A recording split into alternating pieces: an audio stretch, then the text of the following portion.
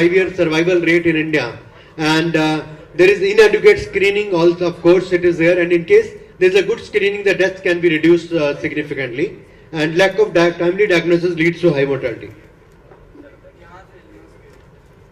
Cervical cancer is so preventable through preventive vaccination and screening. HPV vaccination for young girls and women is likely to prevent more than 90% of cancers caused by HPV from ever developing.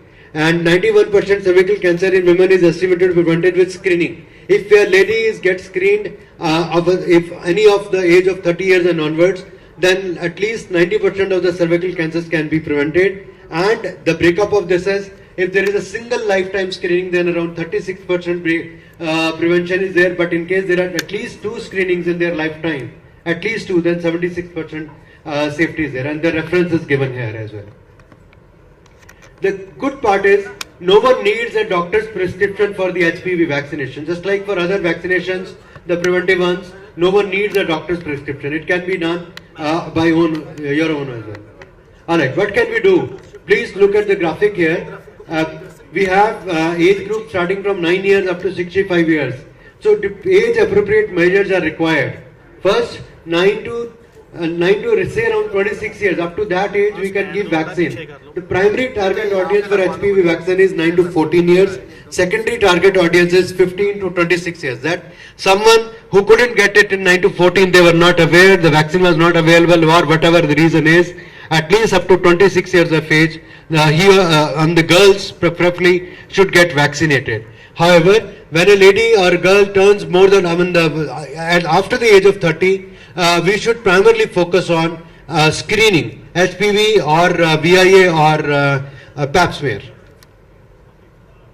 Some facts about the vaccine. It's a recombinant L1 capsid protein, like a virus-like protein. It's not a live vaccine. It's not a killed vaccine. Non-infectious and non-oncogenic, produce higher levels of neutralizing antibody than natural infection. HPV types included in the vaccine are 96, 11, 16 and 18. Most of the vaccine, the quadrivalent vaccine, which is commonly available these days, there are type 6, 11, 16 and 18. Point to be noted is that there are more than 200 types of genotypes of HPV available in the, which are in the system reservoir, and around that probably 9 genotypes are there which are more harmful. And after that, this is quadrivalent is 6, 11, 16 and 18. 6 and 11 also around, all the genital warts are called by 6 or 11, and about 84% of cervical cancer in India are caused by 16 and 18. So there is a quadrivalent vaccine, there is a nonavalent or 9-valent vaccine, and there is a bivalent vaccine. Bivalent vaccine is no longer available in India, but quadrivalent vaccine and nonavalent vaccine are very much available. I will talk about it little later as well. Yeah, this one.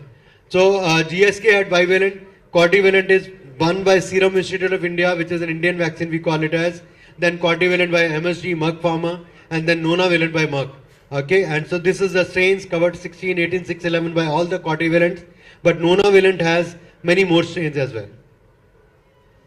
HPV vaccine is safe, effective, vaccination starts at age 9, and doctor's recommendation matters a lot, because general public probably doesn't know.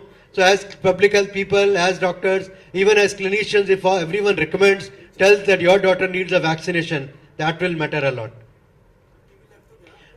Why are we saying it is safe, it is effective, is because there was a long-term Swedish study which clearly defined that 17 years follow-up of the girls and for example, 1.7 million females. It's a huge cohort for any public health study, and 538 cases were identified in unvaccinated girls or women, and only 19 cases are found in vaccinated. And within that 19 cases also, look at this, the girls who were vaccinated between the age of 10 to 16, only 2 cases were found later on.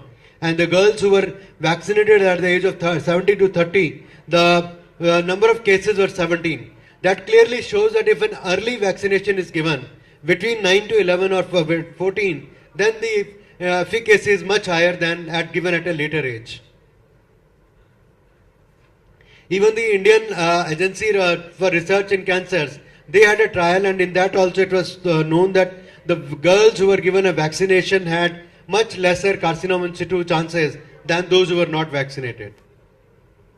Vaccination is safe. HPV vaccination is extremely safe. In fact, it is said that it is the most studied vaccine for safety point of view. And while there is no increased risk of any blood clot, no venous thrombolism, no multiple sclerosis, no primary ovarian insufficiency, rheumatology, etc. So many other things have been studied, and it is said that it is safe from all the conditions. HPV vaccine, one of the myths could be among the mind of parents or young girls that can it harm the fertility? The answer is no. It only protects the fertility, it doesn't harm it at all. There is no serious side effect other than what is typical for all other vaccines. Vaccination starts at age 9, and this is the guidelines say age 9 to 14 we have to give 2 doses. Now these are the IAP, Indian Academy of Pediatric guidelines. These are also adopted by FOXI, and also these are the guidelines given by NTAG, the National Technical Advisory Group of on Immunization. Late dose, if the girl has taken a vaccination in the age say around from 15 years or so, then the girl has missed by 14 years, then the vaccination has to be given 3 doses. And if there is any immunocompromised child having HIV or any on oncologic drugs, then 3 doses. This is age at vaccination. HPV vaccination start at age 9. So effectiveness higher is at an earlier age. 12 to 13 is very effective. There is a historic moment for global health. It marks the first time that the world has committed to eliminating a cancer. This is very important, that WHO is well committed, and we all need to also show our commitment and do our bit. Some of the frequently asked questions, I know I've been told to wind it up, but I'm just quickly running through some of the frequently asked questions that you may have. Are HPV vaccines safe? Answer is yes. Does it cause any side effect? Only mild side effect, just like with any other vaccine, so there is no concern. Will HPV vaccination harm my daughter's fertility? Answer is no. Is there any role of cross protection from the genotypes? If I give a quadrivalent, yes, there is a cross protection available. Public health point of view, only quadrivalent will be advised, not the nonavalent. It's much higher cost, and so quadrivalent will also do a lot of good work for public health point of view. Why do they need at this age, 9 to 14? Why not earlier? Why not later? Because it works best.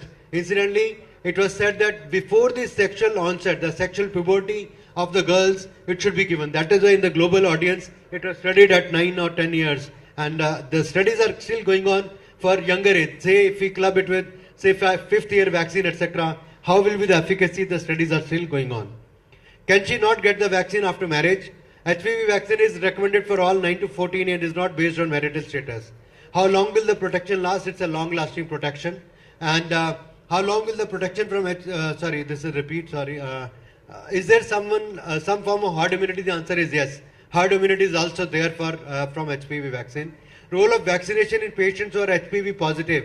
While it is also seen that even if someone has taken someone is turned out to be HPV positive, vaccination can help her from getting the infection from other strains.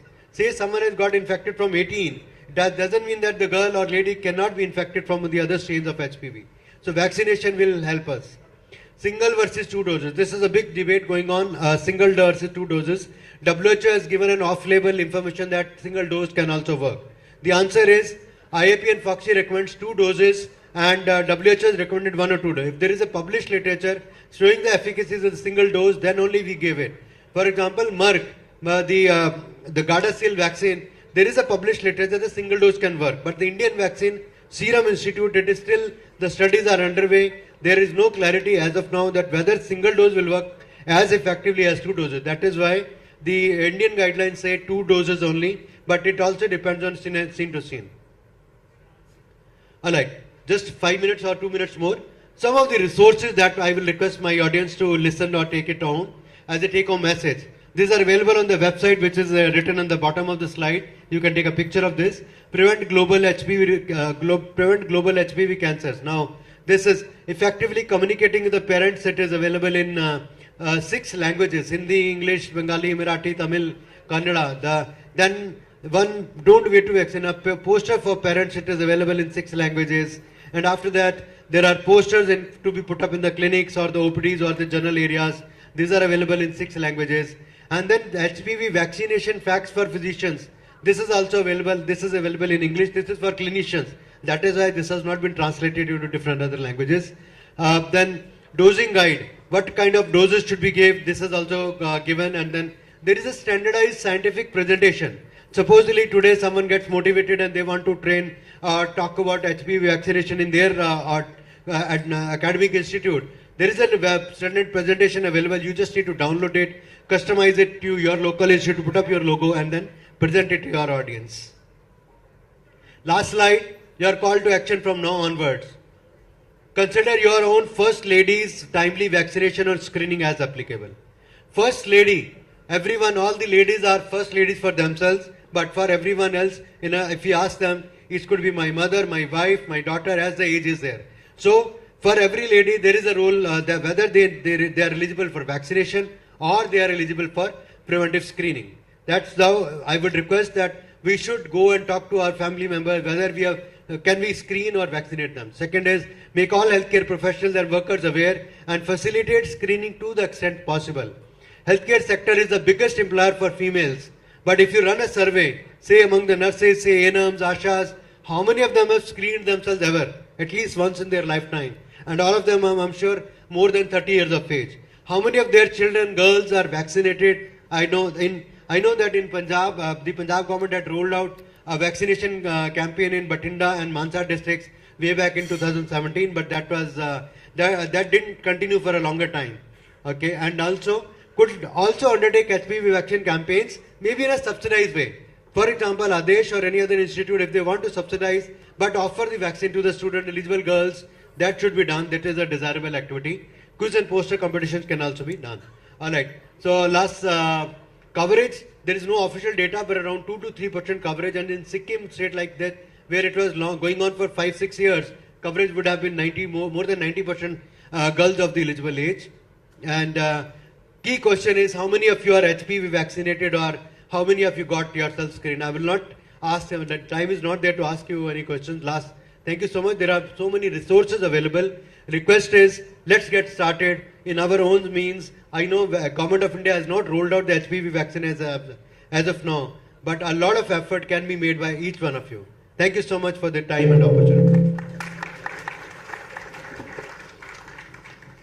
Over to chairperson.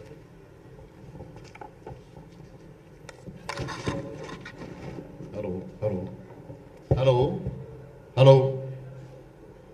Good morning, distinguished guests, faculty of Adesh Medical College and students. Thank you, Dr. O.P. Bansal, for a well and widely coverage of this HPV vaccine. As you know, this HPV disease is a dreadful disease and it leads to high mortality. Around 2/3 of the patients diagnosed with the cervical cancer, they die. So this vaccination is very important, and the exact age is from 9 to 15 years it should be given, but it can be imparted after the age of 15 years up to 26 years. Then there is so many cases, around 3.5 lakh cases they are there of cervical cancer. Now this HPV vaccine is also recommended in males also because it gets protection against various oral cancers, throat cancers and anal cancers. So this is very important to give this vaccine even to males because there is prevalence of around 26% of HPV virus in males. Now the discussion is open for the audience. You can ask questions. Thank you very much.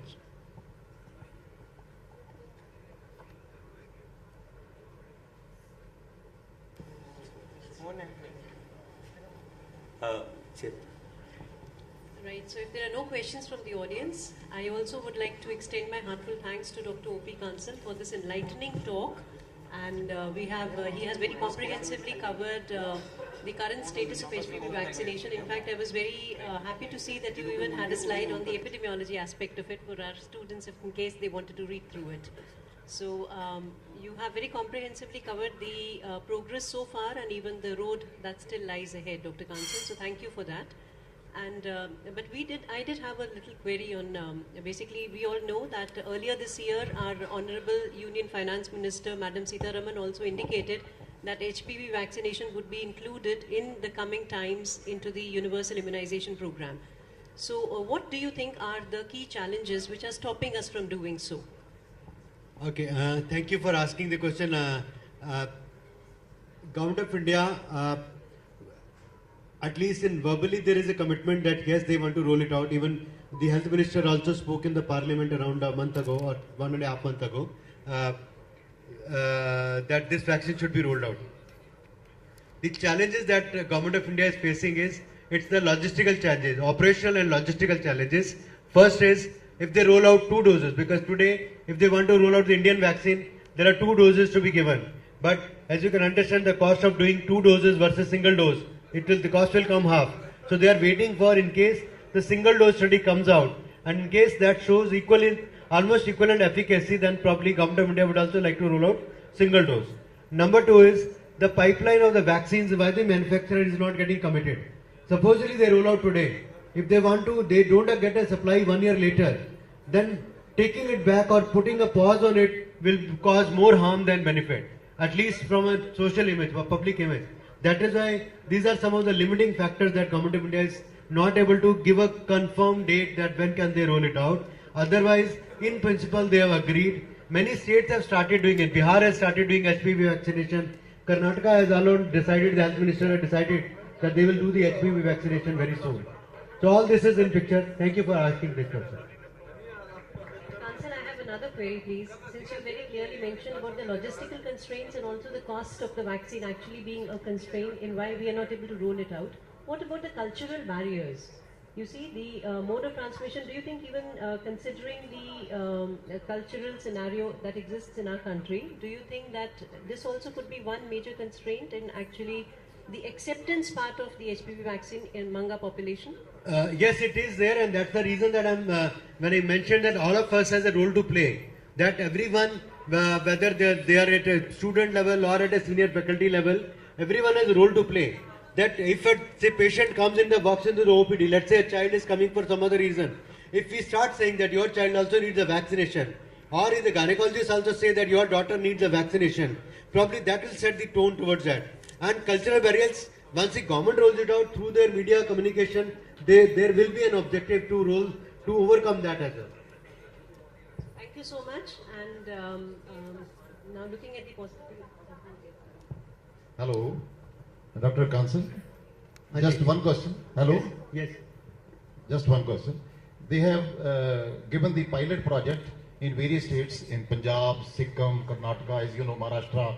So what is the result of that pilot project, and whether they are giving to other states also? See, in Punjab, like Mansa and Bathinda were given in 2017, the vaccination was given to all the school girls. I think because of the cost issue, the vaccine could not be continued. It's all up to the current government in case they want to continue the vaccination now or not. But pilot projects basically were done. Everywhere it is known that if the vaccination is given, the success is there.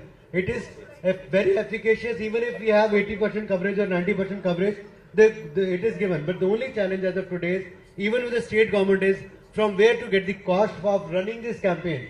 Government, it is the Gavi prices are very highly subsidized, but state governments cannot access that Gavi pricing of the vaccine. It's only Government of India who can do that. So these are the challenges. Otherwise, pilot projects done everywhere, they were highly successful. So I believe we do not want to repeat the same exercise which was done in Bathinda and Mansa with WHO support, and then the WHO support being withdrawn, I believe that was put on hold. No, I think it was a funding, because the funding model says Government of India doesn't have the earmark fund till now for cervical cancer, HPV vaccination. States say we want to, like Karnataka.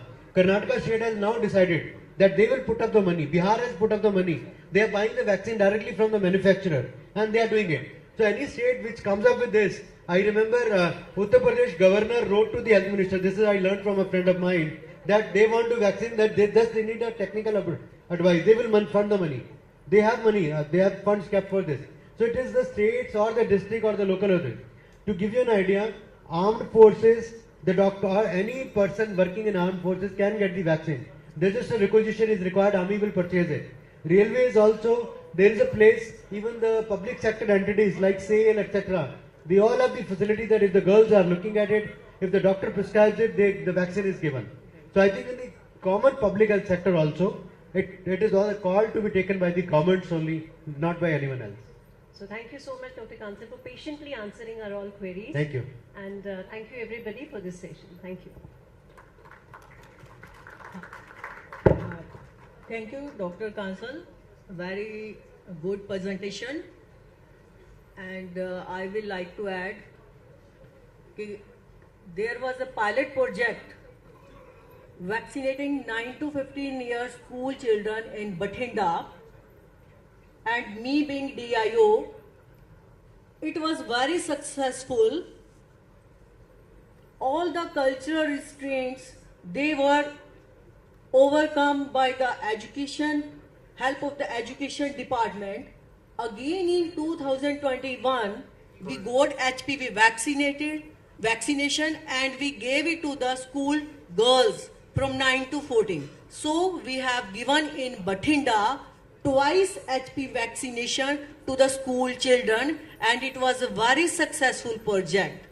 And soon it will be included in universal immunization program. This project is in the pipeline. Thank you so much. Thank you, ma'am. Thank you, Chairperson. Now I would like to invite our Chairperson, Dr. Amritvir, Dr. Varinder Verma, Dr. Meenakshi Garg to hand over the memento to Dr. Om Prakash Kansal. Sir.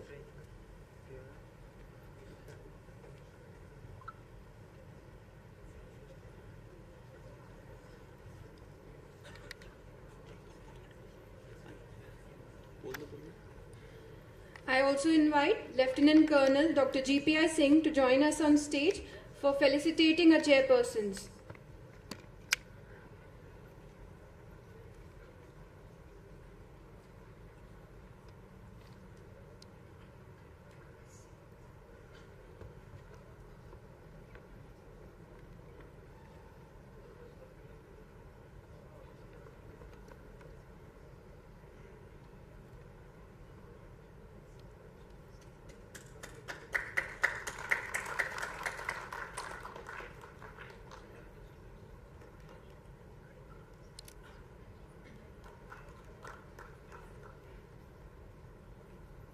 Thank you, sir. We are privileged to have esteemed guests, visionaries, and leaders here with us who are working to improve health outcomes, reduce inequalities, and empower communities. From implementing large-scale health programs to shaping policy reform, their work is an inspiration to all of us. Indeed, their efforts, passion and perseverance have been pivotal in tackling some of the most pressing challenges in public health, such as maternal and child health, infectious disease control and promoting universal healthcare access. First of all, we would like to welcome our worthy chief guest, Dr. Baljeet Kaur, Punjab Cabinet Minister for Social Security, Women and Child Development and Punjab Cabinet Minister for Social Justice, Empowerment and Minorities. Our guest of honor, Dr. H.S. Gill, Chancellor of Adesh University, and Madam Kamaldeep Kaur, and Dr. Retired Colonel Jagdev Singh, Vice Chancellor of Adesh University. Dr. Jasleen Kaur, President IAPSM Punjab Chapter, and Dr. Preeti Padda, Secretary IAPSM Punjab Chapter. Dr. Harkiran Kaur, Dean Faculty of Medical Sciences, Adesh University. Dr. Pramod Kumar Goyal, Principal AIMSR, and Dr. Gurpreet Singh Gill, MS Admin. Lieutenant Colonel Dr. Gurpreet Inder Singh, former Vice Chancellor of Adesh University, and Dr. Tejveer Singh, former DRME of Punjab. Dr. Jagjit Singh, Retired Professor, Community Medicine.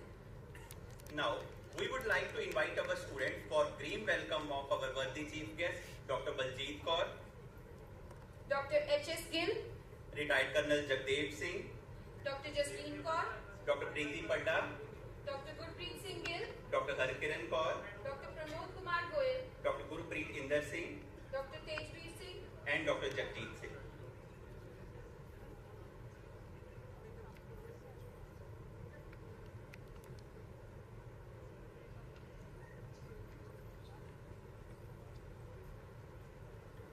Thank Thank you, students. Inaugurating an event with the lighting of the lamp is a symbol of knowledge.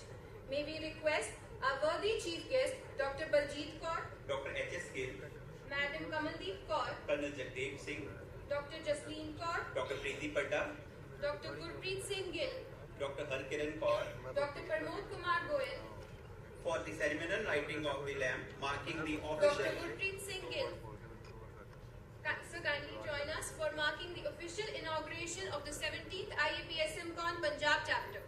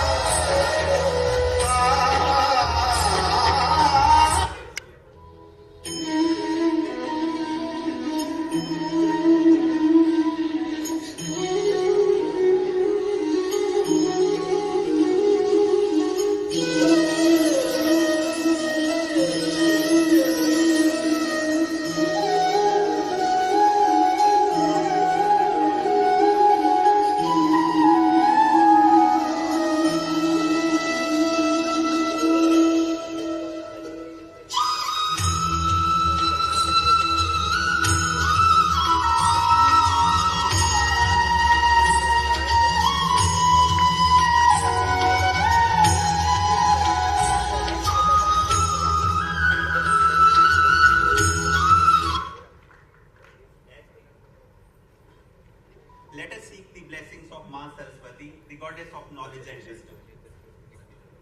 I request everyone to participate in Saraswati Vandana.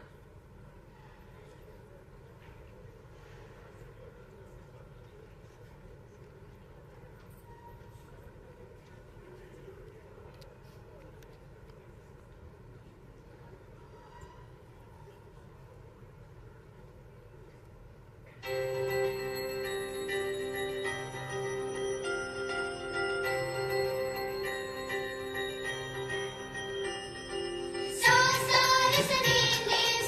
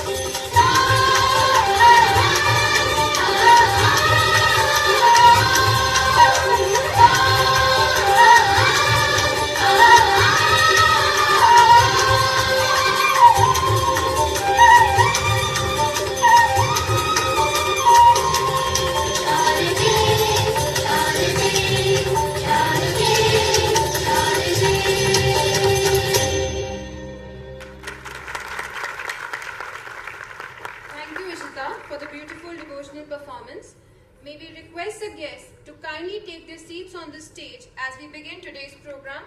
Let's welcome them with a big round of applause. Dr. Tanveer Kaur Sidhu, Dr. Pramod Kumar Goyal, Dr. Gurpreet Singh Gill, Dr. Harkiran Kaur, Dr. Preeti Padda, Dr. Jasleen Kaur, retired Colonel Jagdev Singh, Dr. H.S. Gill,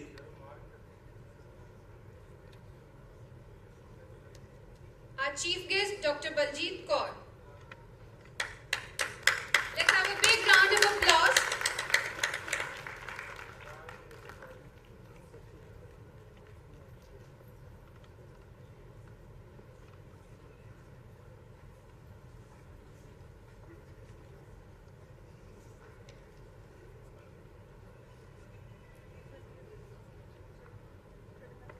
a very warm welcome to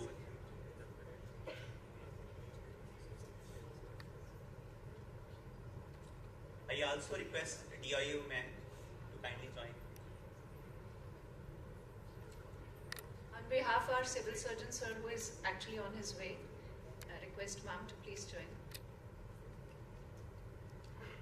A very warm welcome to 17th IAPSMCON Punjab chapter. It's an honor to have these distinguished guests and participants with us. Indeed, Dr. Gurmeet, today is a day to celebrate, learn and acknowledge the immense contribution of our esteemed guests and participants. Let's begin this event by inviting Dr. Tanveer Kaur Sidhu, organizing chairperson, for the welcome address. We now invite Dr. Tanveer Kaur Sidhu for welcome speech.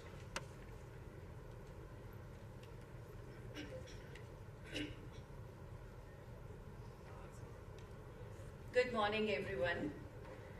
Distinguished dignitaries, esteemed guests, respected colleagues, and my dear friends.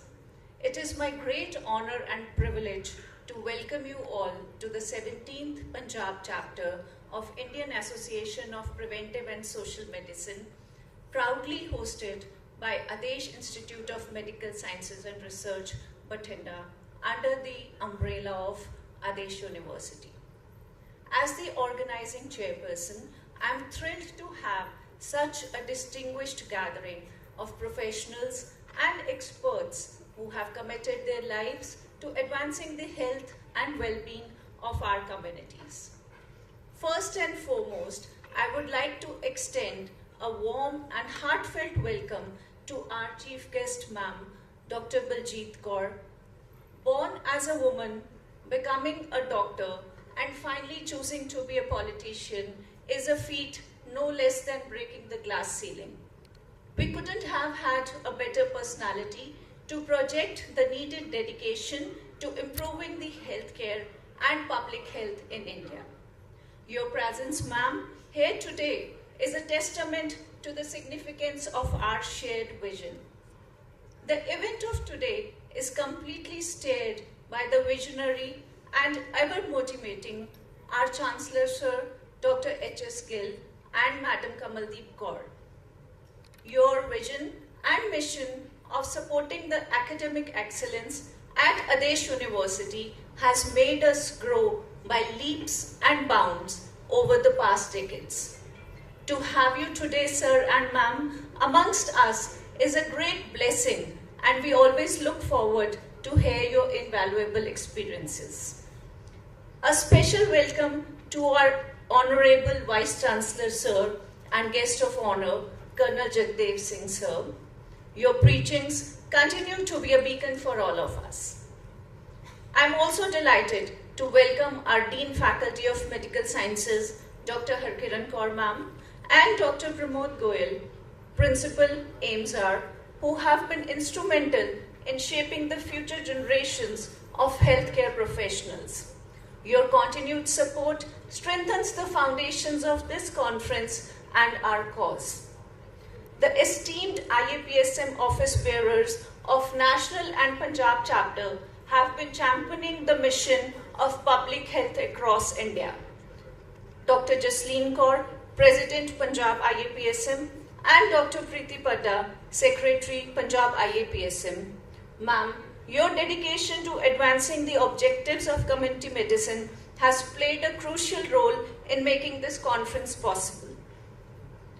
A warm welcome to all our dignitaries from the District Health Department. Your work on the front lines of healthcare delivery, especially in ensuring the maternal and child healthcare services reaching every corner of our communities, is deeply appreciated. Amongst us, we welcome our very own Dr. Gurpreet Singh Gill, Medical Superintendent Admin, and also the PMC Observer for our today's event. Your support, sir, has always been instrumental in all our endeavors. A hearty welcome to all the IMA representatives and local practitioners from Bathinda district who have always supported the cause of public health and academic exchange of ideas.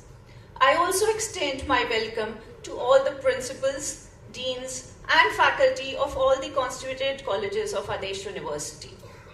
I take the opportunity to welcome our orators, Dr. GPI Singh and Dr. Tejbir Singh, all the guest speakers, Dr. Sundarlal, Dr. Gagandeep Singh Grover, Dr. OP Kansal, all the panelists, chairpersons, judges, and all the faculty who have committed these 2 days of their busy schedule to meet under the banner of Punjab IAPSM and make it a great success. I am humbled to welcome the senior faculty of community medicine, Dr. Tejbir Singh, Dr. GPI Singh, Dr. Jagjit Singh, and many others, Dr. Amarjit Singh, who have always been guiding us in this field and today have come all the long way to shower their blessings onto us, the younger generations. We are excited to host 250 plus delegates, which include faculty of community medicine, medical officers from government sectors, private doctors, postgraduates, and undergraduate students. We also had a very successful pre-conference workshop yesterday on qualitative research, which saw the full strength participation of 30 delegates.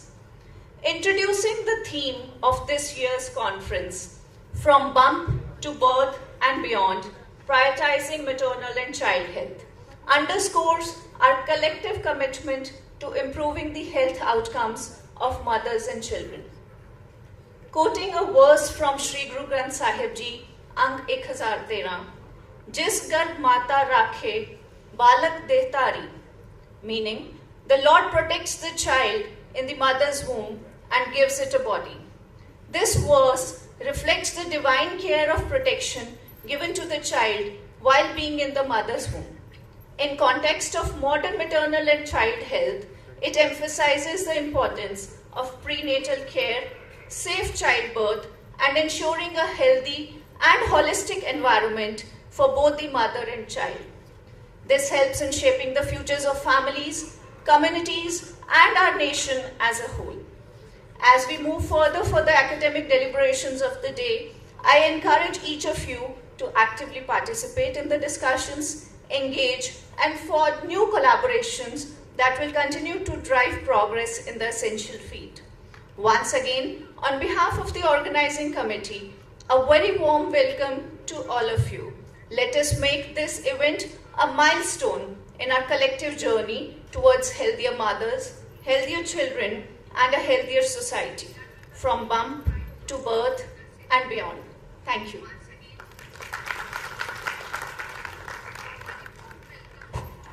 Thank you, ma'am. Up next, we have a report presentation by Dr. Preeti Padda, Secretary of IAPSM Punjab Chapter, to provide insights into the achievements and initiatives of the organization.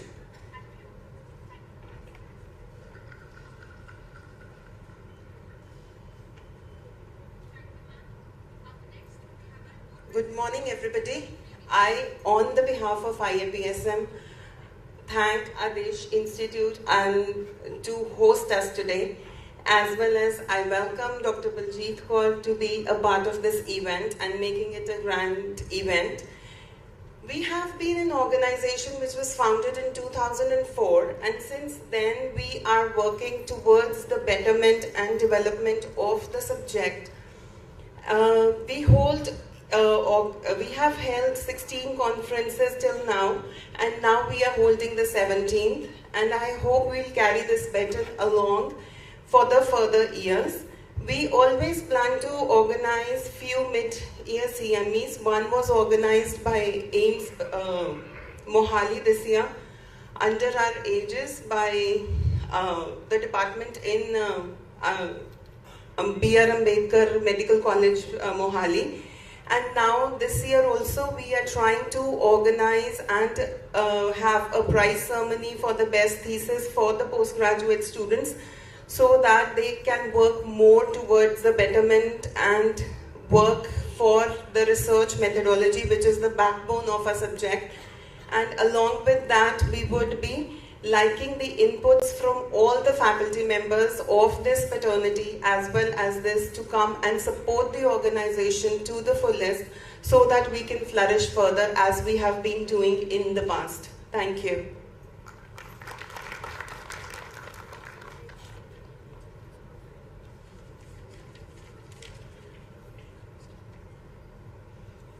Thank you, ma'am, for comprehensive report.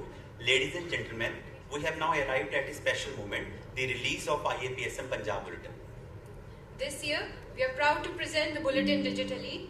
In just a moment, a video showcasing the bulletin will play on the main screen, and simultaneously, we request our guest members to launch the soft copy of this bulletin on their respective devices. Let us now proceed with this exciting digital release.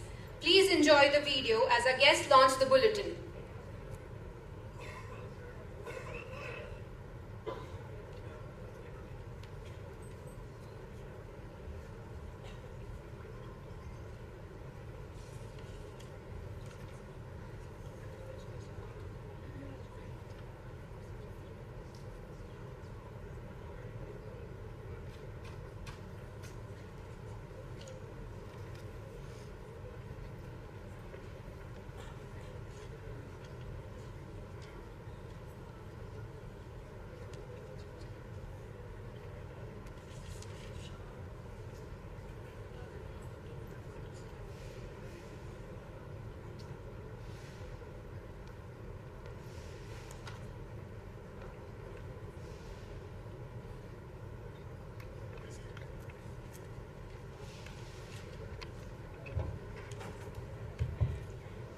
Now, I would like to request our chief guest to stand up for digital release.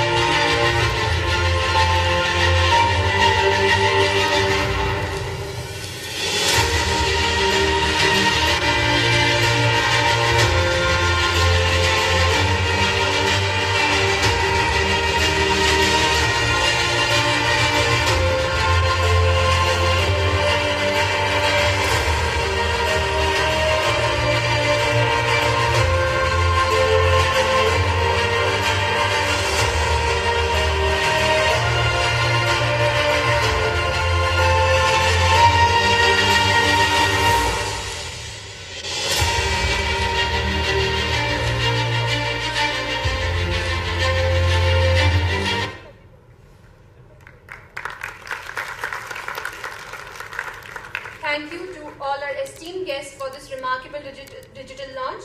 We are excited to see this edition reach far and wide to promote health and education across the region. To ensure comprehensive access, we are including a pen drive in the delegate kits with a soft copy of the bulletin, as well as links and QR codes for digital access to the bulletin and today's conference proceedings, featuring both oral and paper abstracts scheduled for the presentation in this conference. Now, We move ahead to the felicitation program, where we will honor our distinguished guests for their contribution. We begin the felicitation ceremony by inviting Dr. Harkiran Kaur, Dean of Faculty of Medical Sciences, Adesh University, to felicitate Dr. Preeti Pada, Secretary of IAPSM Punjab, for her valuable contribution.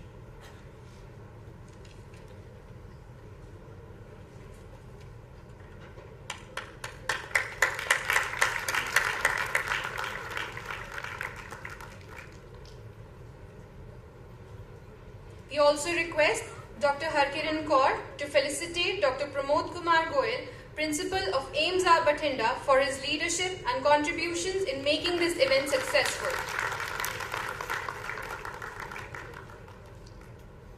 We request Dr. Pramod Kumar Goyal and Dr. Preeti Pada to kindly felicitate Dr. Harkiran Kaur for her support as guidance as Dean of Faculty of Medical Sciences, Adesh University.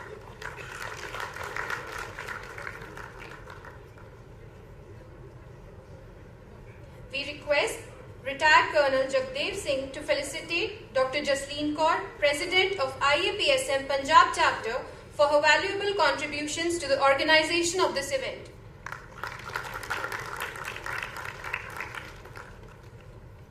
We request Dr. Jasleen Kaur to kindly felicitate Dr. Tanveer Kaur Sidhu, the organizing chairperson, for her tireless efforts in organizing the event.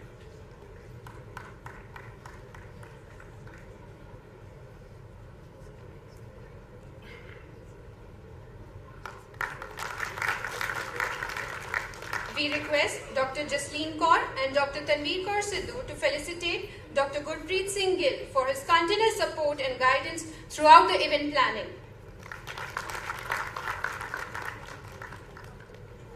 Now we request our worthy Chancellor, Dr. H.S. Gill and Dr. Preeti Pada, to felicitate Dr. Ramandeep Singla, Civil Surgeon of Bathinda.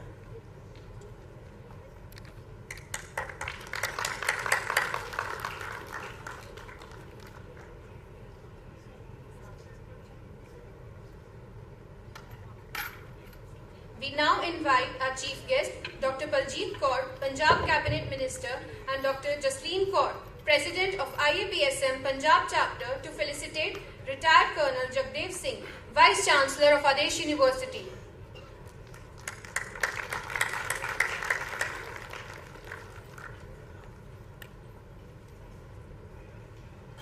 Now I would like to request Dr. H.S. Gill, worthy Chancellor of Adesh University, to share his valuable words. Please.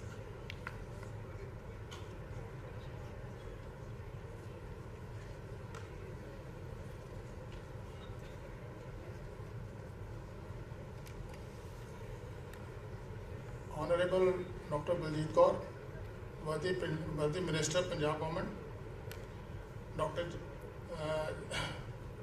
Sidhu, Professor Head, PSM Department Medicine, Dr. Jagdev Singh, Vice Chancellor, Adesh University, Dr. Pramod Kumar, Principal Medical College, Bathinda, Dr. Preeti Pada, dignitaries on the stage, worthy guests, the expert faculty, and the orators who have come to long way to participate in this function. I, on behalf of Adesh University and the management of Adesh Foundation, welcome all the guests, worthy teachers, worthy students, and all my dear colleagues who have come over here to grace this occasion. It's a great pleasure to have Madam Baljeet Kaur over here out of her busy schedule. Her presence will be encouragement to our faculty, students, and all motivation for the coming of the institution. This is a great step toward the improvement of the faculty and the department development. I believe that this will give an opportunity to all our PG students and the research fellows to interact with the senior and the luminaries of this profession in their field, and will take the guidance from them. I especially welcome Dr. G.P. Singh, who have been the Vice Chancellor of this university also, who have traveled a long day from Mohali to this place to participate and to encourage us. On behalf of all the faculty members, management, I welcome all the guests and wish all the best to our organizers for the success of this function. Thank you. Now we invite our chief guest, Dr. Baljeet Kaur, and our worthy Vice Chancellor, Colonel Jagdev Singh, to felicitate Dr. H.S. Gill, Chancellor of Adesh University.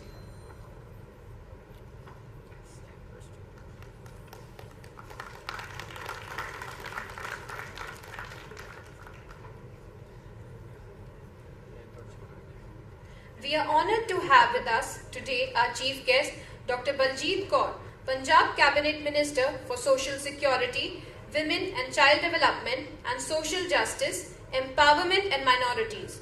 We now request ma'am to deliver her much awaited speech. Over to you, ma'am.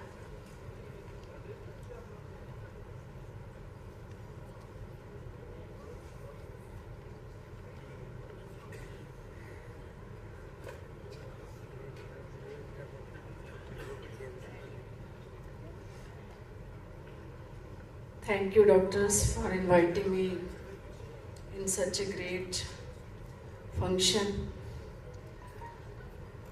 First of all, I will congratulate the whole team of Adesh College, which has created such a remarkable steps towards the development of community medicine. And the topic is very much related to my subject, maternal and child health. Actually, community medicine is such a unique science which doesn't deal with the health of a single individual, a single patient. It has concern with the health of a community, with the health of the public. And it is its uniqueness, I think. And most of the students don't opt this subject for their profession, as I feel, as per my experience. Because we think it is just a hidden medicine and it has a great contribution for the society, for the health of the society. If we are living in a healthy society, I think there is a great contribution of the doctors which are working with the community medicine, basically oriented towards the prevention, towards the so many branches, vaccination, prevention, orientation, making policies. Such a complicated subject and such a subject which is related to each single family and which contributes for the health of each single family of our society. So I think more and more students should be aware of the importance of this subject, community science, community medicine.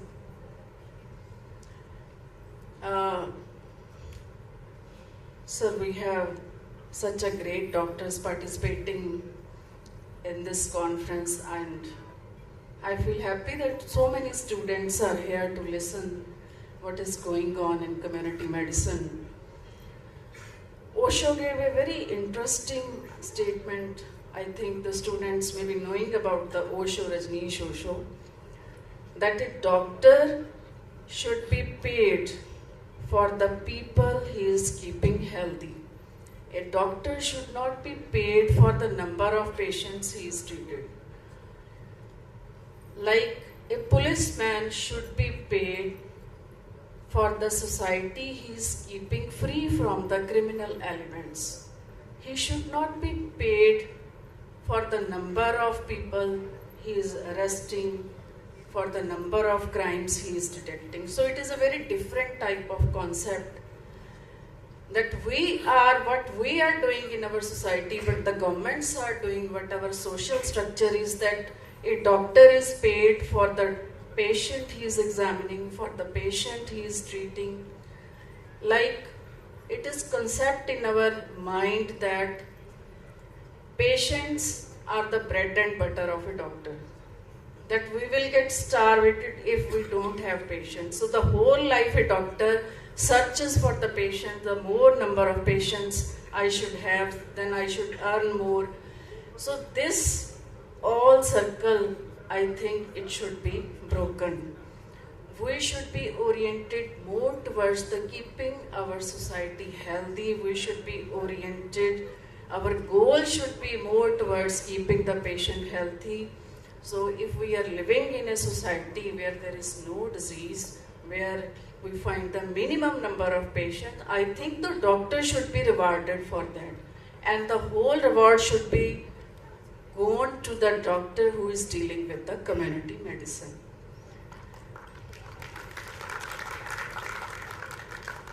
As I am also a doctor, so very vast experience in government sectors also, as the civil surgeon is also there. Students will go in government sectors and they will see the practices.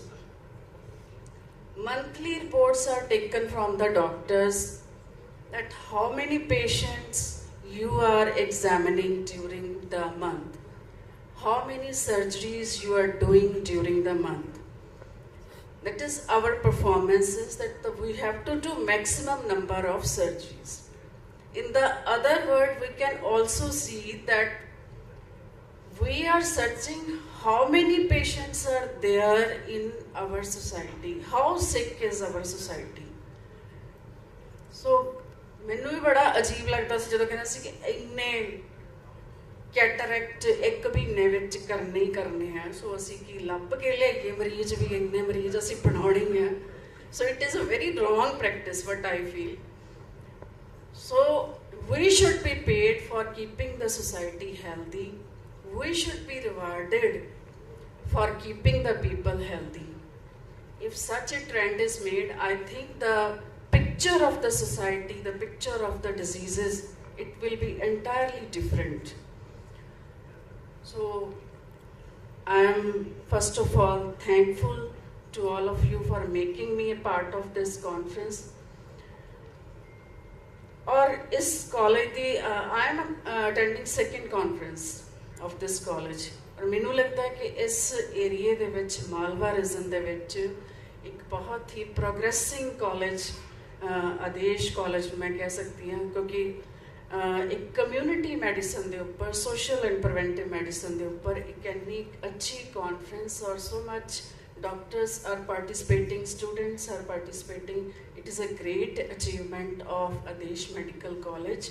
So I congratulate Dr. Gill also कि ਇੰਨੀਆਂ ਅੱਛੀਆਂ efforts ਤੁਸੀਂ ਇਸ region 'ਚ ਕਰ ਰਹੇ ਹੋ. ਔਰ this is the Malwa region where we get the maximum number of patients. Again, I will say ਕਿ ਅਗਰ community medicine ਸਾਡੀ ਇੰਨੀ strong ਹੋ ਜਾਂਦੀ ਹੈ, ਸਾਡੇ ਡਾਕਟਰਸ ਦੀ ਪਾਰਟਿਸਿਪੇਸ਼ਨ ਇੰਨੀ ਸਟਰੋਂਗ ਹੋ ਜਾਂਦੀ ਹੈ, the day will come ਕਿ ਸਾਡੇ ਕੋਲ ਜਿਹੜੇ ਮਾਲਵਾ ਰੀਜਨ ਦੇ ਵਿੱਚ ਇੰਨੇ ਅਸੀਂ ਹੈਪੇਟਾਈਟਸ ਦੇ ਪੇਸ਼ੈਂਟ, ਕੈਂਸਰ ਦੇ ਪੇਸ਼ੈਂਟ, ਉਹਨਾਂ ਦੀ ਗਿਣਤੀ ਘੱਟ ਕਰਨ ਦੇ ਵਿੱਚ ਵੀ ਬਹੁਤ ਕਾਮਯਾਬ ਹੋ ਜਾਵਾਂਗੇ. ਸੋ ਉਹਦੇ ਵਿੱਚ ਮੈਂ ਫਿਰ ਉਹੀ ਗੱਲ ਕਹਾਂਗੀ ਕਿ ਕਮਿਊਨਿਟੀ ਮੈਡੀਸਨ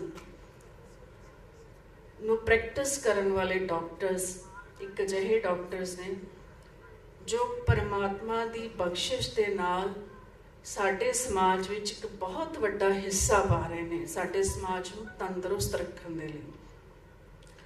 ਸੋ ਬਹੁਤ ਸਾਰੀਆਂ ਇਹੋ ਜਿਹੀਆਂ ਬ੍ਰਾਂਚਿਸ ਹੁੰਦੀਆਂ, ਬਹੁਤ ਸਾਰੇ ਇਹੋ ਜਿਹੇ ਪ੍ਰੋਫੈਸ਼ਨਸ ਹੁੰਦੇ ਆ ਜੋ ਬਿਹਾਈਂਡ ਦੀ ਸਕਰੀਨ ਕੰਮ ਕਰਦੇ ਆ. ਸਾਨੂੰ ਪਤਾ ਵੀ ਨਹੀਂ ਹੁੰਦਾ ਕਿ ਉਹਨਾਂ ਦੀ ਕੰਟਰੀਬਿਊਸ਼ਨ ਕਿੰਨੀ ਹੈ ਸੋਸਾਇਟੀ ਦੇ ਵਿੱਚ. ਸੋ ਕਮਿਊਨਿਟੀ ਮੈਡੀਸਨ ਇਜ਼ ਸੱਚ ਬ੍ਰਾਂਚ ਜਿਹੜੀ ਇਸ ਤਰ੍ਹਾਂ ਦੀ ਕੰਟਰੀਬਿਊਸ਼ਨ ਸੋਸਾਇਟੀ ਦੇ ਵਿੱਚ ਕਰ ਰਹੀ ਹੈ. ਔਰ ਉਹਦਾ ਇੰਪੋਰਟੈਂਸ ਉਦੋਂ ਪਤਾ ਚੱਲਦੀ ਹੈ ਜਦੋਂ ਕੋਵਿਡ ਵਰਗਾ ਟਾਈਮ ਸਾਨੂੰ ਫੇਸ ਕਰਨਾ ਪੈਂਦਾ, ਤਾਂ ਉਹਦੇ ਵਿੱਚ ਵੈਕਸੀਨੇਸ਼ਨ ਦੀ ਕੀ ਇੰਪੋਰਟੈਂਸ ਹੈ, ਪ੍ਰੀਵੈਂਸ਼ਨ ਦੀ ਕੀ ਇੰਪੋਰਟੈਂਸ ਹੈ.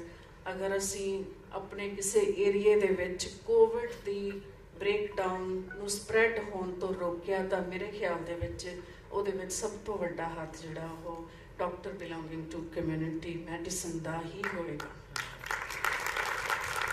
ਸੋ ਡਾਕਟਰ ਸਾਹਿਬ, ਮੈਂ ਤੁਹਾਨੂੰ ਬਹੁਤ ਬਹੁਤ ਮੁਬਾਰਕਬਾਦ ਦਿੰਦੀ ਹਾਂ ਆਰਗੇਨਾਈਜ਼ਰਸ ਨੂੰ, ਪਾਰਟਿਸਪੈਂਟਸ ਨੂੰ, ਕਿ ਇੱਕ ਬਹੁਤ ਹੀ ਇੰਪੋਰਟੈਂਟ ਸਬਜੈਕਟ ਨੂੰ ਤੁਸੀਂ ਅਪਲਿਫਟ ਕਰਨ ਦੇ ਲਈ ਇਹ ਬਹੁਤ ਜ਼ਿਆਦਾ ਗ੍ਰੇਟ ਐਫਰਟਸ ਨੇ. ਔਰ ਮੈਂ ਇਹ ਵੀ ਆਸ ਕਰਾਂਗੀ ਕਿ ਸਾਡੇ ਵੱਧ ਤੋਂ ਵੱਧ ਸਟੂਡੈਂਟਸ ਜਿਹੜੇ ਆ ਉਹ ਕਮਿਊਨਿਟੀ ਮੈਡੀਸਨ ਨੂੰ ਇੱਕ ਪ੍ਰੋਫੈਸ਼ਨ ਦੇ ਤੌਰ ਤੇ ਆਪਣੀ ਲਾਈਫ ਦੇ ਵਿੱਚ ਅਡਾਪਟ ਕਰਨ, ਕਿਉਂਕਿ ਇਸ ਤਰ੍ਹਾਂ ਦੀ ਸੁਸਾਇਟੀ ਬਣ ਗਈ, ਇਸ ਤਰ੍ਹਾਂ ਦਾ ਸਾਡਾ ਵਿਵਹਾਰ ਬਣ ਗਿਆ ਕਿ ਅਸੀਂ ਇਸ ਪ੍ਰੋਫੈਸ਼ਨ ਨੂੰ ਵੀ ਇੱਕ ਤਰ੍ਹਾਂ ਨਾਲ ਬਿਜ਼ਨਸ ਦੀ ਤਰ੍ਹਾਂ ਲੈਣ ਲੱਗ ਗਏ। ਔਰ ਬੱਚੇ ਜਦੋਂ MBBS ਬਾਅਦ PG ਵੱਲ ਜਾਂਦੇ ਆ, ਪੋਸਟ ਗ੍ਰੈਜੂਏਸ਼ਨ, ਤਾਂ ਸਾਡੀ ਸੋਚ ਇਹ ਹੋ ਗਈ ਕਿ ਕਿਸ ਬ੍ਰਾਂਚ ਦੇ ਵਿੱਚ ਸਾਨੂੰ ਮੈਕਸਿਮਮ ਅਰਨਿੰਗ ਹੋਏਗੀ, ਕਿਸ ਬ੍ਰਾਂਚ ਦੇ ਵਿੱਚ ਅਸੀਂ ਵੱਧ ਤੋਂ ਵੱਧ ਪੈਸਾ ਕਮਾ ਸਕਾਂਗੇ। ਇਹ ਕੋਈ ਅਚੀਵਮੈਂਟ ਨਹੀਂ ਹੁੰਦੀ। ਅਚੀਵਮੈਂਟ ਉਦੋਂ ਹੁੰਦੀ ਹੈ ਜਦੋਂ ਅਸੀਂ ਇਹ ਸੋਚੀਏ ਕਿ ਅਸੀਂ ਕਿੰਨੇ ਲੋਕਾਂ ਨੂੰ ਵੱਧ ਤੋਂ ਵੱਧ ਜ਼ਿੰਦਗੀ ਦੇ ਸਕਾਂਗੇ।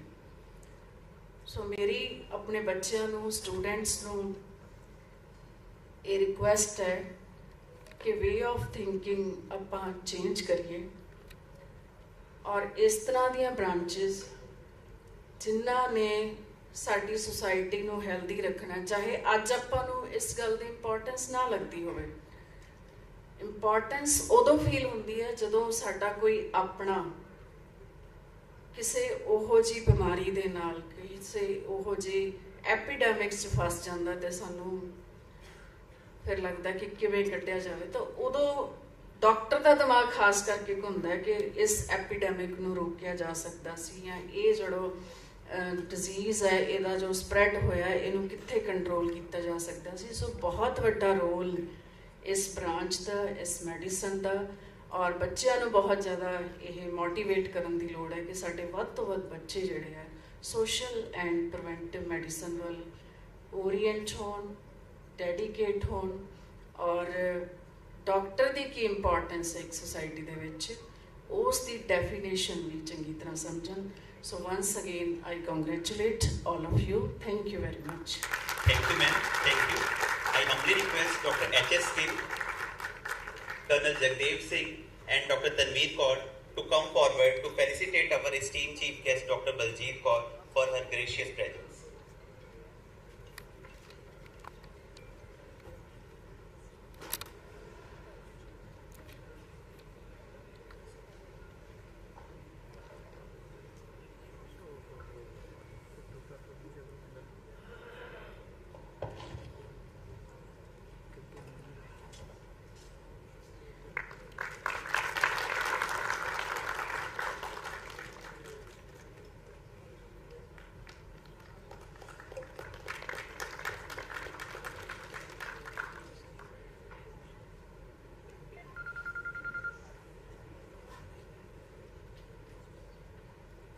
Thank you all. With this, we have come to the end of the first part of our inauguration session. We are truly grateful for the inspiring speeches and warm participation from our esteemed guests. किसी ने बाखूबी लिखा है, मैंने लिखा कलम से माँ का नाम, मैंने लिखा कलम से माँ का नाम, कलम अदब से बोल उठी मेरे हो गए चारों धाम।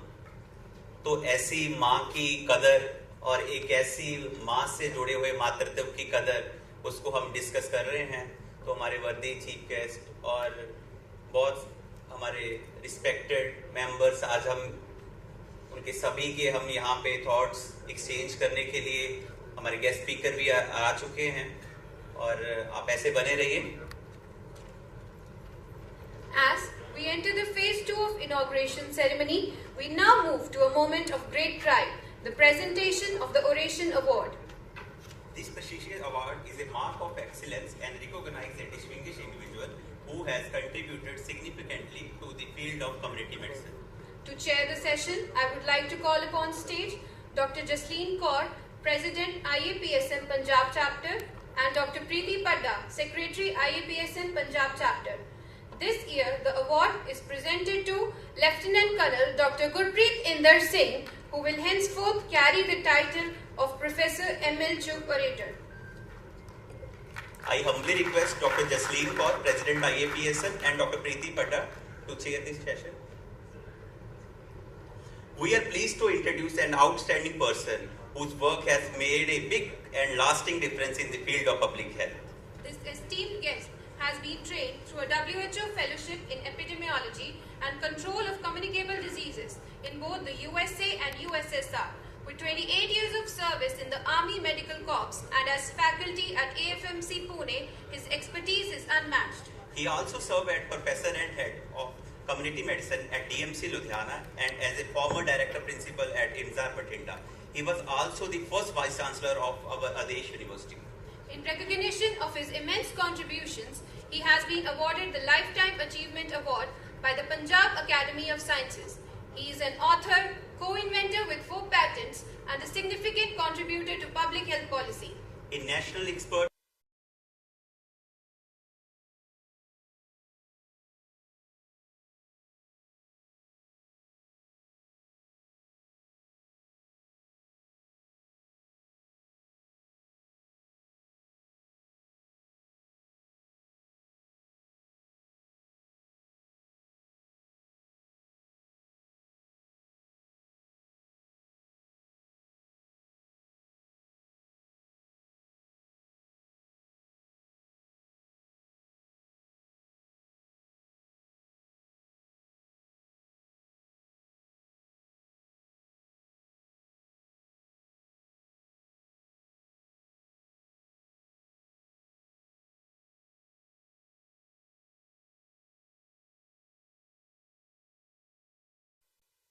and a galaxy of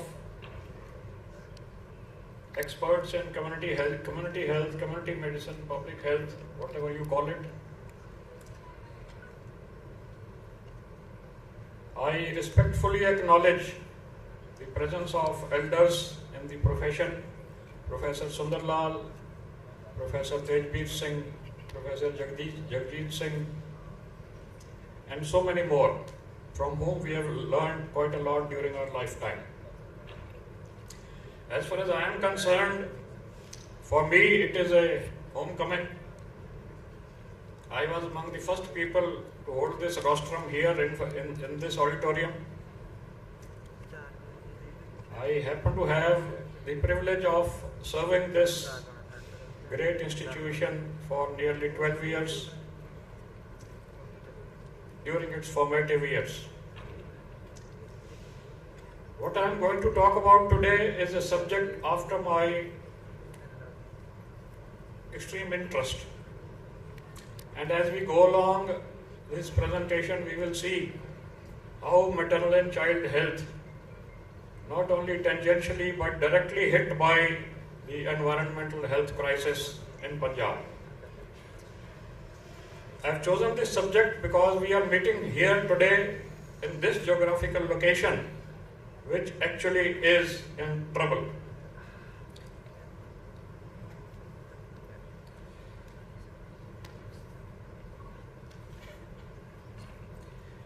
Is there a crisis? Crisis means we have reached an irreversible point where we are only going to go downhill and we will suffer immense losses in terms of human health. To illustrate what I am trying to say by the word crisis, sample this slide. If you notice, this is the births and sex ratios. The data is a little old, but it is illustrative of the point I am going to make.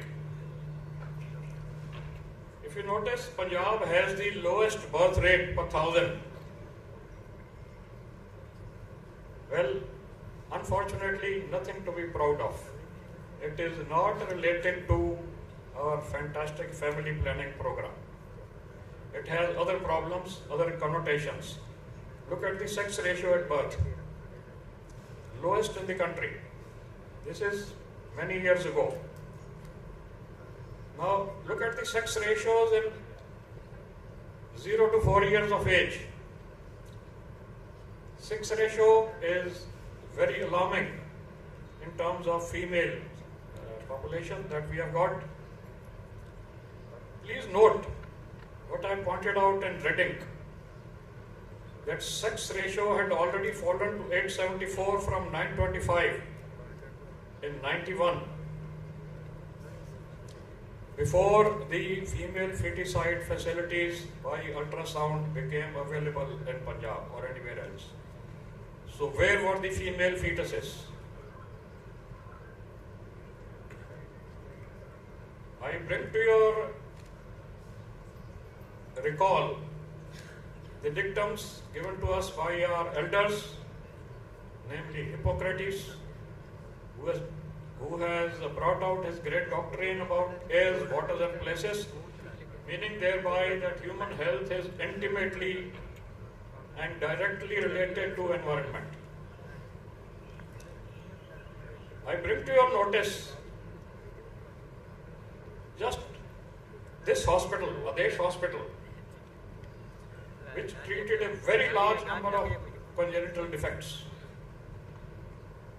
in a short span of time, which is related to the previous slide. And majority of the defects were neural tube defects. You will notice that 80% of the congenital defects being treated belong to male babies. Where were the female babies? Female babies were gone in utero because all the environmental toxins that we have got here in Punjab act as either endocrine disruptors or antifolates, so that you have all these congenital defects. This is the list of the babies treated in this hospital in a very short span of time. I'll run you through very fast through some pictures which were treated here.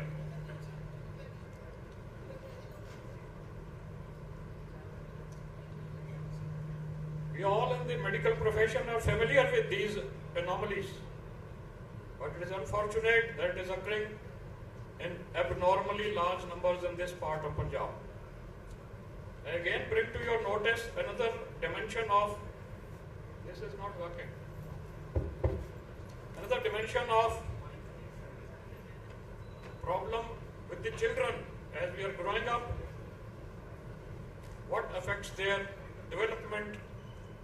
There was a great study carried out in all over India, covering 6 states.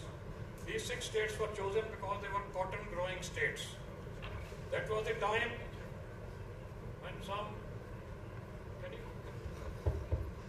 there was a time when there was a lot of noise about unregulated use of insecticides all over the country and in this part of Punjab, of which I happen to be a little small, humble partner.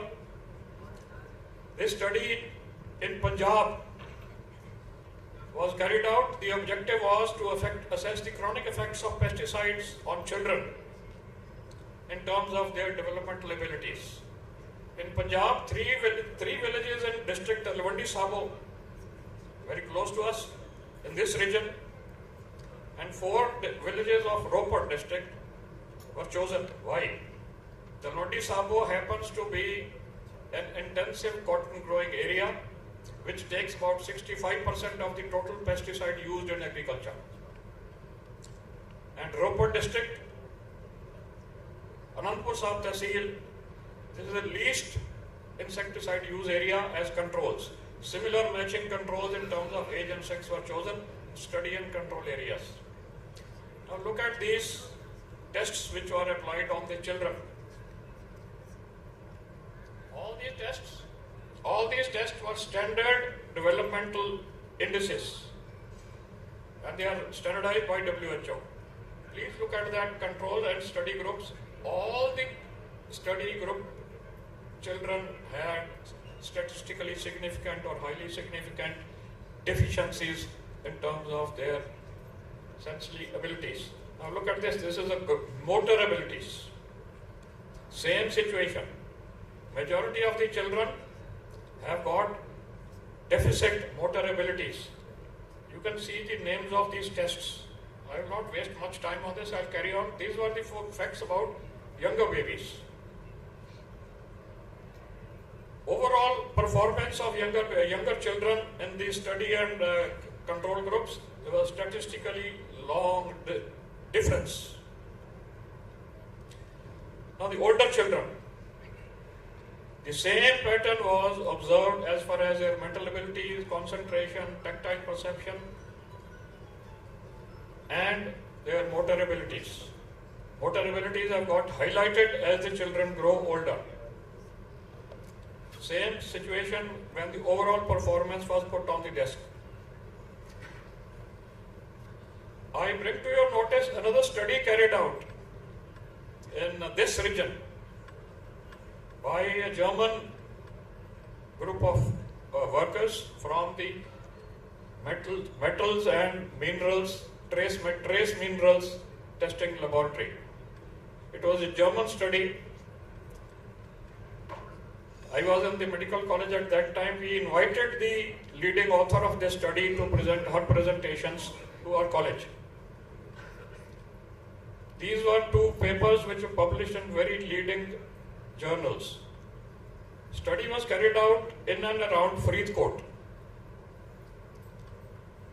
They found that in the hair analysis of all the children, there were multiple exposures of heavy metals.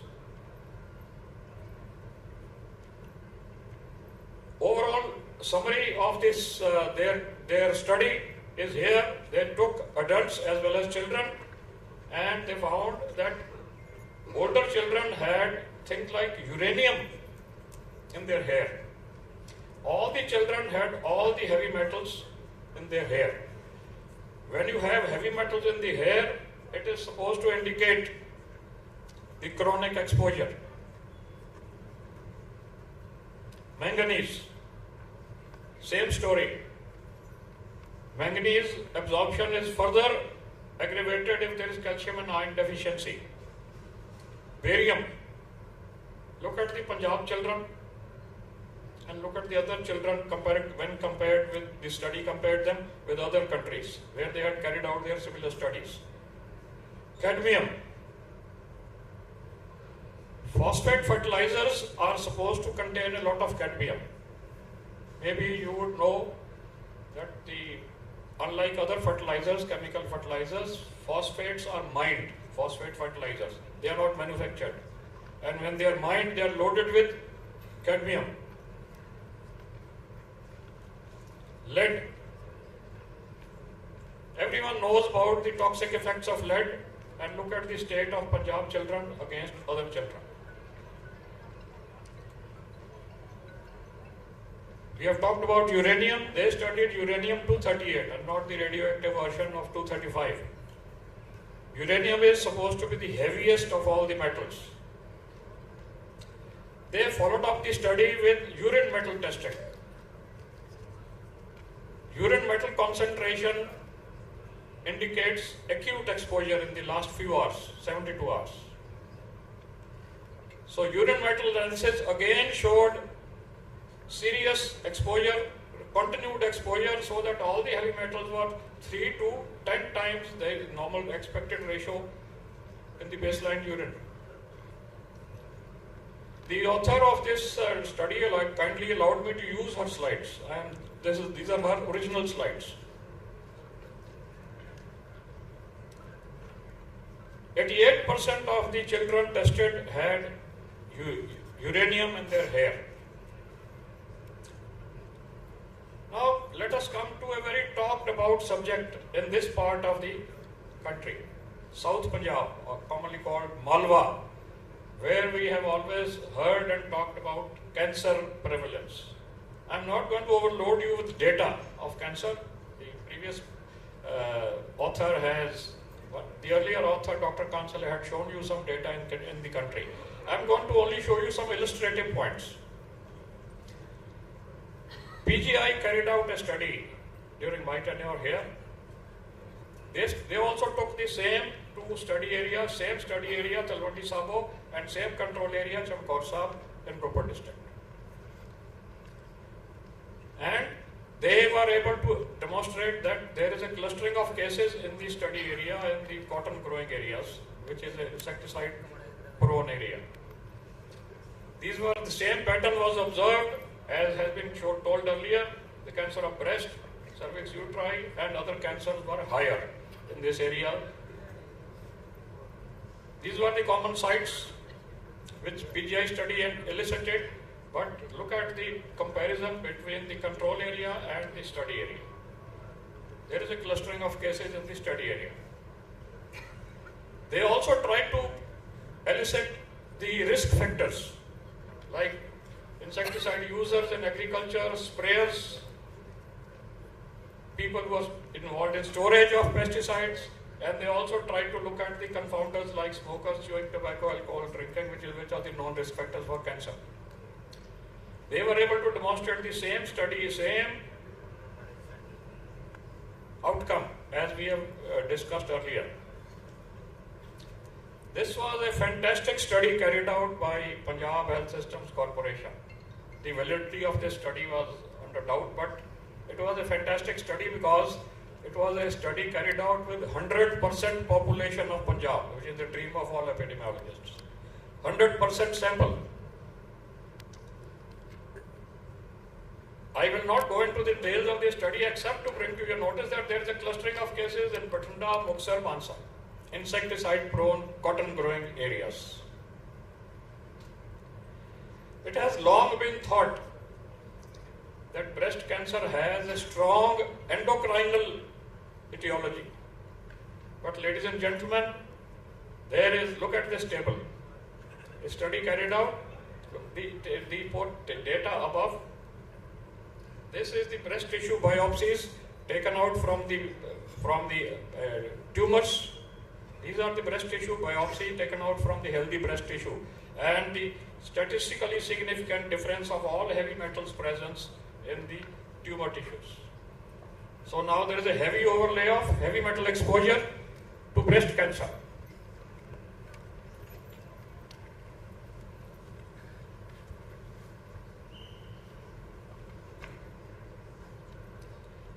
Cancer, these heavy metals also tend to be interactive. So a cocktail of exposures of heavy metals is a worse phenomenon. Where does the exposure come from? Does it come from water? The Metals and Minerals Trace Laboratory tried to take samples of all with different geographical areas, including the population around Budanala and drinking water in people's homes. They could not bring out any statistically significant relationship of this thing being heavy metals being present in drinking water, except in the Budanala area, which we will talk about later. Does it come from fertilizers? We all know that there is an unregulated use of fertilizers in this part of Punjab, chemical fertilizers, in the quest for higher crop yield. It is known that all pesticides contain heavy metals during the process of manufacture, and cadmium happens to come along with the mining of the fertilizer. German law requires decadmiumizing of all the cadmium of the phosphate fertilizers. India does not mandate any law. Heavy metals and soils and fertilizers, different countries have got laws against it, India does not have. Are Punjabis a toxicity affected community? There are not enough studies to prove it beyond doubt, but there is enough circumstantial evidence to say that there is a problem. Whatever information is available, like some I have presented here, these studies were carried out by Punjab Pollution Control Board, PGI Chandigarh, Punjab Human Rights Commission, of which I was a part, Thapar Institute, Guru Nanak Dev University, Punjab University, Punjab Agriculture University, again I was collaborating with them in this study, and so on. I have presented a little data before you. In addition to that, as public health professionals, we know that there is a tremendous amount of published literature which indicates a relationship of exposure to environmental toxins leading to all kinds of cancers, male sterility, infertility, enhanced losses of female fetuses. We have talked about in the first part of this presentation. Then teratogenicity, mutagenicity, we have seen neural tube defects, and cerebral damage. We have seen these qualitative mental ability tests. and so on. What are the reasons for this grave scenario? Major reasons I am trying to say are environmental toxicity. And majority of the reasons fortunately are modifiable, but unfortunately not addressed. Significant among the factors are the faulty agricultural practices, which means indiscriminate use of pesticides and fungicides, herbicides, insecticides, use of chemical fertilizers, skewed cropping pattern. We are all aware, we are all alert that Punjab is not suited for paddy cultivation. It is a skewed pattern. We are killing Punjab. And use of groundwater resources. For the purpose of paddy, we are going to cause serious problems in Punjab today. 70% of the blocks in Punjab are in the red as far as groundwater suitability for drinking and irrigation is concerned. And then we are also causing damage by straw burning, paddy straw burning and so on. Look at the state-wise consumption of pesticides. Look at the two states highlighted in red.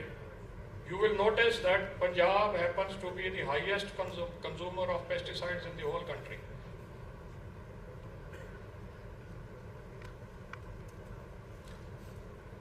This picture is taken from Maxi's public health book. You have read that book. This is a list of the pesticides which were banned, restricted, or severely restricted in USA, and USA happens to be the largest producer of pesticides. Look at some of these pesticides like DDT, you are familiar, BHC, Endrin, Aldrin, and they were banned as early as 1978. We continue to use DDT and PHC, by the way, in this country. Then the other factor is faulty industrial practices. There is unsafe discharge of toxic effluents in watercourses and soil. PGI Chandigarh carried out a study in 5 major drains of Punjab, commonly known as CHO, monsoon drain, and they detected serious cellular damage and even DNA damage in the populations which were living on both sides of these CHOs up to 1 kilometer, 2 kilometers on either side. I am not going to go into that data. Then we are using outdated industrial technology which keeps on putting out a lot of effluent when effluent can be reduced by modernizing the technology. Now this one is even today, when I think of this, मेरे रोंगटे खड़े हो जाते हैं. We carried out a study to study the problem of Buddha Nala pollution in Ludhiana on the orders of Punjab Human Rights Commission. And when we walked along the Buddha Nala from its origin in the Satluj till it passes through the Ludhiana city and again merges in Satluj, there was no water in Buddha Nala from its origin till about 2 kilometers downstream. The bed was dry. But thereafter, the Buddha Nala becoming full with liquids, and they were all industrial effluents directly being discharged into Buddha Nala. Punjab Pollution Control Board mandates even now that a license to a factory, to an industry will be given based on its effluent discharge safety.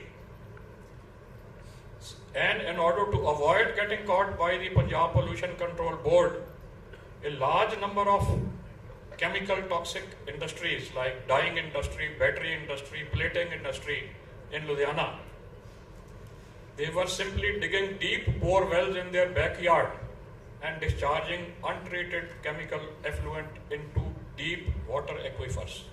Now this is something which is unimaginable. This kind of unethical, inhuman practice that is how we are ending up damaging our water aquifers. Then we have seen that there is a clustering of coal-based thermal plants in a small geographical area. Thermal plants are not as innocent and benign as they appear. Even a small thing like fly ash, which is the result of burning coal, is full of uranium, full of all heavy metals. Then lacks monitoring of environmental parameters, lacks monitoring of diagnostic and survey facilities. We are all aware of that. A note mention must be made of pharmaceuticals which during the process of manufacture or by the hospitals or by the expiry date chemical drugs which are thrown away by the chemists, they are simply being dumped into the soil or into the water courses or being flushed down the sewage which ends up in the water bodies. Another dimension has been added on the environmental pollution toxicity by the genetically modified crops which are being introduced in India. We made a lot of noise about it. BT cotton, you have all heard, it was the first crop which came into India. BT stands for Bacillus thuringiensis, which is a agricultural bacterium which grows in water. This BT cotton was brought as a sample for research in Maharashtra, but a company deceitfully released it to the farmers as seeds to be sown. Now most of the country, most of Gujarat and most of Punjab is covered by only BT cotton. BT cotton is a very toxic plant. The time does not permit for us to go into these details.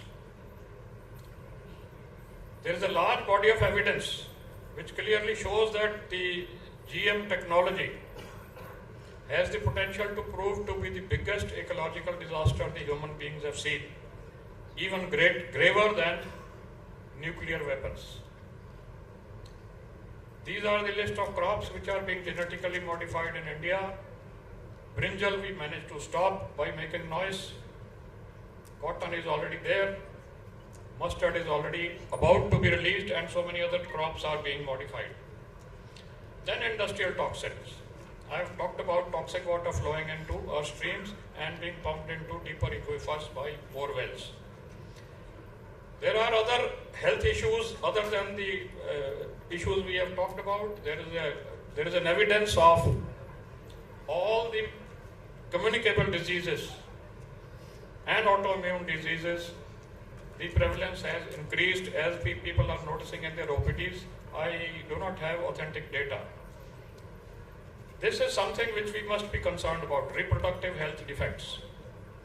We all know that reproductive system, the gonads are formed of rapidly multiplying tissues and they are very sensitive during the time of multiplication. We all know that female fetuses are very sensitive to toxic insult, and that is why all the spontaneous abortions, majority of the spontaneous abortions are females, because they act as folate inhibitors or endocrine disruptors.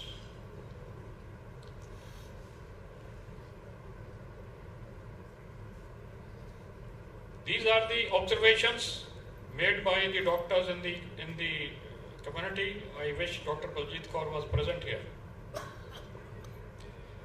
We are all aware that there is a tremendous drop in the sperm count in every sperm specimen which is taken in the infertility clinics. It is about 50% between two generations. Number of childless couples, infertile couples, male impotency, infertility is rising. Now, the early menarche and late puberty is something which is fantastic. Girls have now been known to start menstruating at the age of 8 or 9, when they were doing it at the age of 12 or 13. And there is a delay in developing the male characteristics among the male population. The boys are not developing the puberty characteristics as late as 18, 19 years. Because most of the insecticides and environmental toxins, this is the hypothesis, they act as estrogen mimics and they suppress the male hormones and enhance the female hormones. Early menarche, late puberty. It is a very strange thing which has come to the notice of public health authorities that there is a highly prevalent anemia in adult males in Punjab, which is unimaginable because Punjab has been known for robust nutrition, food available, nobody dies of hunger here, and males are robust, strong, sturdy, but they are now, a large number of adult males in Punjab are showing anemia. Immunotoxicity. Most of these environmental toxins act as heptans, which form all kinds of unholy antigenic combinations, antigenic combinations, and there is an increase of autoimmune disorders. A mention must be made of health effects on animals, which share the same ecology as human beings. A lay observation by you and me tells us a large number of wild animals are no longer available. Birds of the vulture family. Vulture is now about to be extinct. In fact, there is a program by Punjab government to save the vulture from extinction. Crows, you don't see them anymore as much as you used to see them earlier. Banere te kaan bolda, hun nahi bolda. Out of about 10,000 species of sparrows, 7,000 are already gone. Earthworms are gone in all the farms where chemical fertilizers are used. Then honeybee, which is a very sensitive index of ecological health, is diminishing very fast. The milk yield is less in all the cattle by about 30%. Number of times of the pregnancies in the lifetime is down to less than 10, which was earlier more than 15 in the lifetime.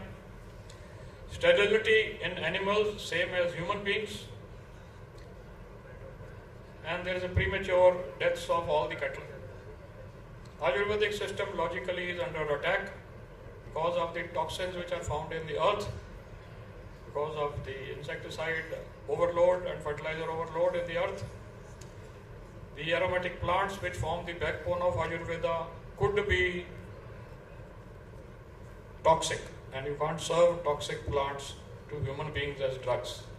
I know it because I happen to have 4 patents based on the Ayurvedic drugs. Myself was part of a team in Banaras Hindu University. We worked, and it was a great problem for us to capture insecticide-free herbs as raw material for testing. Famous quote from Park's textbook: "We have insulted nature for too long, so that nature has now begun to strike back." Will the chairman permit a couple of more minutes so that I can talk about solutions? Otherwise, I have only posed the problems.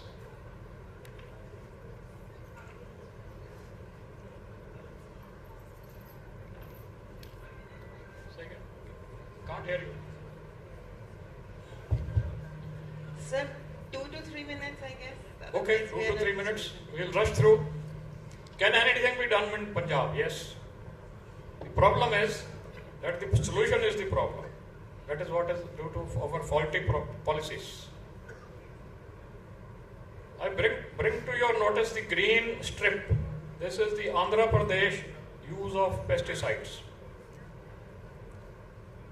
These slides, few slides I have taken in original from a national workshop in Trivandrum on sustainable agriculture, which was in which all agriculture ministers of all the states and agriculture secretaries were present, and I had the privilege of being one of the resource persons.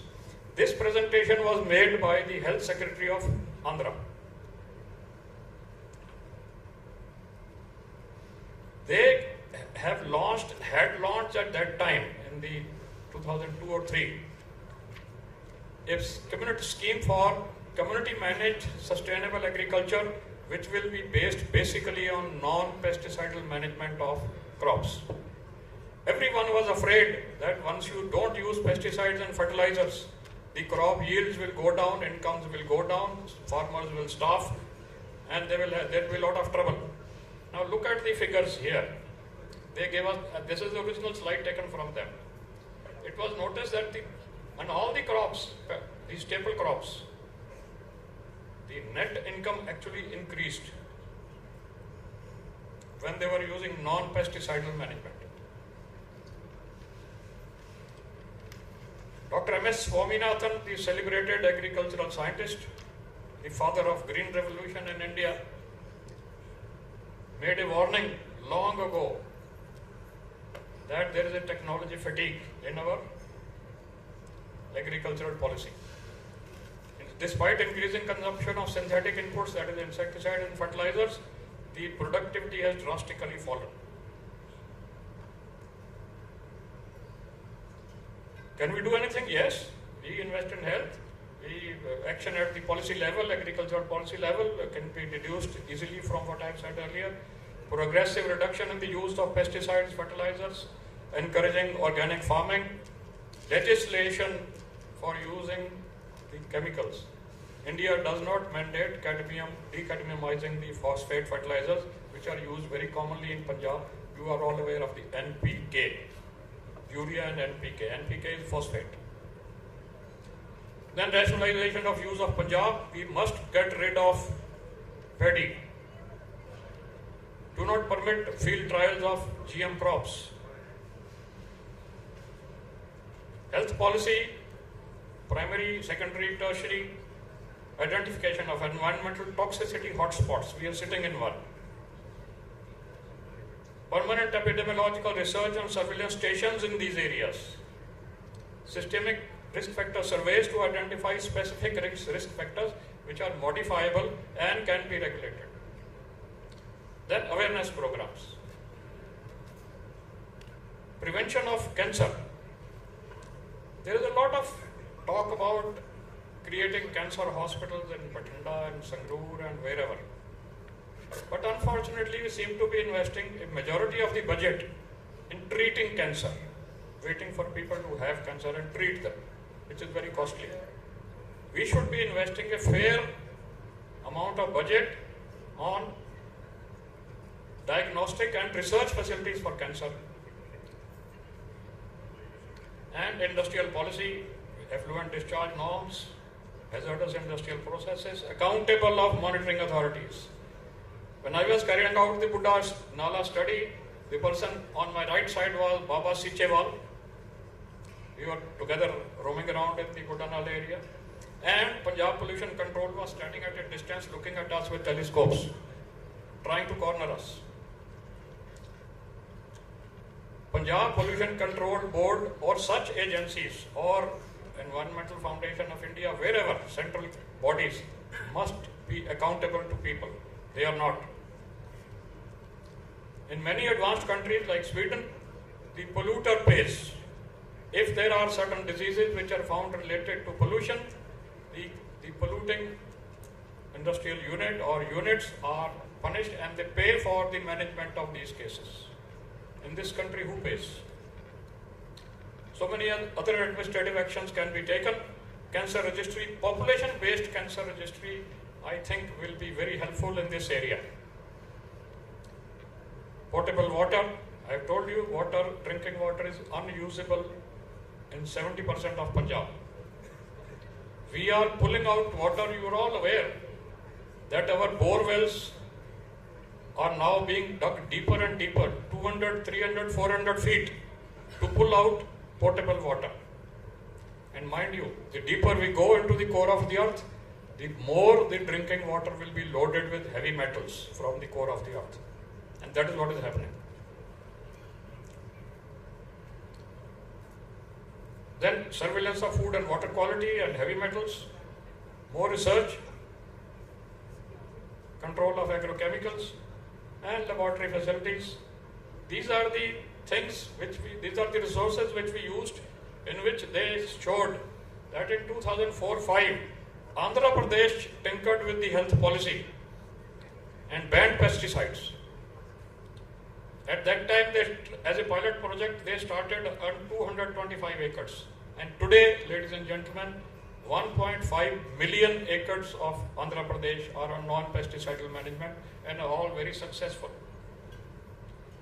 This little graph shows the progressive reduction of the pesticide use. This is an old data, and progressive increase in the acreage which is under the non-pesticidal management, and the number of farmers which are progressively increasing who are adopting this kind of sustainable non-pesticidal agriculture. Do we have a role? All of us, community medicine? Yes, we all have a role to make sure that we perform our duties to detect these diseases early, to form policies and force the government to accept reasonable health policies and allocate more health budgets towards preventive measures rather than treatment facilities. Let's act before it is too late. Otherwise, लम्हों ने खता की थी, सदियों ने सजा पाई. Our next generations are going to curse us. Thank you very much.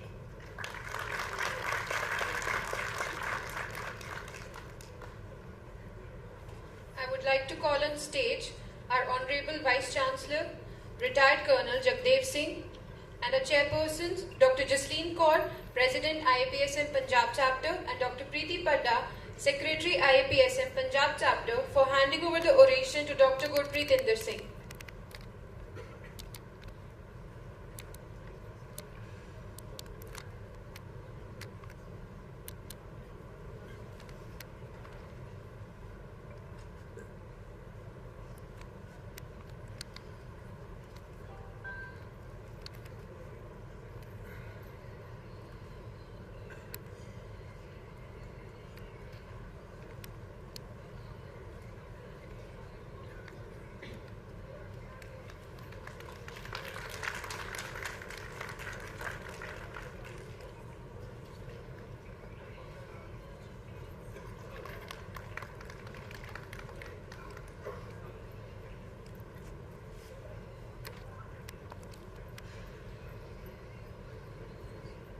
Thank you, ma'am. Thank you, sir.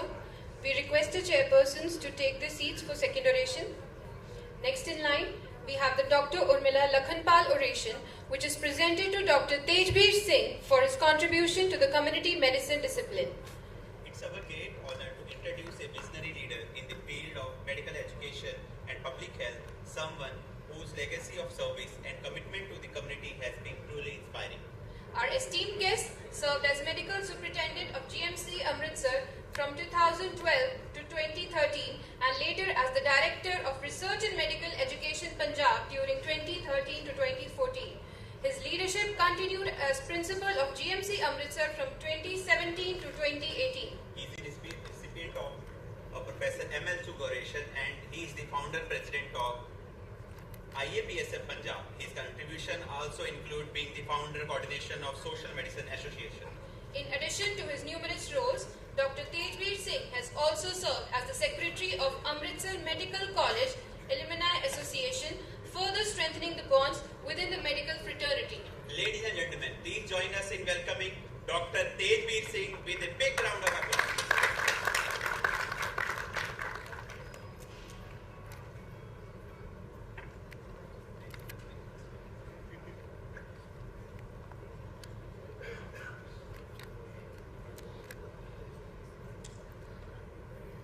Respected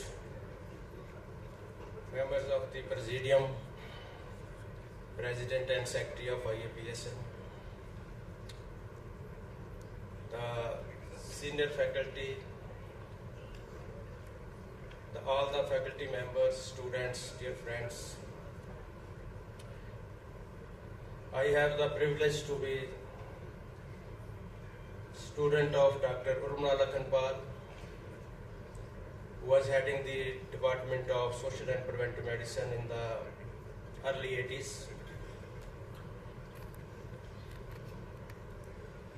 I go to the memory of Dr. Urmila Lakhanpal because what I am today and my colleagues. A few students, Dr. P.P.S. Kunar is also amongst them, is sitting here. We learned the community medicine from Dr. Urmila Lakhanpal. Before that, Dr. M.L. Chok was professor and head of Amritsar Medical College, community medicine. The adoration Dr. G.P. has given. So why we?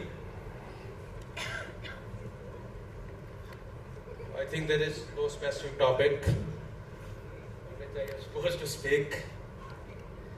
Dr. Preeti was telling me that I should be talking something about the changing behavior of the postgraduate students of community medicine, sharing my experiences.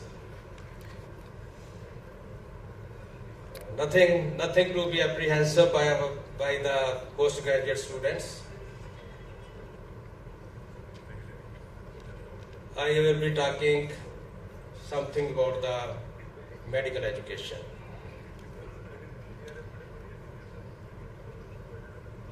Because students are the part of the medical education.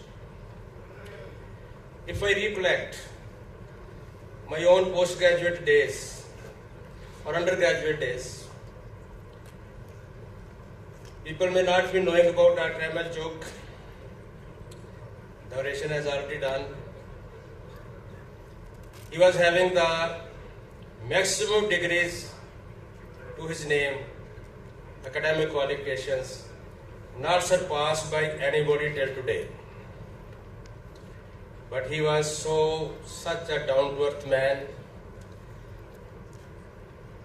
My colleagues of that time sitting here may be remembering that early in the morning,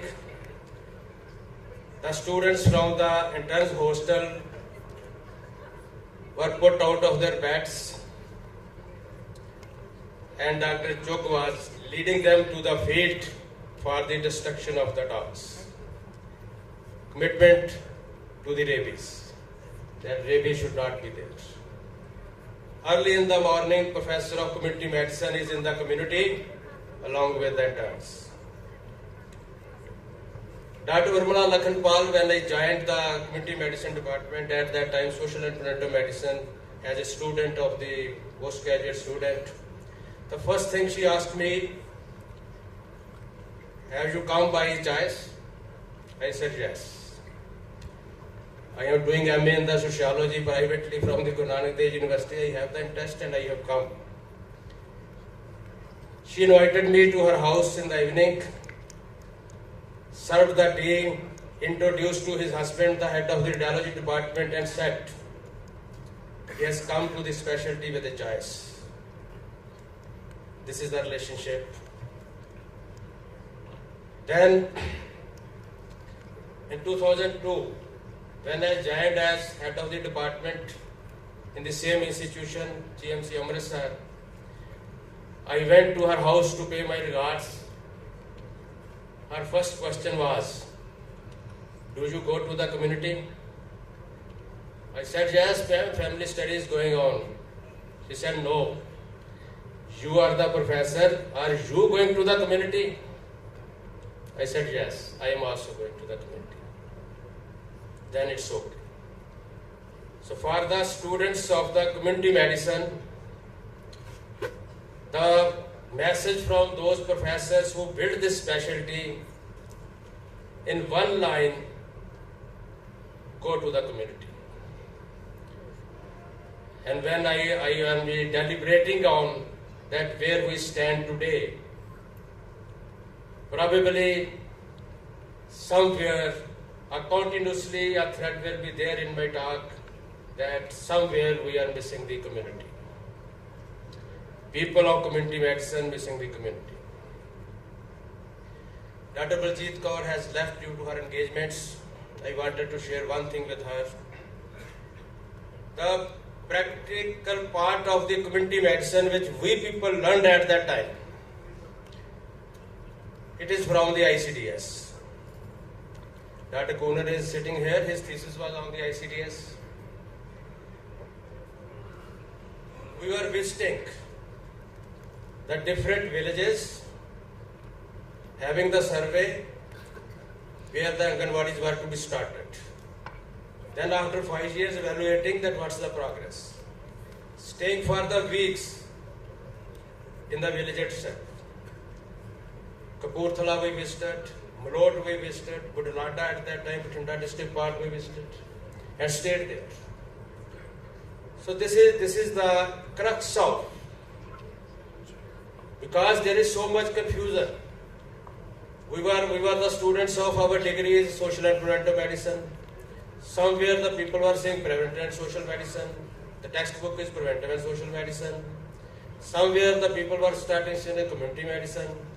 Then there was the public health. Again we are coming back to the public health. So in this plethora of words and in this confusion, where we stand, but one part remains in it, that we are for the public, we are for the people, we are for the community.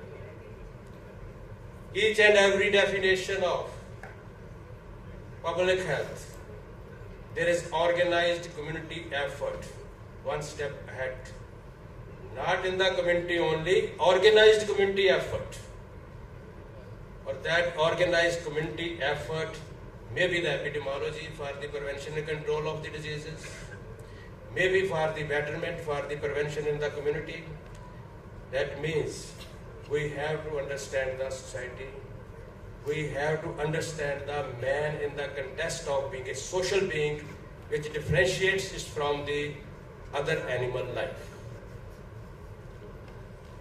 Paul Flero has said, the great academician of the pedagogy of the oppressed, that the difference is the animal is in the society, the man is with the society. This traveling from being in the society to with the society, this changes the animal life from the animal to the human life. So to be with the community, that means we are part of that. And when we are part of that, that means we can act, we can organize, we can change. That change is important in this society. Change is going on two ways. One is to left its own. There is technology. Technology is coming, technology is changing the situation. And you are the observers. Second is, after the observation, you assess what's right and what's wrong. And you stand with the right. That's the expected from the science of the community medicine. Stand with the right. Virtue said, doctor is the spokesperson of the poor. And he mentioned his famous quote that politics is nothing but medicine on a wider scale. And he illustrated that the typhus, white typhus, is epidemic in Silesia. Illiteracy, poverty, lack of democracy. So people of the community medicine are attached to so many things. With the passage of the time, the medical education has traveled. I think time is short. I should be a little bit brief that way. Already we are late. So to be brief, medical education itself is a neglected subject. Briefly, you go into the history of that National Health Policy. 1983, you come first policy, there should be a separate medical education policy. You come to 2002, then they say there should be a medical education commission and nothing in the national health policy. Then you come to 2017 and there is a silence. There is a big silence about the medical education. This silence about the medical education is killing the medical education. This is the component. National Medical Commission was to come as University Grants Commission, not in this form in which it is, a revised version of MCI. It was not like this. I I am not in touch with that way. I am a retired person for the last 1 year. The documents of the NMC. I think sometimes I get more confused that what we are expecting from the education rather than getting enlightened. This is faculty may be also feeling that after the NMC, these are very good words, the competency-based medicine, very good words. How to have that competency-based medicine? I don't think that we are having the proper focus that what should we do. The people of the community medicine in these days probably feeling that the way the expectations are from the NMC, you can't practice those. Impossible, impractical. Sometimes you feel. I hope I am sharing it in a true perspective, not criticizing the things unnecessarily. So in this situation, instead of saying that what is the change behavior of the postgraduates, I can say that what's the change behavior of the medical education of the community medicine. What's the change behavior? Change behavior of the medical education is on the part of the teacher, the PPTs, on the part of the students, no notebook, no pen, no pencil. It's advancement. It's a positive advancement also. We have seen the digitalized version of the journal, which also I happen to be editor-in-chief for 4 long years in the very beginning of it. Hard copies. I may be wrong when an old generation person when I am talking about the technology. Digital technology is doing much as far as the benefit of the science is there. And second component, probably that's also important, it's making us slaves of the technology. This slavery of the technology, this should be understood. When I go through the books which are being written in these days about this technology, digital technology, some authors are using the word techno-socialism, that digital technology is universalizing everything. In everybody's hand there is a mobile and you have the technology in there. Somebody is saying that it's a techno-capitalism. The capitalism is using the technology and putting everything in its hands and depriving the people from the true facts.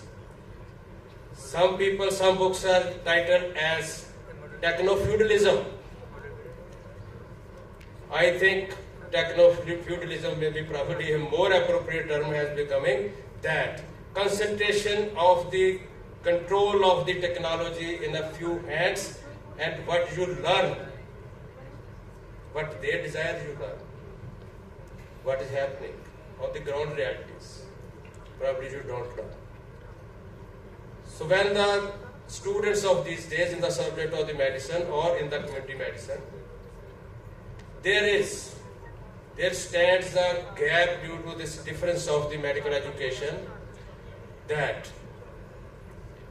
Google is the teacher and where is the teacher? We are unable to understand. Google has become the teacher. Whenever we were talking about some confusions, some things, we are talking about see the textbook, let us see what is in the textbook, along with the postgraduates. Now we ask the postgraduate, what's the latest? And there comes the Google, that this is the latest of that. And whether they are experts or not, whether they are the teachers, students of community medicine or not, whether they are pure technicians which have borrowed the things from certain unauthenticated texts, that's there. So this is one thing, technology. Second is the commitment, which I started with, and I repeat, go to the community. To understand the community, we have to go to the community. And probably we are lacking in these days going to the community.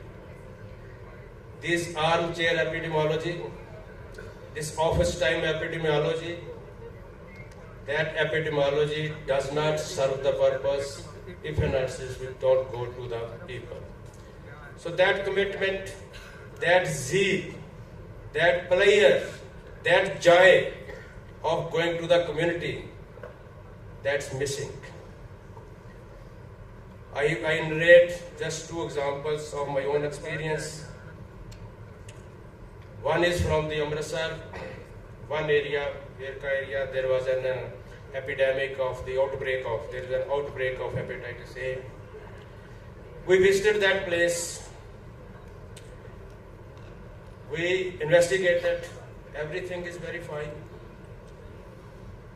Tube well is there. Equipment is there. Chlorine drafts, calculated amounts are there. Government water supply is there. And hepatitis A is also there. So what to do? We followed the path of the water supply to that area from the source, inquired from the people. A few days back, there was a fault in the pipeline, there was the leakage. Public health department people came, they identified, and how they blocked the leakage with the sunny pack. उन्होंने एक बोरी तुन दी ਉਹਦੇ ਵਿੱਚ ਕਿਉਂਕਿ ਉਹਨਾਂ ਕੋਲ ਉਸ ਵਕਤ ਠੀਕ ਨਹੀਂ ਸੀਗਾ ਔਰ ਉਸ ਇੱਕ ਬੋਰੀ ਜਿਹੜੀ ਤੁੰਨੀ ਗਈ ਉਸ ਦੇ ਵਿੱਚ ਉਸ ਪਾਈਪ ਦੇ ਵਿੱਚ ਉਸਨੇ ਹੈਪੇਟਾਈਟਸ A ਦੇ ਨਾਲ ਪਾਪੂਲੇਸ਼ਨ ਜਿਹੜੀ ਹੈ ਉਹ ਬਿਮਾਰ ਕਰ such types of Eureka moments, I say, as our committee said Eureka and he felt that I have found it. Such types of Eureka moments will be giving you the joy. Hepatitis B, same thing happened in the Malot. You narrow down. Where you narrow down? Only one private practitioner, RMP, using the same syringe and the needle. And the whole village is hepatitis B. It's as Dr. Minister was saying that good for the clinician, there are so many cases, there is a season of the disease and so many cases, there are so many, that's a different thing. Not criticizing them. But this thing. I talk to my students sometimes, number of us sitting here, investigative literature, the novels you can study. Agatha Christie, study the Agatha Christie's novels. How beautifully you come to the conclusion ultimately, after passing through so many lanes, side lanes and by lanes, you reach that this was the reason. This is the epidemiologist.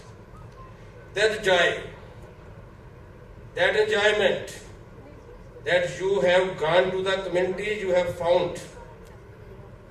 And I expect, I wish our postgraduates should be seen in the community rather than on the laptops in the offices. That's important. That's required. Or these things make the changes in the behavior. When the teachers become redundant and some technology becomes in the place of the teachers. I have no PPT. I have no written text. I am talking from my heart. Google will not talk from his heart. Teacher will talk from the heart. And student cannot feel that joy of learning from the Google, which can feel from the teachers. So this behavior should be taken care of.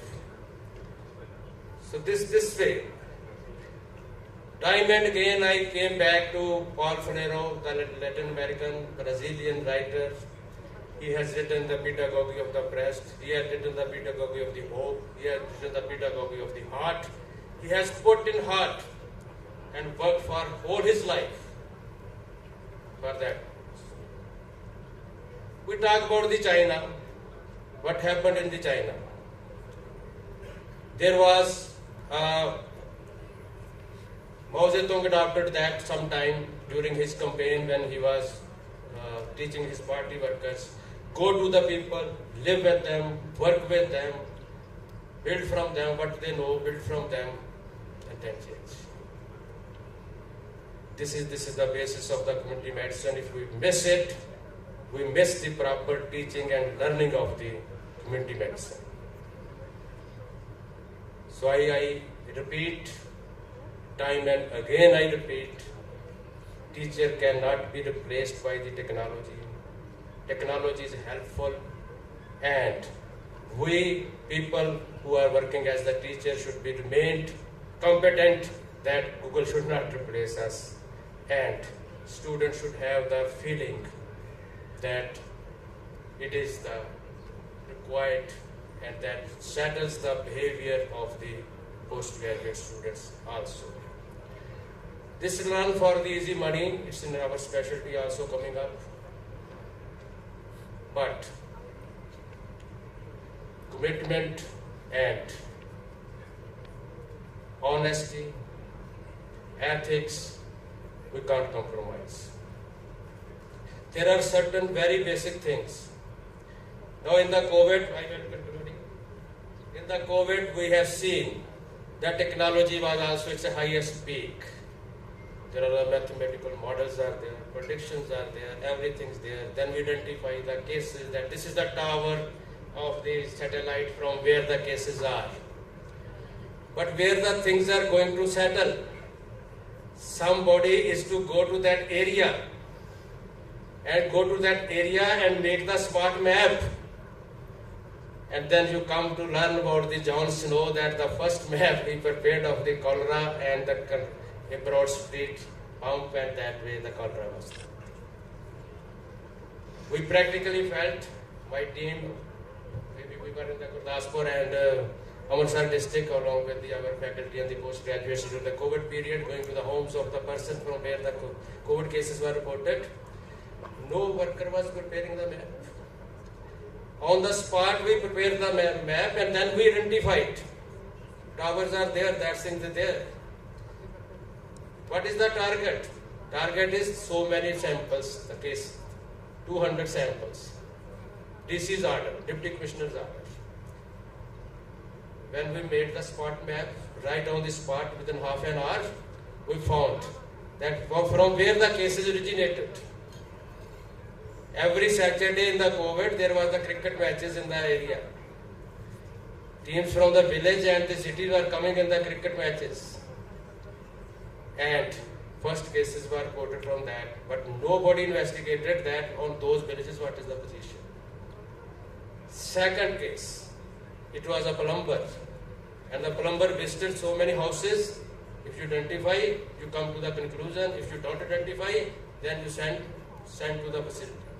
So in the COVID, we have seen that when in the administrative hands, when the community medicine is put in a situation that the administrators rule, then the technology is compromised, your education is compromised, your practicality is compromised, and the nation suffers.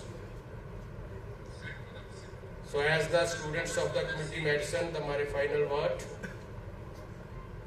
maternal and child health, if you don't feel when you learn and when you teach, if you don't feel that maternal mortality rate, it's 100 or more than 100, infant mortality rate no lower down, maybe 30, maybe 25. If so many mothers and children are dying due to preventable reasons, and I call it's a hemorrhage of the society. It's a plant. I say it's a plant. When you keep them the poor, when you deny them the services, it is a denial of the services. And you plan a genocide of a population. Nobody is answerable. If your heart does not weep and weep the tears of blood, then you have not understood the community medicine. You can leave, you can choose something else. Your heart bleeds when you see that so much bleeding in the society is from the preventable reasons. And if you don't feel in your heart, community medicine is not in your heart. The final message to the students, feel with your heart that what death is, what life is, what difference does it make, and what is the role of the people of the community medicine. Thank you very much, the organizers. I request our Honorable Chancellor, Adesh University, Dr. H.S. Gill and Madam Kamaldeep Kaur and Dr. Jasleen Kaur and Dr. Preeti Padda for handing over the oration to Dr. Tejbir Singh.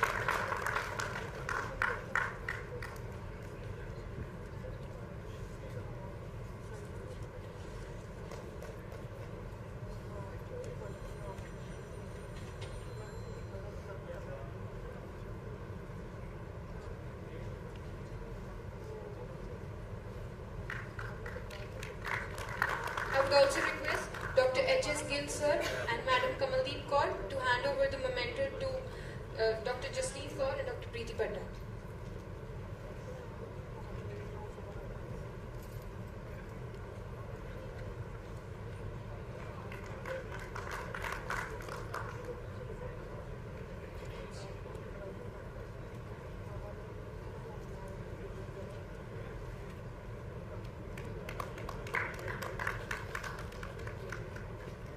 Thank you, sir. Thank you. To formally acknowledge the efforts of everyone involved, we would like to call Dr. Shah Mehra, Joint Organizing Secretary, to deliver vote of thanks on the behalf of Organizing Committee.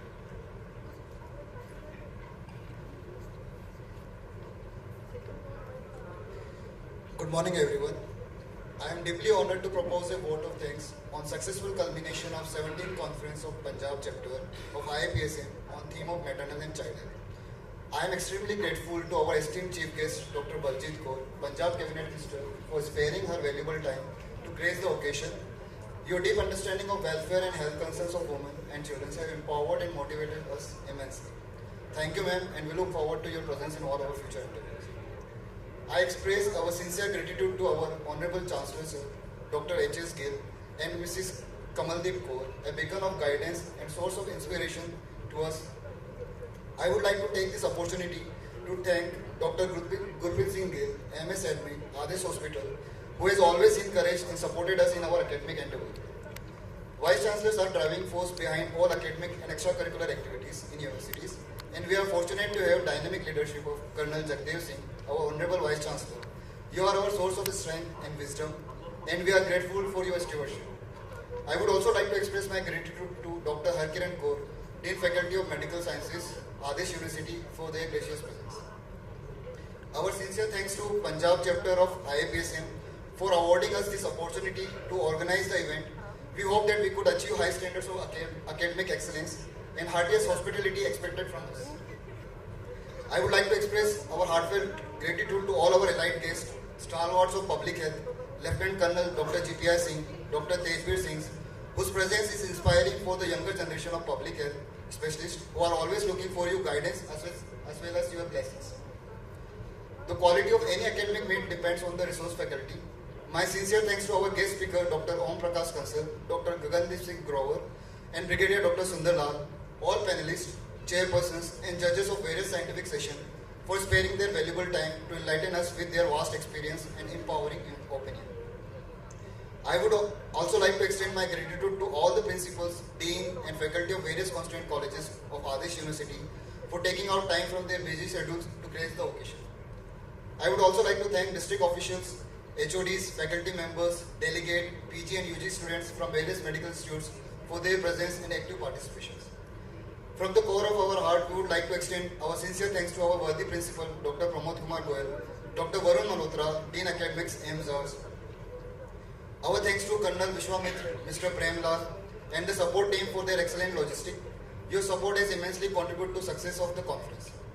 Last but not the least, I would like to thank the guiding light behind the conference, Dr. Tanvir Kaur Sidhu, and entire organizing team, including student council, volunteers, PG students, staff, and entire faculty of my own department.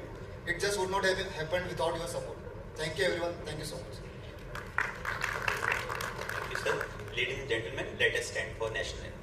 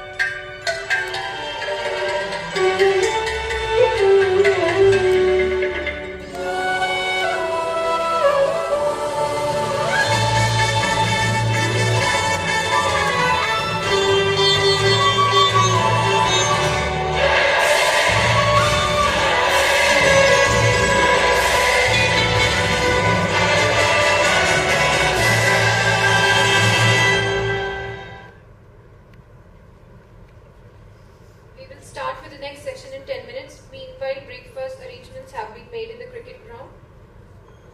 Enjoy your meal. Thank you.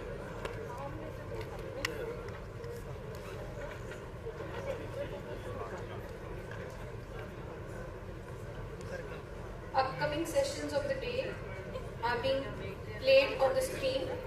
We have panel discussions and parallel scientific sessions, guest speaker sessions, poster presentation by postgraduates and undergraduates, oral paper presentations, and infographics display by undergraduate students. All around we campus से बड़ा इतना ज़्यादा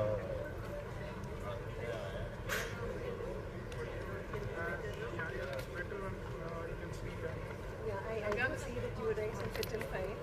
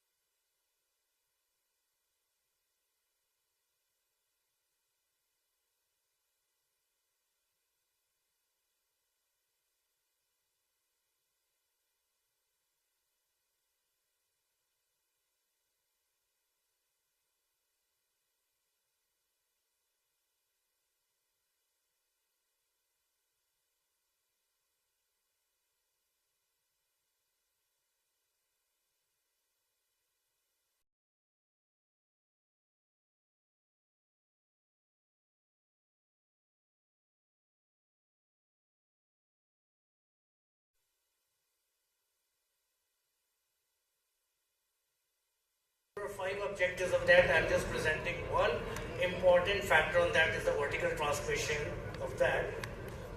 The study area was Amritsar, Hoshiarpur, Firozpur, Bathinda and SAS Nagar.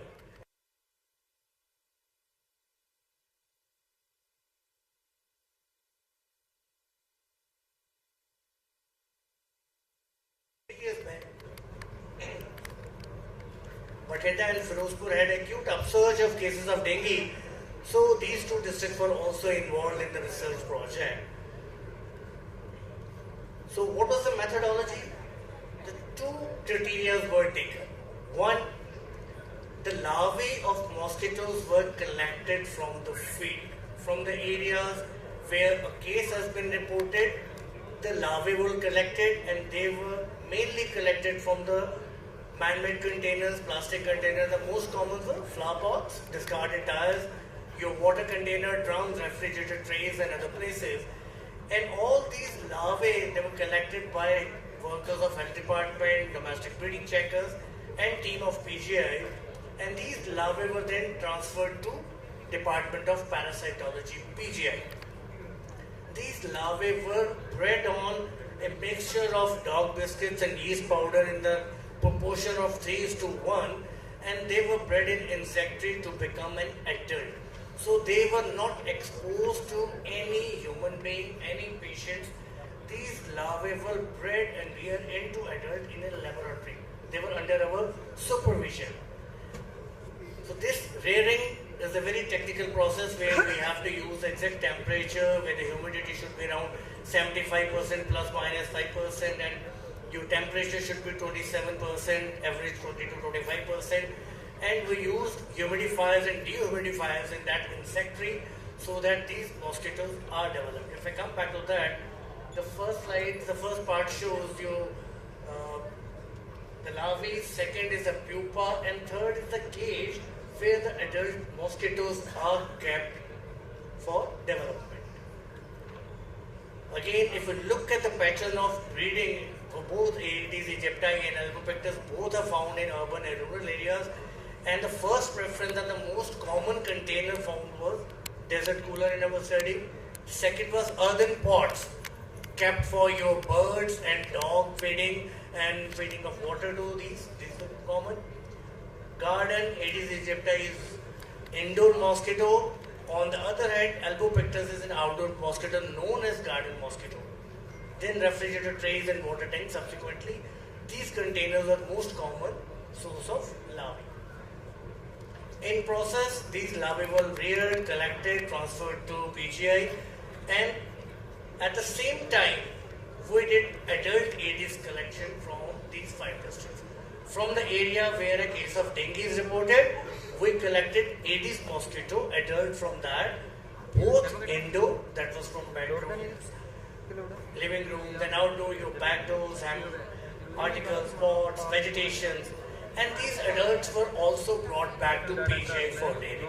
So we had 2 types of adults in our laboratory, where adults which have been captured in the field and adults which have been reared from larvae in the laboratory. So both were then tested, molecular testing, pooled samples to see how many of these are potential factors and whether they can carry virus or not. So if I look at the figure, so 180 experimented on, 96% were developed as Aedes aegypti and 4% were Albopictus. Out of Aedes aegypti, 68 and 39% were wild and 61% were lab culture. So what we got out of that 61%, one for the lab and just 4% were Aedes albopictus. Out of 68 wild caught adult virus mosquitoes, 39% were found to be having a virus. So they were proven a potential source that they were carrying a virus. And 63% of lab-reared mosquitoes, which we call F0 generation, they had otherwise. So that becomes a proven factor that the mosquitoes, they can do a vertical transmission.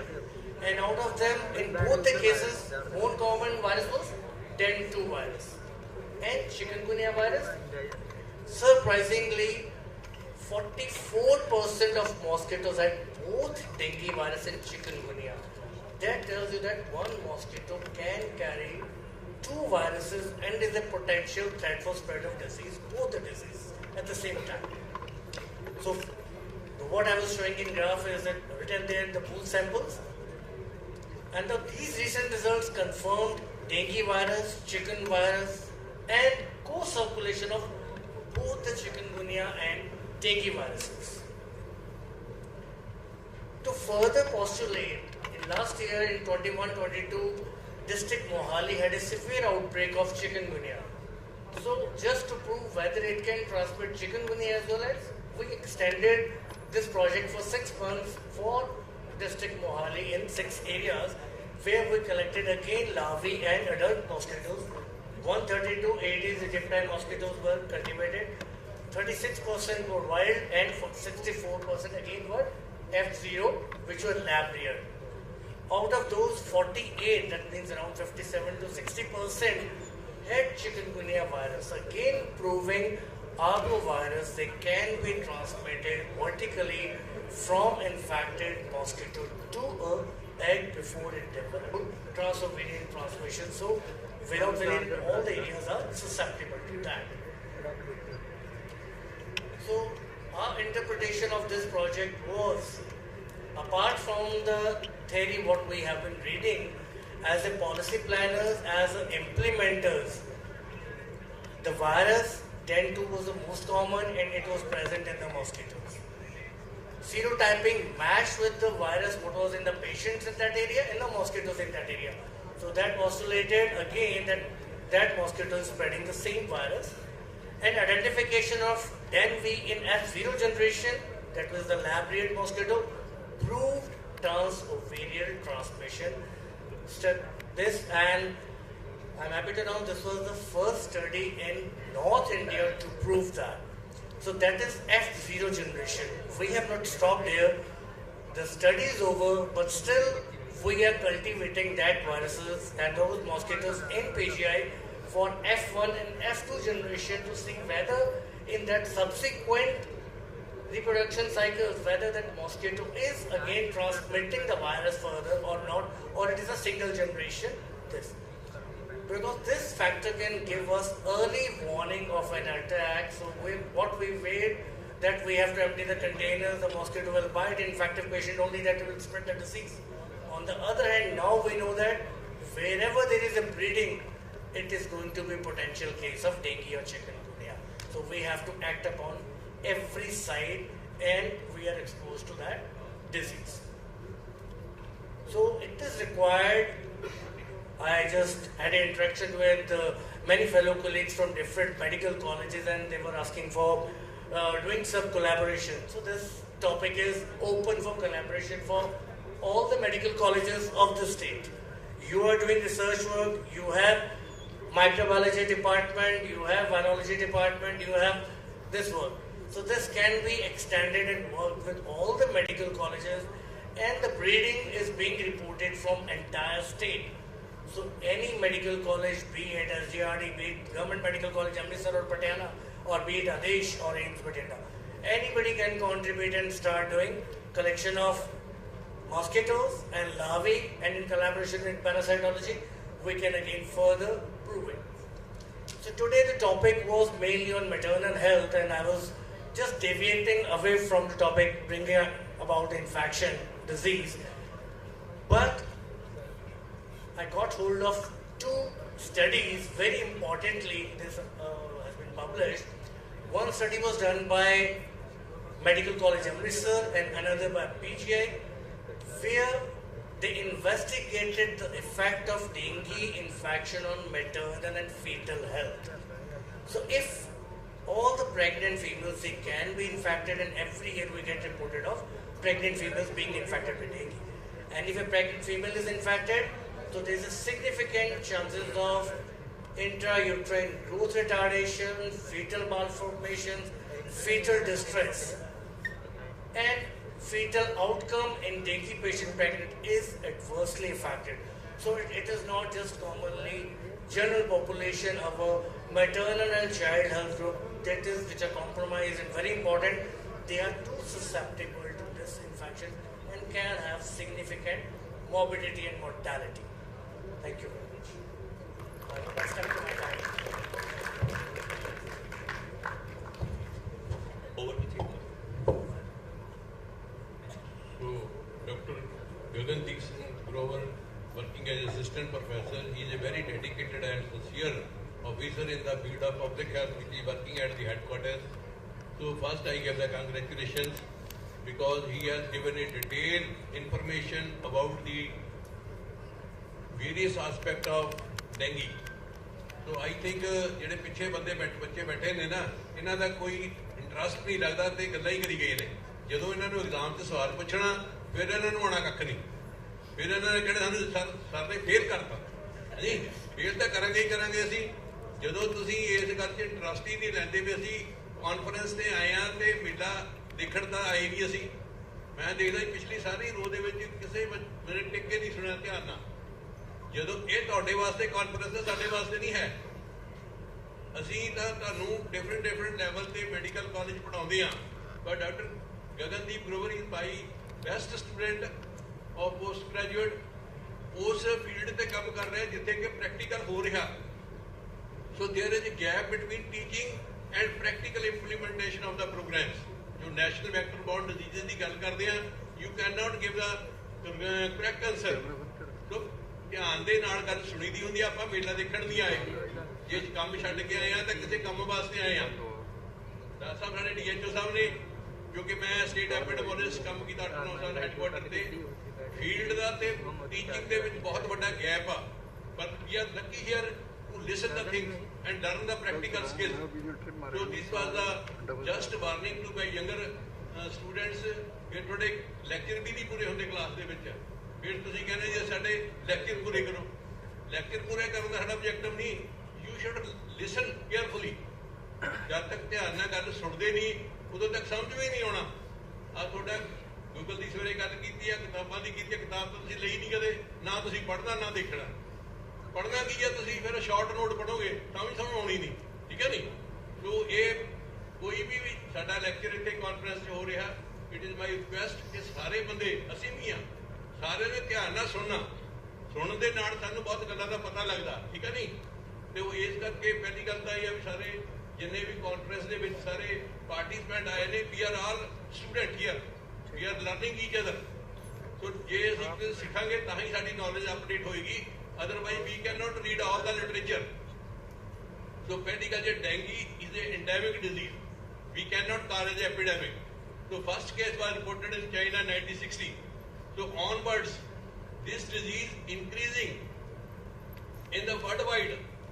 So 50 to 100 million cases are occurring in the worldwide. So out of that 50.5 million cases ਜਿਹੜੇ ਸਾਡੇ ਨੇ hospitalized ਹੁੰਦੇ ਨੇ, ਉਸ ਤੋਂ ਬਾਅਦ 1200 1250 ਦੇ ਨੇ ਕਿ 2500 ਕੇਸ ਡੈਥ ਹੁੰਦੀਆਂ ਨੇ। Morbidity and mortality, these are the two important concerns of epidemiologists. It is a teamwork. We cannot work alone. Neither the Department of Health and Family Welfare nor the medical education. So there must be teamwork. We should contribute everybody. So ਇਹ ਜਿਹੜੀ lifestyle disease changes ਸਾਡੇ ਆ ਰਹੀਆਂ ਨੇ, vector borne ਸਾਡੀਆਂ breeding places new ਬਣ ਰਹੀਆਂ ਨੇ, ਉਹਨਾਂ ਨੂੰ identify ਕਰਨਾ ਤੇ ਉਹਨਾਂ ਨੂੰ eliminate ਕਰਨਾ। Anti larval measures ਜਿਹੜੇ ਅਸੀਂ basic ਨੇ, we can talk on the simple measures which we can taken by the everybody in every house, so we can protect our own families. Otherwise, the government will not come to your house to save you dengue. So dengue is becoming a major public health problem. Mortality is very high and large misconceptions are occurring about the disease. So we take the all simple measures to eradicate the disease. So ਜੇ anti ਲਾਰਵਲ measures ਲੈ ਰਹੇ ਨੇ, ਉਹ adult ਨਹੀਂ ਬਣ ਰਿਹਾ, ਤੇ definitely you are reducing the burden of disease. So similarly, as we get the knowledge from Dr. Gagandeep, definitely lot of research is going on. That is the duty of ICMR and PGI people. We are working in medical education, teaching and training, and implementing authority is the health department. ਸਾਡੇ civil surgeon ਸਾਹਿਬ ਬੈਠੇ ਨੇ ਤੇ DHO madam ਬੈਠੇ ਨੇ। Implement ਕਿਵੇਂ ਕਰਨਾ, issues ਕੀ ਸਾਡੇ challenges ਕੀ ਨੇ, how can expose our medical students to a particular situation. We do not need any slide. You collect the larva and see it. And what is a larva? How it acts? Which type of mosquito? What are the breeding places? We have to identify these things. Definitely, we can reduce. The anti-larval measures you can take it sincerely in our families. Definitely, you can reduce the vector-man contact. So similarly, these things we must follow as Dr. Gagandeep has advised and suggested us. So this is my brief suggestion. So we act, think globally and act locally. What is the problem and at what level? Where we are working. So it is a teamwork. All the members of the family and our health team must be cooperate. So then we can control the problem. Otherwise, mutations are changing, takes place. Generation 1 jaga, 2 jaga, 3 jaga. This is the third question. But in implementation of the program, definitely we take very, very small, simple method so we can control this problem. Now I hand over the mic. Thank you, sir. A very good afternoon. Thank you, Dr. Gagan, for an elaborative talk. I must say, before joining as DHO Bathinda, I used to feel working for this anti-malaria branch, the dengue, hamara kaam nahi hai. Being a surgeon, I always used to feel. But believe it, now I feel that at least in our country we have diseases which still need to be looked into. Small things, basic diseases, and we are not looking into those things, but we are working for more complicated things and newer diseases. You being students, what I feel, please just look into things, these small things like Dr. Gagan said, वो जो पक्षियों के लिए एक बर्तन रखते हैं सुबह पानी डाल देते हैं सब घर के बच्चे generally it is you ask the children to do it. The youngest one, बेटा जाके पानी पाए ही छत पे जाके भागा जाता है and बस फिर आम डाला और because the birds have to drink that water, we don't even clean it. Mind it, every day our workers in the urban areas, in the field are finding, I mean it's that, that vessel is full of larvae. And our Honorable Minister, Dr. Balbir Singh, for the last 1 month, he introduced a program that we take nursing school students, both boys and girls, with our survey teams. We are taking them. He even asked कि medical colleges के students लीजिए. So, Adesh being a private college, I just hesitated, but I think if, God forbid, अगर ये कम हो गया तो बहुत बढ़िया है. अगर डेंगू हमें next month post Diwali मिला, I would ask your principal, Dr. Pramod, to send us a few students and batches. You will learn what are the ground realities and the difficulties our teams face. First, male worker, male SI, male breeding checker, male spray person and male fogging person. So it's a male team. And who opens the door once you go there at 9 o'clock in the colony ya gali mein? It is the lady of the house. So no one lets them in the present circumstances, the law and order situations.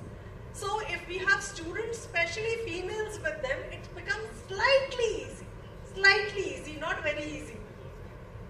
We are finding what larvae in tires dumped on the rooftop, hung as decoration pieces, and small fountains you are keeping in your drawing rooms. Please look into those. Clean them today if you have in your houses. That's it, because from there you are getting the diseases. Thank you. Good afternoon. Thank you, Dr. Gagan. It was very informative, and you shared your research on this trans-ovarian transmission. Really, we at CMC would like to collaborate with you in this screening. Thank you so much. Thank you. Any questions from the please, Haji, sir. Professor Sindalal. Mike.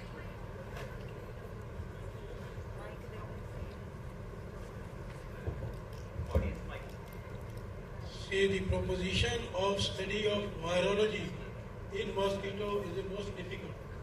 It requires the most technical skill. So rather than this, we should continuously surveillance of larvae or adult mosquito is a very important thing. That must be continued throughout the year. Only system wakes up once there is a crisis situation. So India is expert to respond to crisis and it seldom responds to ongoing things. The other thing is that what we do is the spacious fogging outside. It's a cosmetic thing. The source control is the most important thing. It achieves the similar results.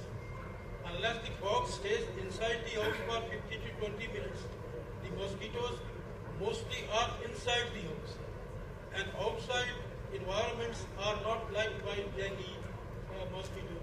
I know these mosquitoes do not like to be outside. So we are wasting most of the time, but we show something we are doing. It's I witness that administration is doing something. So that is a waste of time, sir, unless, yes. Thank you for the question, sir. President I'll reply on that part. There are two things, sir. Surveillance. As I stated in my presentation, earlier it was only a post-monsoon pattern. Now it is showing round-the-year presence is being shown. Normally the breeding checking activity which is approved by Government of India in the program is from month of July till November. In Punjab for last year is starting its exercise in the month of April. 16th April is National Dengue Day and we start our breeding checking activities on that day. So we have preponed the activity for 3 months before the onset of the transmission season so that we can decrease the breeding. That is going around the year until it goes till not November, till December, 3 weeks. The number of breeding checkers till last year was just 500 then 800. Now it has been increased to 1200. That is proportionately increasing. One thing. Secondly, as far as sprays are concerned, the chemicals which are being used by municipal corporation and by Department of Health are different. That is a technical advisory committee and the technical thing which approves. Department of Health uses pyrethrum 2%, which is endo spray and effective for Aedes aegypti. If you check and remember the my slide, we are finding albopictus. As a planner, Dr. Usha is sitting here, Dr. is sitting here, I'm sitting here. If you're working, why I'm saying we need to identify the mosquito early, it is not a wasteful exercise, sir. If it is aegypti, you require endo spray and fogging. If it is albopictus, that is a garden mosquito, an open mosquito, there you require only outdoor fogging. The outdoor sprays are required for albopictus because it does not breed inside. So both the mosquitoes have different pattern of spread and different pattern of resting and habitation. So outdoor fogging is very effective when we have albopictus. The only issue which needs to be incorporated and challenges the municipal corporation, they started using larvicides. These are only used by Department of Health. So Department of Health is where source reduction cannot be done. We are using larvicide tamifos, which can be used in clean water, and PTI, which is a bacteria that can be used in polluted water for anopheles and culex. That is being used. Unfortunately, that department is not using, where we are trying to collaborate with them so that they can use it. The most important and relevant part is, like sir said, the government cannot go to every house. It is responsible of each household and each owner of premises that breeding be checked every day. And once a week we destroy it. And I just tell you all of you interesting part which I was not trying to, but that open the discussion part. This is a notified disease. And if breeding is found in a premises, the head of the premises, owner of the house, they can be issued a notice and challaning can be done, and that is being done simultaneously. So, as a public health person, I will say the prevention should be the best part, and we should be doing source reduction in preventing the disease. And the sum of my presentation was that over the years, we have been doing this exercise that the mosquito will bite infected person and then it will become infective. So we have 7 days time. But on the other hand, the vertical they can be a source of infection. Thank you, sir. So, this is vector biology very important. And it is the duty of entomologist to identify which type of species, what are the breeding places, and whether it is endophily or exophily. So we must know the basic scientific background of any operation.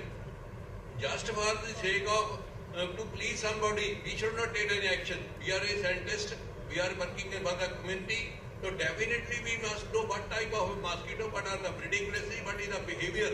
So vector biology is the basic component for the entomologist.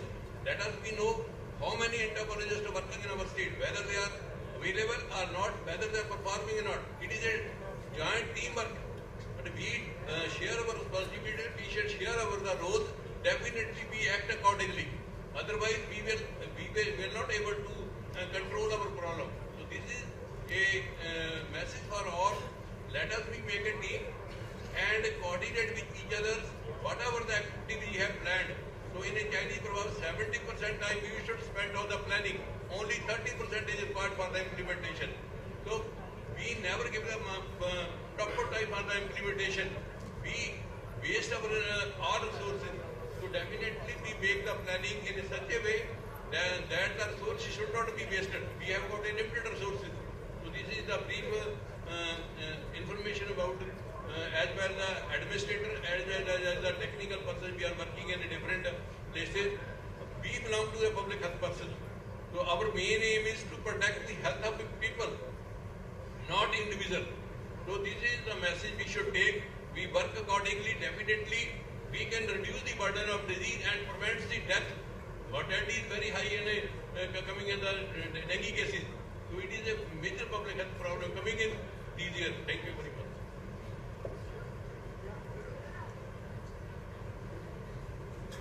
Thank you, sir. Thank you, ma'am. Now I would like our chairpersons, Dr. Amarjeet Singh, Dr. Deepshika and Dr. Usha Goyal to hand over the memento to Gagandeep Singh Grover.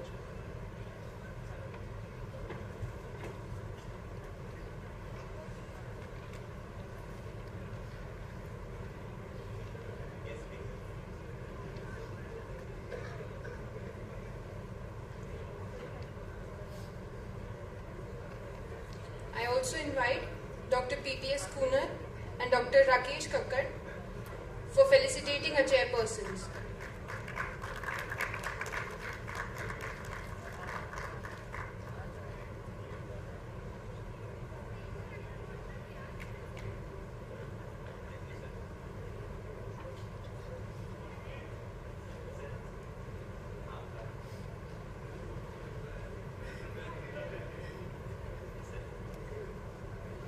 I also invite Dr. Simi Oberoi and Dr. Varun Mohan Malhotra for felicitating our special invitee, Dr. PPS Kunar.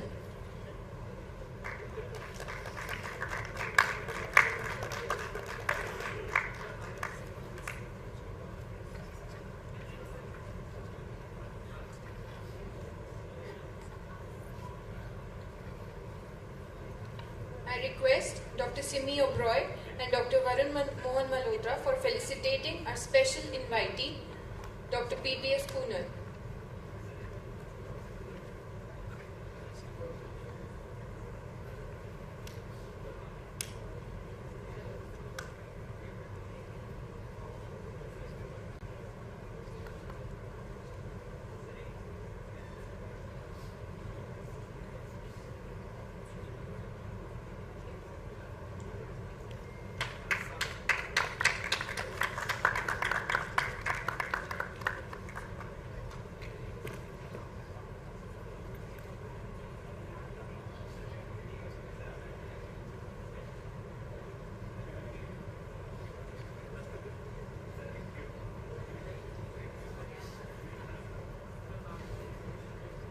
Thank you, sir. Thank you, ma'am.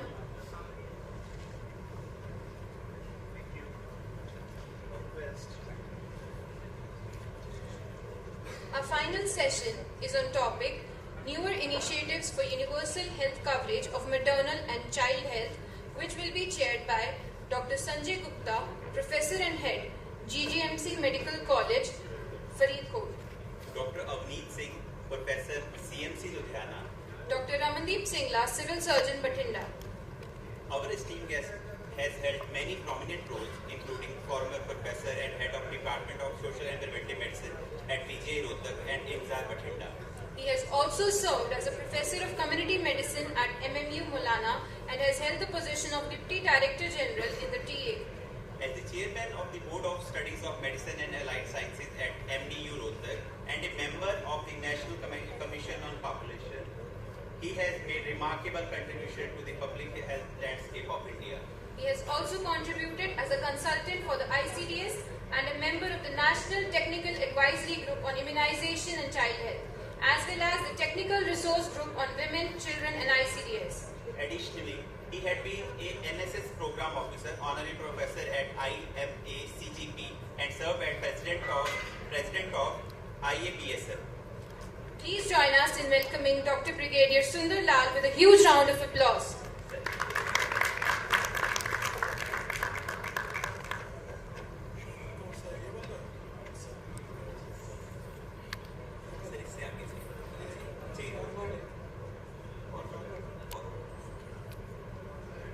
So at the outset, I find privilege to be associated with this conference. So I am grateful to the organizer and also the custodian of this institute. To start with, let me begin with, this is a very wide area. I will try to present some of the area as per my experience, and I leave to the audience to judge whether these are new or old estimates. So India was the first country to launch way back in 1952 the National Family Planning Program. So after a gap of say 24 years, it was realized that one objective only is to stabilize the population, and contraception is not enough. It requires much more efforts, and that led to a conference which is popularly known as Cairo Conference, and this conference was held in 1994, and it was resolved to reposition family planning as reproductive and child health. So after a long gap of 10 years of experience of reproductive and child health, the focus shifted again in year 2005 to launch or to make repositioning of maternal and child health. It should incorporate newborn, child and adolescent. So a life cycle approach was evolved, and it is still progressing, and the development of this approach is quite fantastic. So India was again used a launching pad for make every mother and child count, and this count means that leaving no one behind. So that was an approach, and India was used as a launching pad for this, and same was reiterated once we adopted the Millennium Development Goals, and in 2008 the MDG were revised, and they incorporated an element of reproductive health, and again reiterated that this must be adhered to, and then became era of SDGs. SDGs again reiterated that ensures universal access to reproductive health, family planning including IEC, and RCH must be integrated into national health programs, because in isolation it cannot work, and it has to be integral part of the system, because RM and CH services must be delivered into the system rather than a isolated approach. Then all of you are familiar with this diagram that universal health coverage means. It has 3 dimensions, and the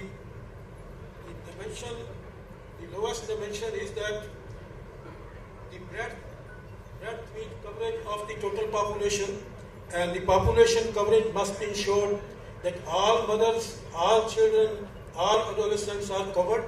So depending upon the resources, we have to prioritize certain groups so that the resources are concentrated and focused attention is given to marginalized and the high risk group.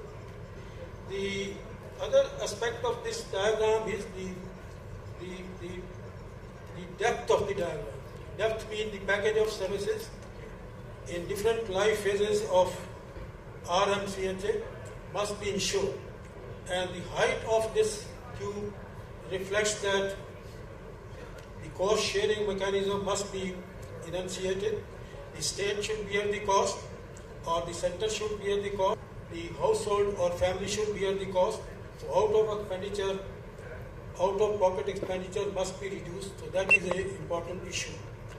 So we have already attempted that this national health system is a primary vehicle to move forward to universal health coverage. This year, the comprehensive primary health care is a path which leads to universal health care. Mind it that the health is a state subject, so all policies, all programs which are centrally initiated, the state is the implementing level. Much depends on the enthusiasm of the state, that how far and how quickly they achieve these goals. So that's a very important issue, that the state must respond to the program. Then they came in year 2018, the twin pillars of Ayushman Bharat. And Ayushman Bharat rests on two important pillars. The first pillar is that transformation of all existing sub-centers and primary health centers in urban and rural areas. So that is a revolution. A new structure has come up, and we will dwell it on later on, that wellness center is a pivot number one, because the delivery of comprehensive primary health care rests on the shoulders of health and wellness centers which have come recently. The team, which consists of health and wellness center, is comprised by a new entrant which we call as a community health officer or mid-level health providers. After a certification course of 6 months at IGNU or state universities. So I am lucky that I was a part of that evolving curriculum for 6 months for this guy, the mid-level health providers. So this is a new entrant, and they could be either a BSc nurse or an Ayurvedic practitioner. So that system has changed, and according to the role, the job description of the health team have changed a lot. The second pillar of this Ayushman Bharat is the PMJ, the health protection. It's the largest health protection over the world. It has been launched in India. It covers around 500 million people, and secondary and tertiary hospitalization, the health protection is provided by Government of India. Then the care part, the care during pregnancy and childbirth, this is a part of the comprehensive primary health care. Some of the components of comprehensive primary health care I have listed: care during pregnancy, childbirth, and it's a life cycle approach, and we will dwell it on later on. So the new element which has been added to is the management of communicable diseases, the non-communicable diseases, particularly non-communicable diseases. The community-based assessment checklist has been added to screen particularly cancer, cervix and breast cancer, apart from oral cancer. So that's a new initiative. The key components of RMCHA are 5, which are cardinal. The health system strengthening.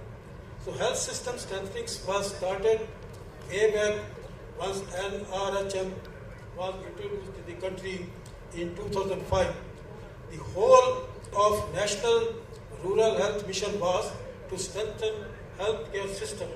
It made a very important departure from funding a program or funding a sector.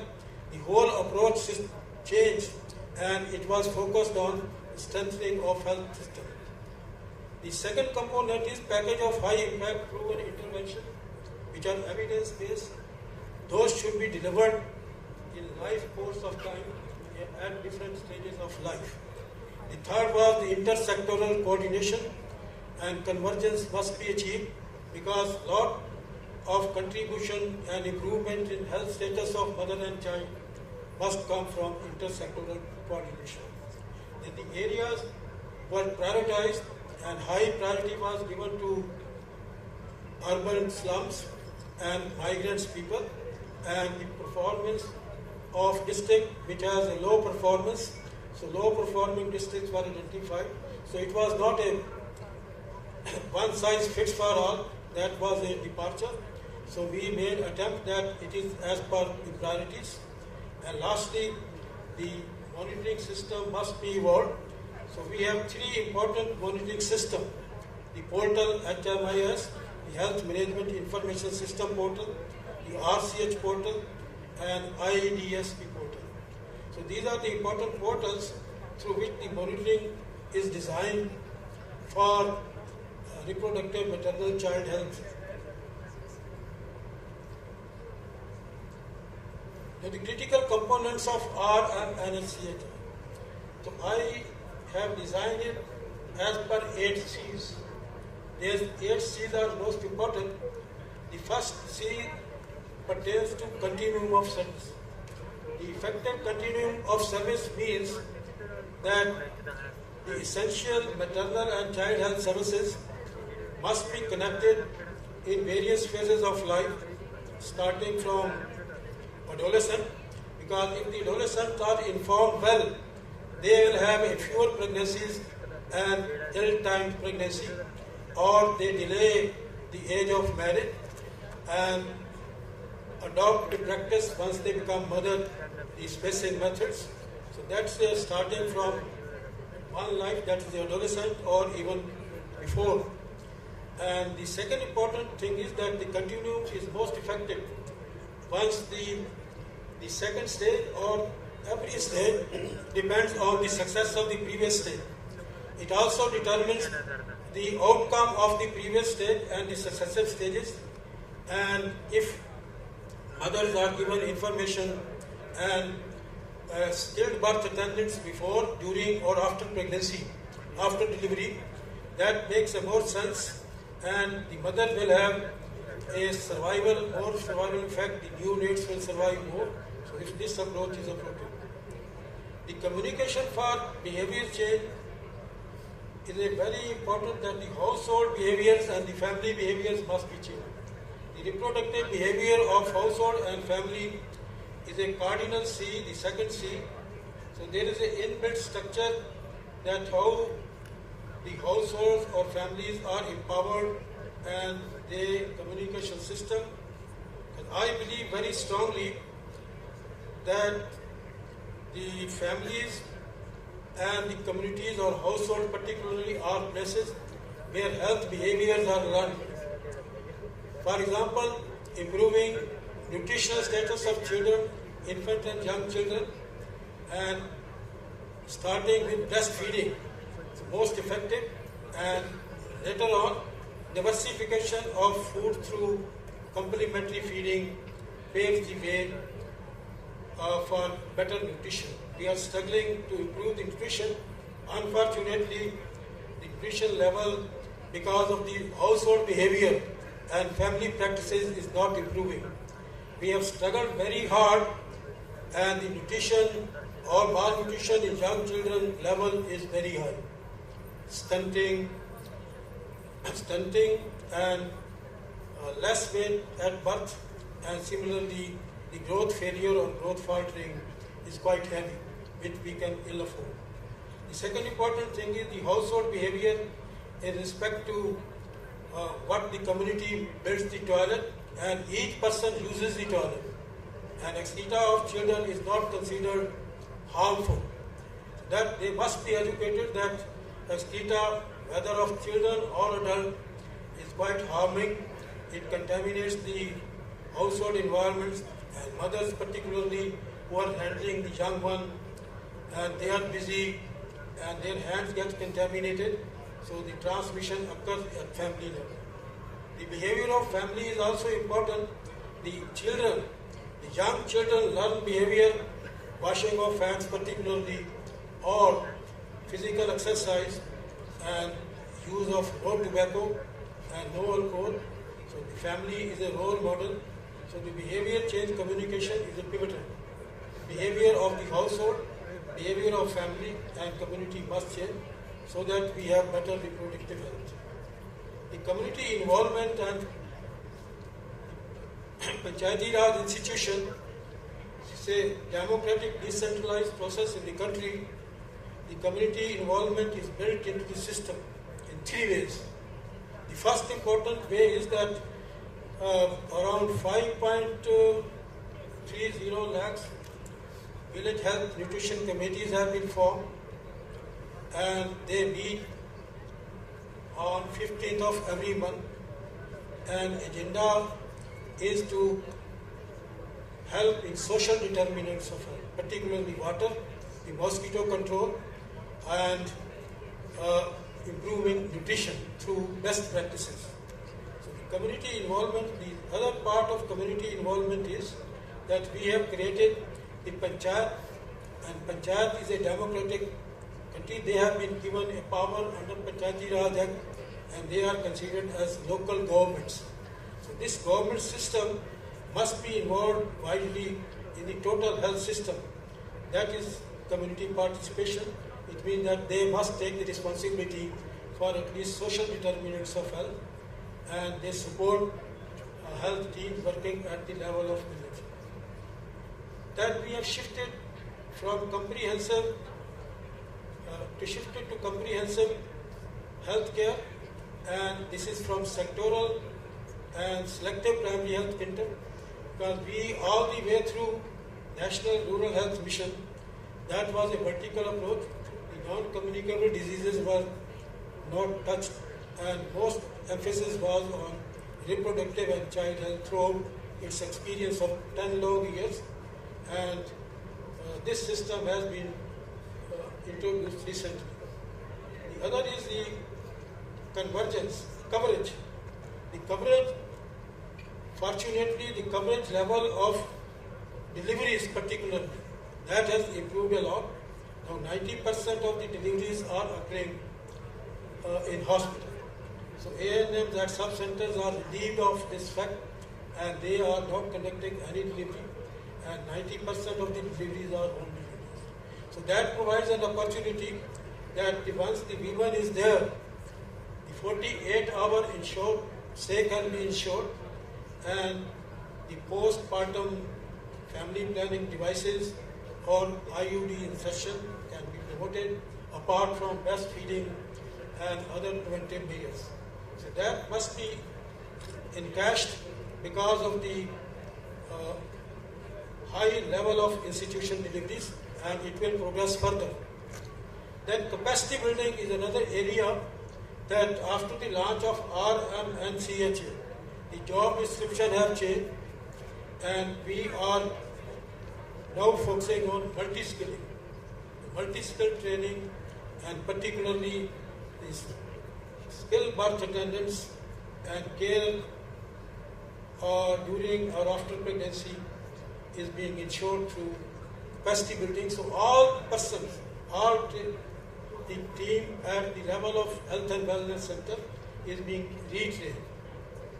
Then convergence level at least is visible in 3 departments. The Integrated Child Development Services, it's the ICDS, it started in 1975. The Anganwadi workers, 14 lakhs strong Anganwadi workers, they ensure growth monitoring, feeding of infant and young children, supplementary nutrition, etc. So this is a visible convergence. The other experiment done in this convergence was location of Anganwadi worker and sub-center at one place, or location of ICDS Anganwadi in schools, or a building given by Panchayati Raj institution. So these were the mechanism of convergence.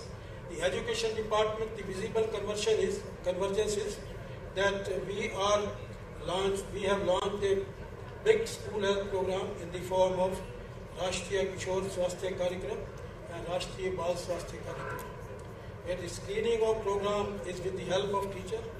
The other program is Anemia Mukt Bharat, the supervised delivery of these iron pills or tablets. The environmental sanitation is bogging us. The WASH program, the water and sanitation hygiene, is another governance area with public health engineering department. The client satisfaction is a last C, but it is not the least important. It's very important that the client, who is a king of service, the utilizer of service is a client, the satisfaction level must be ensured. Right now, the government system is being used only to the extent of 26% or 30%. And the private sector dominates in provision of services, including the accredited RMNCH center or the MTP centers. So we are bogged down with this problem of low utilization of government services. Now, the whole setup services, the system has been reorganized. The workflow processes have been reorganized in the form of that now the delivery is occurring at the level of family and household. The primary person who is responsible for this healthcare delivery, mainly promotive and preventive, is done through 13 lakhs ASHAs in the country. And ASHA's program is emerging a very strong program because she is a local worker and they have increased the household access to RMNC. The household access has increased multifold. Anytime they can contact ASHA. So ASHA is accessible to every household and we will elaborate it further. And she works through village health and sanitation nutrition committees and village health and nutrition days. So on that particular day, the services are delivered which are primarily comprehensive primary health care related to maternal and child health. And similarly, the same structure has been organized in urban setup also. The second level of care is through health and wellness centers. So these centers are delivering outreach services as well as the services at facility level. And the main team is being led at Health and Wellness Center. We have discussed already the community health officer or mid-level health provider.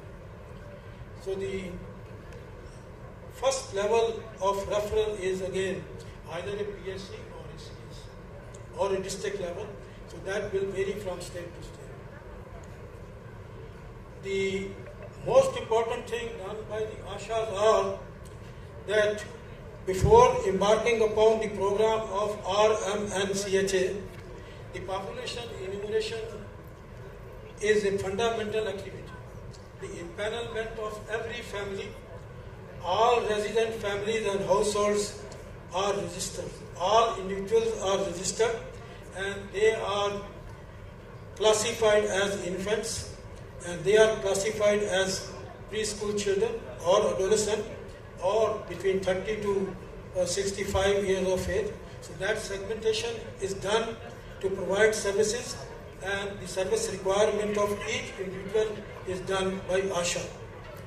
The registration of resident families is a primary activity and this is updated by regular home visits or regular enumeration of events like marriages, migration or new eligible couples or new children, new birth, and regularly she ensured the updation of the enumeration list. The community-based assessment checklist is a new addition and she does it wonderfully. A scoring system which is an epidemiological sound approach for screening of cancer, breast cancer, cervix and oral cancer apart from non-communicable diseases. Now, revised public health standards have come up and if you recall correctly, we had no public health standards for sub-center, PSC or CSC before 2006. Only journey of Indian public health standards started in year 2006, and it was revised again in 2012, and it again revised in 2022 because of certain newer developments. The national health policy has come up, the comprehensive primary health care has come up. So in view of these developments and the 7 important shifts in national health policy, the standards were revised. Those standards are benchmark. These benchmark must be achieved, and they now prescribe what manpower is required at health and wellness center, what essential medicines are required to deliver essential services and to aspire desirable services, and what infrastructure or the space. So these are beautiful infrastructure has come up. I see it developed. So all kinds of information and national health programs are depicted or displayed in these centers. And the team has started working. So their experience is 5-year-old, but I am satisfied the way it is progressing. So it has to be built up and it has to be supported wholeheartedly, not to be seen as a low degree kind of a thing. And performance gap of analysis and their root causes are to be determined so that the Indian public health standard is effective.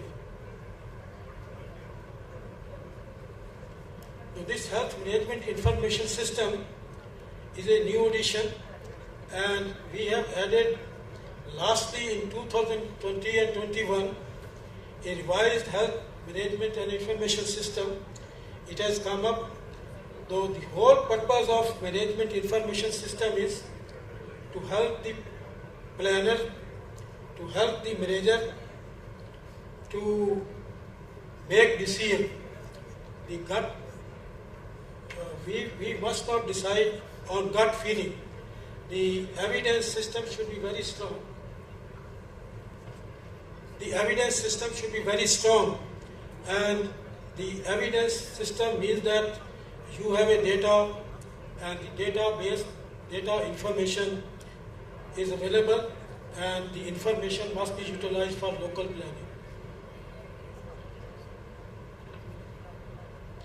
So this is again an important issue, that integrated reported RCH register version 2.0. This is a heavy register and bulky one, but to my mind it is a ready reckoner for RM and CH. Why ready reckoner? Because all 18 to 20 program related to RM and CHA are visibly there for data collection. So this register is a very heavy. So data is being collected by ANMs, the Anganwadi worker, Ashas. They are helping or supporting this. It has many sections. Section A is responsible for tracking eligible couples. So this is a cohort of eligible couples. They are being followed for lifelong, beyond even reproductive age, so 15 to 49 years. So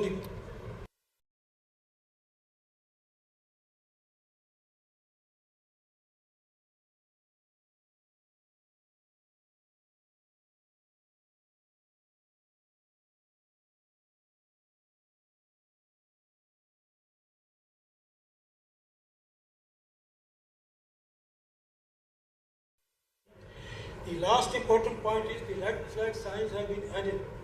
The red flag signs mean the development issues are of prime concern. So this register is being used in combination with these red flag signs, so that the early detection and district early intervention center is there to help these kind of effects. Now, new mother and child protection card. So it is this card is a home-based record. It is available with every family, every mother, and this is a durable record of all events which occur during the course of first 3 years of life of a child. And the mother, so it's the biggest tool It's a most important tool for educating. It is a built-in system of pictorial education. The mother learns through pictures, and the other family members or caregiver can also learn from this. So all programs listed over here, these can be learned only on this durable card, which depicts all RM and CHA programs.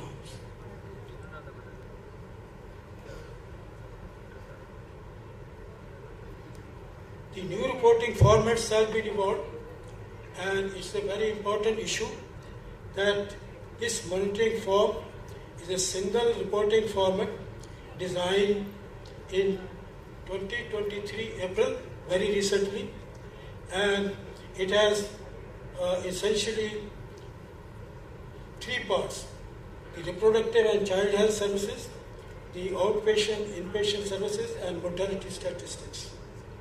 The important message through this slide is that the reporting format, it traces a continuum of services from pregnancy onward till adolescent age. So this monitoring form has many features built in which were not there earlier on. So this can be used as a learning resource material or training material apart from monitoring, and you can discover the performance of worker and service gap in the performance through this kind of approach. This is a very important issue, that what goes into the program and what comes out ultimately out of the program. So it has to be in the form of 5 elements: that what inputs have been invested, what activities or inputs have been created into activities or processed into activities, and if activities are performed, we expect services, and if the services are delivered, they may change the knowledge, attitude and practices or behavior and coverage part, and ultimately this results into improved status. And I have cited one example. So this can be applied to all services, all 14 services being delivered under RM and CHA approach can be specified. The target population can be specified, the target groups can be specified, and the activities can be specified, and what is expected out of these activities, ultimately outcomes are there. So some of these strategies, you are already aware that we introduced a 3rd dose of IPVA in January 23. The measles rubella elimination is a new thing, that it has to be eliminated by 2023. So many activities are underway, and the robust surveillance system has changed. This has changed from a outbreak surveillance, shifted to case-based surveillance, and ultimately fever rash surveillance. The fever rash surveillance is most sensitive. It captures earliest outbreak of measles. So measles is a tracer indicator, and measles disease is first to appear in low immunity area. So that's why we are depending on the measles coverage, and the 0 dose concept has been developed. So India is the largest or the world largest area with 0 dose children, 2.5 million reduced to 1.6 million in 2024. So HPV vaccination has already been done, and most unfortunate part is that the screening program for cervical cancer, the data says only 1.9% of the women, they are screened. That's a very low as far as the investment is concerned. The breast examination, 0.9% only. So that is shocking that screening programs are woefully low in country like India. So the screening programs have to be picked up, the visual inspection with acetic acid and cervical examination. So I find that the lady doctors and the health workers female, they are not doing any first curriculum examination. So that is the most important issue, and the sub-center or PSC level must initiate. The other issues are that the Punjab has been, it has done well, but only shocking thing about Punjab is that the anemia in pregnancy is 81%. This is a report of Health Management Information System. 81% of pregnant women in Punjab are anemic. The fertility rates are low. Again, the dubious data of Punjab is that the sex ratio, 0 to 6 year old juvenile sex ratio, 846 is very bad as compared to the national level of 914. So the death rate of Punjab, again, 7.2. It means the Punjab is able to reduce the death rates in neonates, infant mortality, maternal mortality. The Punjab is capital of obesity, the heaviest state in the country. All men are heavy, all women are heavy, and obesity, and Punjab is capital of heart strokes and heart diseases. That's why the 7.2 crude death rate is very high. So it reflects, in my way of analysis, that deaths are occurring mostly in older people. The reduction has occurred, but so this has to be tackled. The other indicators are okay, fine. Now the message is that the competency-based medical education in community medicine has been started. Revised again recently in 2024. The family adoption program has been also revised. Now, the job has been entrusted to Department of Community Medicine. So I have visited many medical colleges in the country. I have seen that multiple logbooks are being used. The whole curriculum has to be translated into 136 competencies, which is a very slow process. It has not been done by many medical colleges. The old system of teaching, training and research continues, and the old system has not been transformed into competencies. And the competency logbook has, multiple logbooks are in use. The activities in the logbooks are totally missing.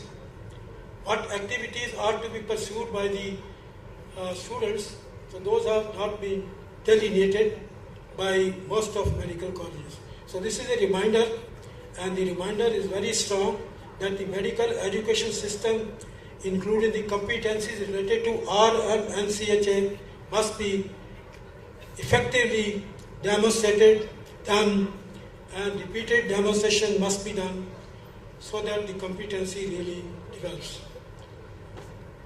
So these are the area of challenges: the low utilization of government facilities and dominance of private sector, the urban slums and migrants, the high rising building in urban areas is a challenging situation, the allocation of population to workers is a very important issue which is not done very well. It needs to be improved. So this child sex ratio I have talked about, the non-functional FRU, 80% of the specialists are not there. The improving global hunger index and gender inequality index in India, the global hunger index is 105. Out of 174 countries, India is ranked at 105, which is a bad show. And same is true about gender inequality index. So these are 105.437. So these are three important messages out of the total summary. The first message is become part of the health system. The healthcare delivery system, you must become part of it, and only then you will be able to capture the developments of RM and CHA. The system approach which I have described is very important to person sitting or chairman person sitting over the desk for planning purposes, for implementation, for monitoring and for review. So medical faculty and professors particularly, they must become aware of this thing and they become part of it. They make competency-based RMCHA learning lively and keep on learning and pursue research on gaps in the RMCHA. So I am grateful again to Adesh Institute and University for giving me this opportunity to share some of the live experience which I have over the years. Thank you.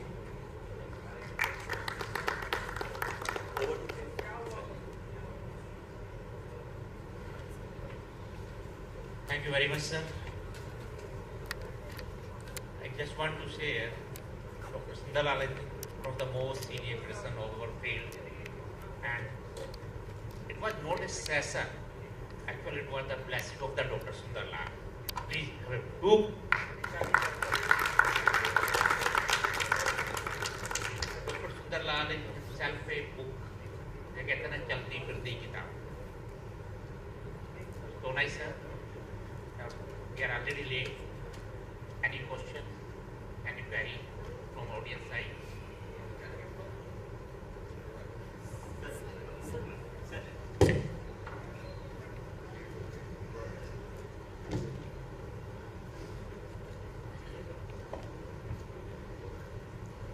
Sir, it is a nice presentations and awakened us to think on certain things.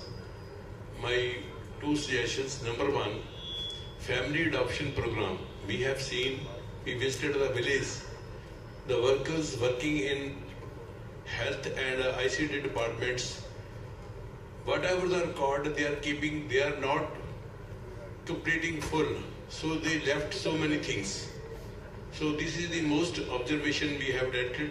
Second, the gap is there because we are also working in same village. They are also working, but we are not sharing the data. So let us make some such a method. So we should work in a team. We contribute each other to complete the data. So this is a family adoption program under we are working some village, we are adopted the village. From that village, the multi-purpose workers, ASHA workers and the community health workers, let us we work together for the whole population. This is my suggestion, sir.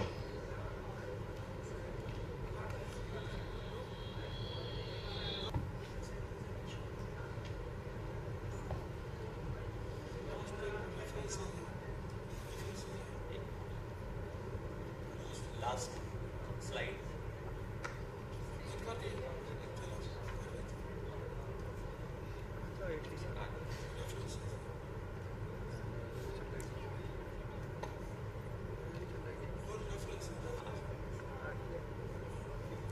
See, you have asked a very valid question and you will find the answer in this, particularly this one.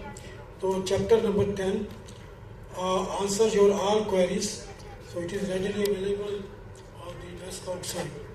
So I agree with you, your observation, no doubt about it.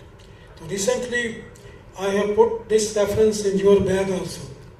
Probably it is there, I believe, but I don't know, I have not seen it. Thank you. Dr. Marji, it is better to develop the manual on the family adaptation program at the institutional level. We developed a manual for the practical, for the family adaptation program. Okay. Any more questions? Sir?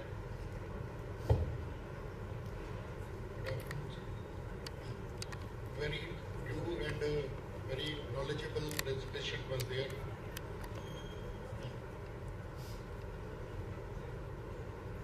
I just want to add one thing, being civil surgeon, that we are facing much problems. Like rightly you have said, migrant labor and shortage of doctors. So we made, it is my humble suggestion, that we may develop certain programs like to make the people aware. Actually, we are burdening our health infrastructure. And people are not coming outside. So there is a gap. So that gap should be taken care of. That is my point. Thank you. Thank you, sir, for a very enlightening presentation. What was lovely of and the Dr. David was also saying something regarding that the teaching experience now has changed and there is much for students to learn which the competency-based medical education is not taught. Like the very same topic. Whatever is given in the textbooks, various textbooks, the information is not that much relevant or to the point they should know, the student. And I believe IMC never took into account any company medicine personal viewpoints on while making the curriculum. So maybe we as a body can make suggestions regarding curriculum. Cover the topic, the various topics which require a particular, like the same topic. I think you were mentioning stunting or something else. There are still around 53% of children under 5 years who are stunted. So it's good that the rates of because of this, since the opening of the first child and wellness center in Chhattisgarh, I believe it was in 2018, the rates have come down. The NMR, NMR and IMR also. But still a lot needs to be done on the front of covering the topic in a bit of detail. So it is my humble suggestion to our body or to raise up this issue at a common forum. Thank you so much. Thank you, Ajay. Now, I would like a chairpersons, Dr. Sanjay Gupta, Dr. Avneet Singh and Dr. Ramandeep Singla to hand over the memento to Dr. Brigadier Sundarlal.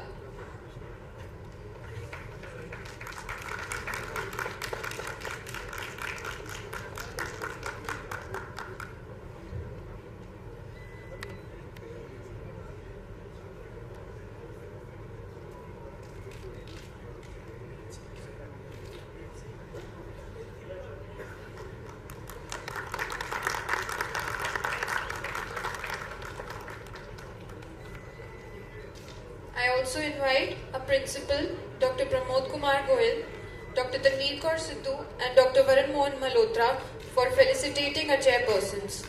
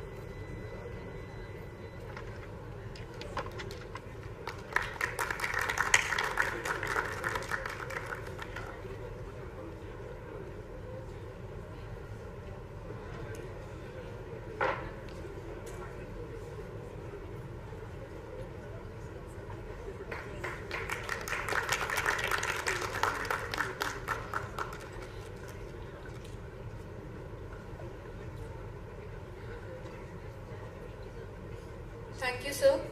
Thank you, sir. Thank you, ma'am. We are now beginning the parallel scientific sessions of the conference. a segment dedicated to fostering focused discussions and showcasing a diverse area of insightful research. In this session, we will have a panel discussion by esteemed experts set to take place in the main hall of the auditorium, the oral paper presentation which will be conducted in the anatomy LT, poster presentations prepared by both PG students and UG students which will be displayed on the first floor of the auditorium. Lastly, a special highlight, our undergraduate students have prepared infographics on public health topics. These will be displayed in the Department of Community Medicine on the second floor of the Medical College. We encourage everyone to take part in these sessions.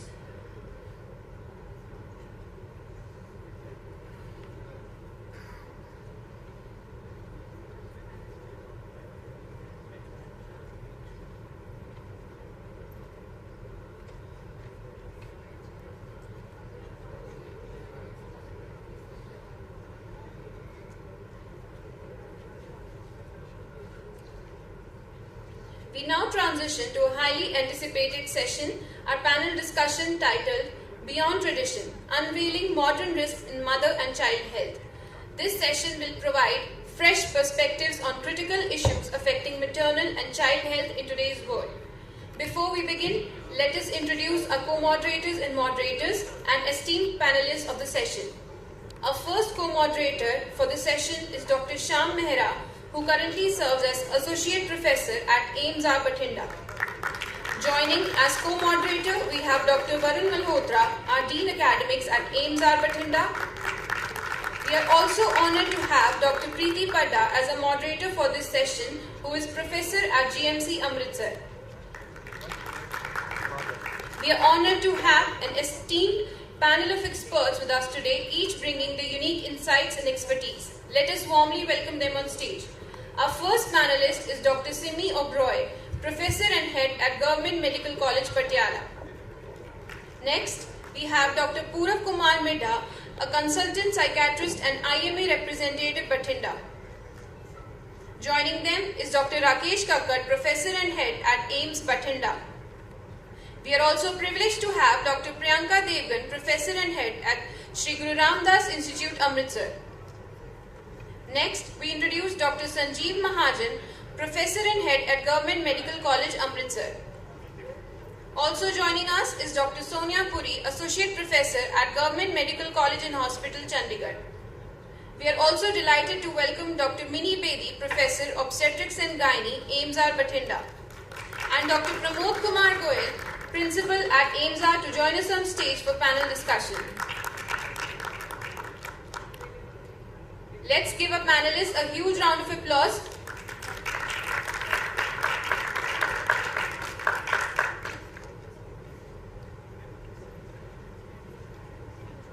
With everyone on stage, let's get ready for an enlightening discussion. Over to you, Preeti ma'am.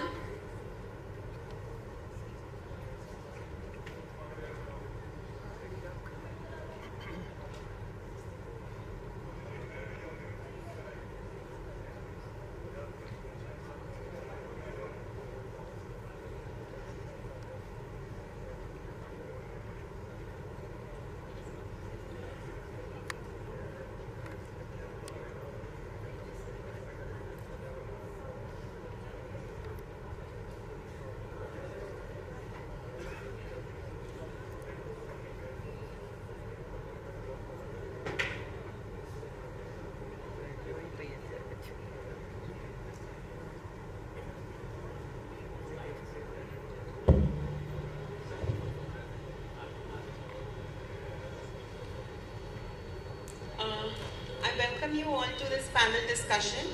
And before we start with the formal panel discussion, I'll be briefly introducing our panelists. So the first panelist on board with us is in Department of Community Medicine at GMC Patiala, and her main areas of interest have been epidemiology, public health, and she has a vast experience of over 25 years. More than 50 publications in various national and international journals, and she has mentored numerous research projects with intramural and extramural research, grants, and has been also involved in various multinational surveys. The second panelist we have is Dr. Purav K. Midha. He is in D-Election Hospital, Bathinda. He is a graduate from SP Medical College, Bikaner from Rajasthan, and done his PG from SMS Jaipur. He is a private consultant and his academic interests bring him here. And he is fond of public speaking, has popular amongst the listeners of Bathinda for public awareness programs on mental health. His areas of interest include geriatric mental health, psychodynamic psychotherapy, and bipolar disorders.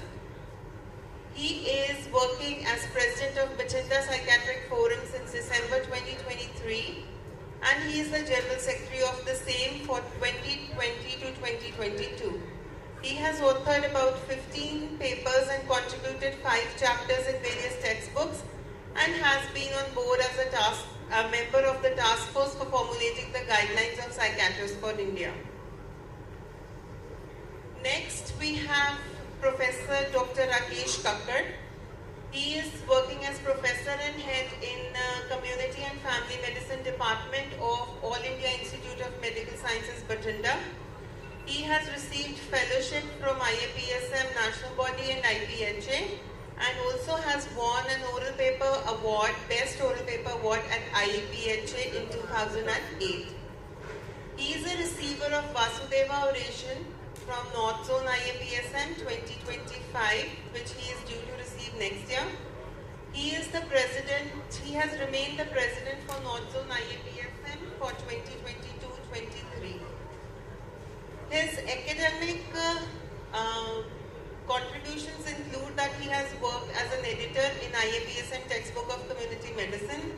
He is the chairman of State Task Force of RNTCP, now NTEP, Uttarakhand, medical superintendent of AIMS, Mangalagiri, editor of IAPSM Textbook, the latest edition, and editor of IJCM from 2016 to 2020. He has over 87 publications and still more to come. Then we have Dr. Priyanka. She is the HOD of Department of Community Medicine, Guru Ramdas Institute of Medical Sciences. That happens to be my alma mater. And she has done her graduation and post-graduation both from GMC Amritsar, and has received the postgraduate diploma in health management from IGNOU. She has over 18 years of teaching experience and more than 50 publications in various national and international journals, organized various conferences at state as well as national level, and has worked as a resource faculty, and has conducted trainings and workshops for the funded and the non-funded programs launched by the government at various times, and she has guided many postgraduates and PhD scholars in her research. Then we come to Dr. Sonia Puri. She is working currently as an associate professor in Department of Community Medicine at GMCH 32, Chandigarh, and she has over 19 years of experience and has completed her graduation as well as post-graduation from GMC Patiala, fellow in International Medical Sciences Academy and Indian Council of Nutrition.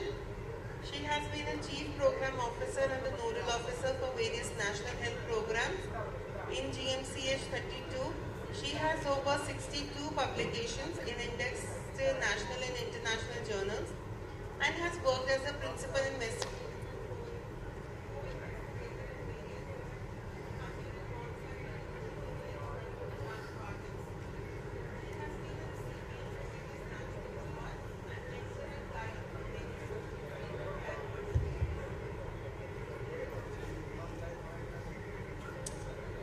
Dr. Minni Bedi. She is Professor of Department of Obs and Gynae in AIMS, Bathinda. She has a special interest in high-risk pregnancy, fetal medicine, and minimal invasive surgeries.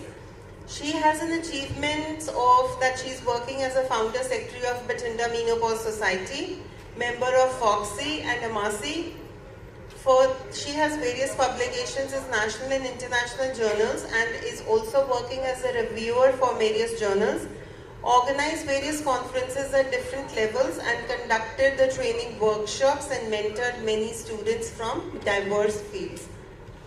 We welcome,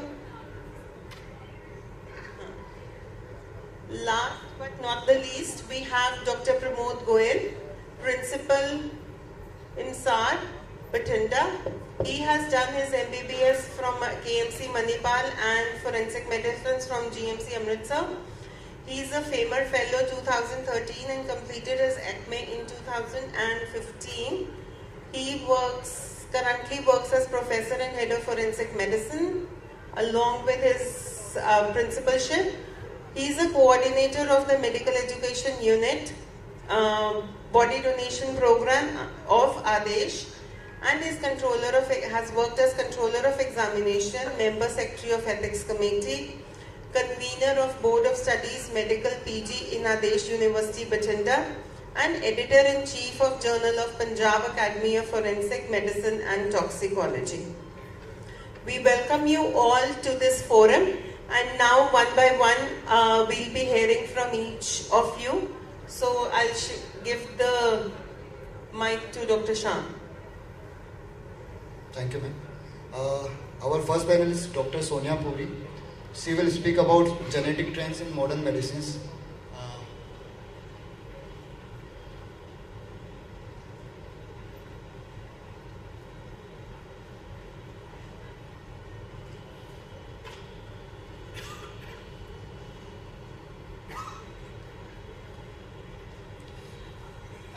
Good afternoon, everybody. I'm really thankful to the organizers for giving me this opportunity to be here in this 17th IAPSMCON Punjab Chapter Conference. The topic so assigned to me today is somewhat difficult. I mean, some difficult, or you can say something unique. That is the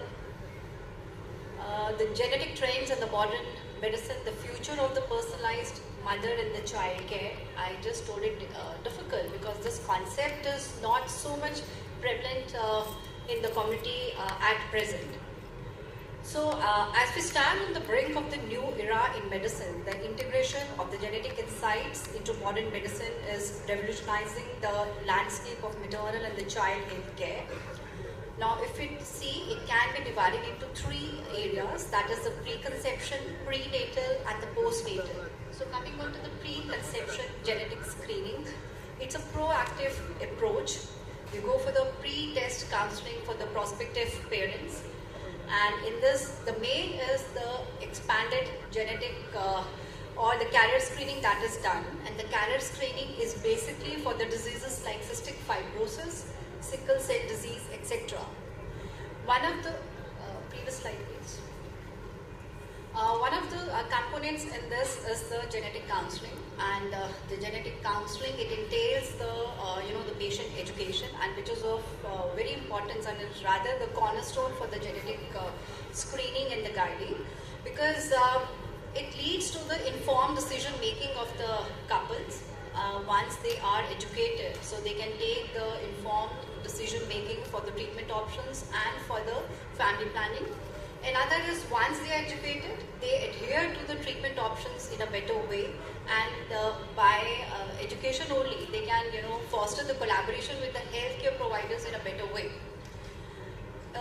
The patient education or the counseling also helps in coping with the stress they usually have or the anxiety they usually have before undergoing any of the the genetic testing. And the carrier screening, it is usually done in the preconception, or it can also be done in the prenatal area. The next slide. Now coming to the prenatal genetic testing. Now it's a valuable tool for the expectant parents, providing insights into the genetic health of their unborn child. By analyzing the fetal DNA, these tests can identify a range of the chromosomal abnormalities like Down syndrome, Edward syndrome, and Biddle syndrome. So it is the trisomy 21, then it is 11 and 18. Sorry, 18 and 9. So the prenatal genetic testing, it involves the non-invasive, the prenatal testing that is usually done at 10 to 13 weeks of gestational time, and it is more accurate and it gives a more, the faster results.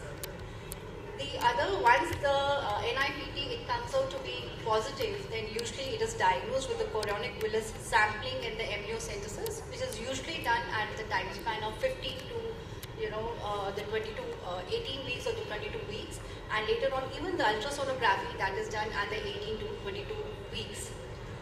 So in non-invasive prenatal testing, the sample is taken from the mother's blood, and then we look for any of the increase in the various markers like alpha fetoprotein and we see that if they are raised, so then the mother is more susceptible for the Down syndrome and for the other aneuploidies or the trisomies. And moreover that, the ultrasound that is also done, so that is the nuchal translucency test, so that can tell you that if the width is more at the fetus, the spine, then we can say that, he is more likely to be suffering of the Down syndrome or some defect in the abdomen, liver, heart, etc. Next slide. Okay, so another thing is that is the postnatal checkup. So that is done in the newborn child, and the blood is taken from the heel of the newborn child, and we look for the diseases like phenylketonuria, etc., or the hypothyroidism. Now, coming on to the personalized medicine in the maternal health. So it is basically tailored to the we go for the the genetic makeup of the fetus and the mother, and we see that what if there are certain chances, then the tailored prenatal care that is told to them. Risk assessment for conditions like gestational diabetes or pre-eclampsia, genetic counseling for the expecting mothers, and implications for managing hereditary conditions. Now, what can be the impact on the child health? It can be that there can be the early detection of the genetic disorders, pharmacogenomics, that is by studying the gene pattern, we can see that to which medicines they will be more responding, and then personalized vaccination and the treatment plans, and the long-term health monitoring using the genetic information. Next slide. So the conclusion is that the integration of the genetic trends into the maternal and the child healthcare is not just a possibility, but it's becoming a reality now, and it must be incorporated in the primary healthcare. The genetic trends in the modern medicine are setting the stage for a future where the personalized mother and the child care becomes the norm, leading to healthier pregnancies and the improved outcomes, and of course the decreased healthcare costs in this. So the future directions is the integration of the AI and the machine learning. By the integration of the AI and the machine learning, as we know that this is a digital era, and everything is coming up. The AI is coming in almost all the fields. So it can lead to the development of the more predictive algorithms, and hence the more accurate prediction of any of the genetic disorders if that is there or there is a risk. Another is the CRISPR and the gene editing. Now the CRISPR is the the cluster regulator interspaced short palindromic repeats. Now by this we can edit the the areas where there are some change in the protein coding of the DNA, and by this we can just correct many of the genetic disorders. So this is the latest, or this is in the future that will come up in a very big way. Then is integration of the genetic information in the routine healthcare that I have told, and in many of the developed countries it is already there, and the development of the personalized treatment plans. Next. So I think with this I finish my talk. Thank you. Thank you, Dr. Sonia. It was a quite informative session. Nowadays, in the era of assisted reproductive technology coming up, and we've seen across now in all the private setups, we see fetal medicine units getting up.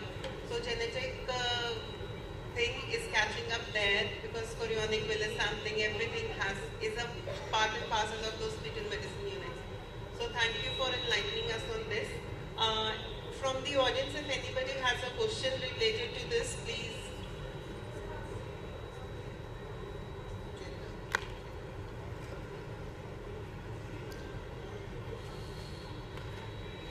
Thank you, ma'am. Okay, thank you.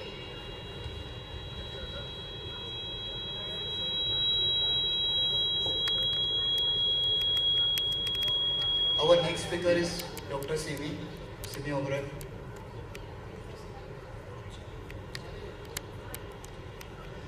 She is going to speak about the balancing act, navigating the challenge and celebrating the triumph of working mothers.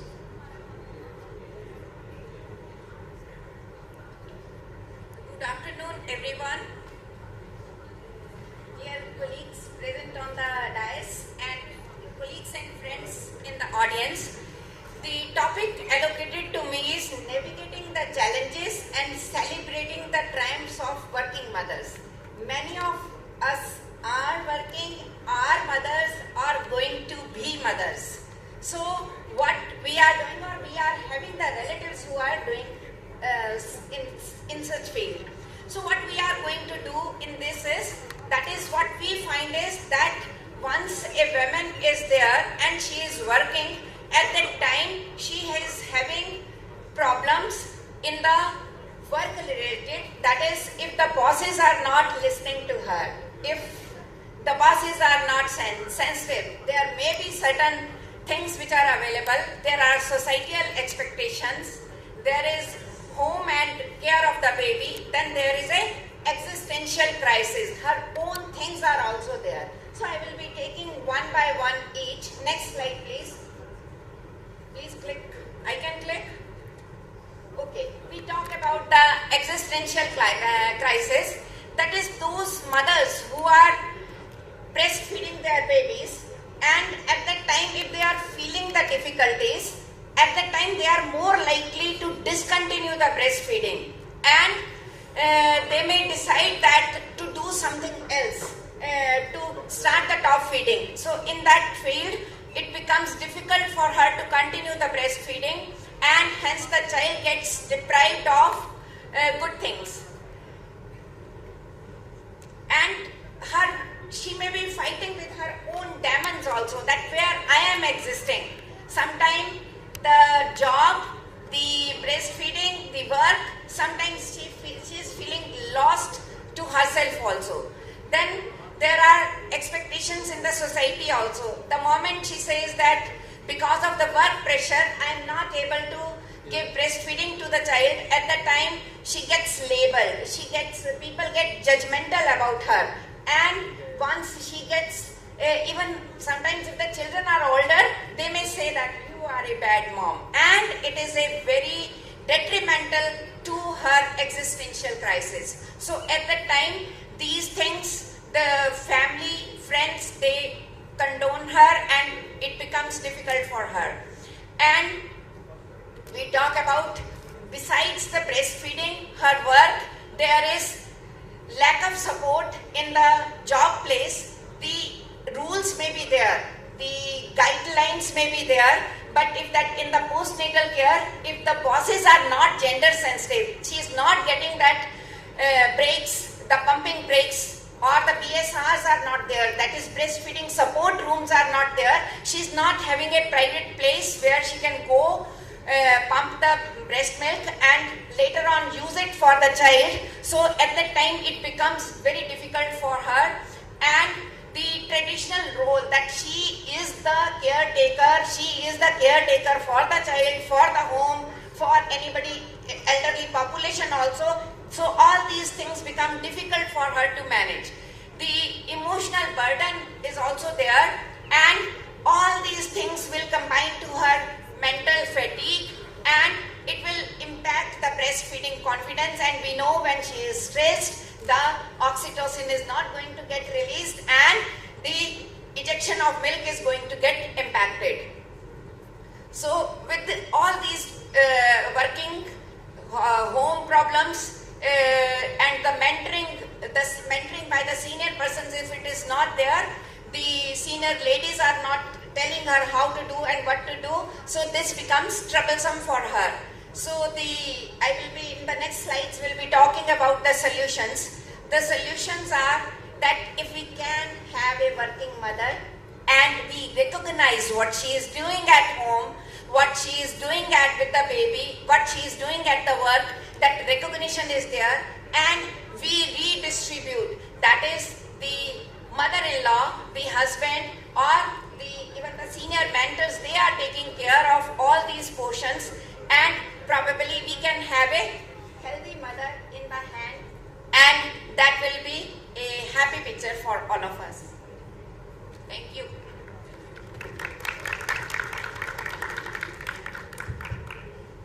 Thank you, ma'am. Dr. Simi Oberoi has very nicely explained the challenges and also given the solutions to also what we as a society can do at our places and at home, so that this our aim of promoting breastfeeding is sustained. I request any audiences, if they want to ask any question, please come forward. Thank you. Thank you, ma'am.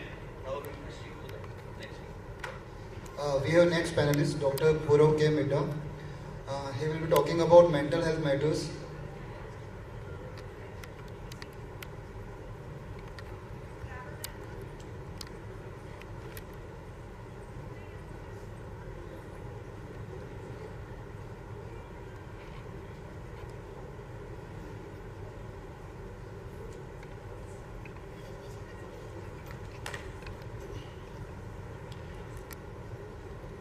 At the outset, I would like to thank organizers of 17 IAPSMCON and the Adesh University for inviting this panel discussion and giving me all the big shots of the medical faculty. I thank especially Dr. Simi Oberoi. She has set the stage for me, and I have to just carry forward from that. Mental health matters, understanding and supporting modern mother's mindset. Before I start, I have certain assumptions, terms, and some declarations. There will be certain terms like male, female, men, women. They are not interchangeable. I'll explain them as and when it's required. When I'm using the word you, most of the time I'm referring to women. When I'm using the word me or us, I'm referring to the men, unless and until otherwise specified. My presentation is purely based on the research, academics, and teachings.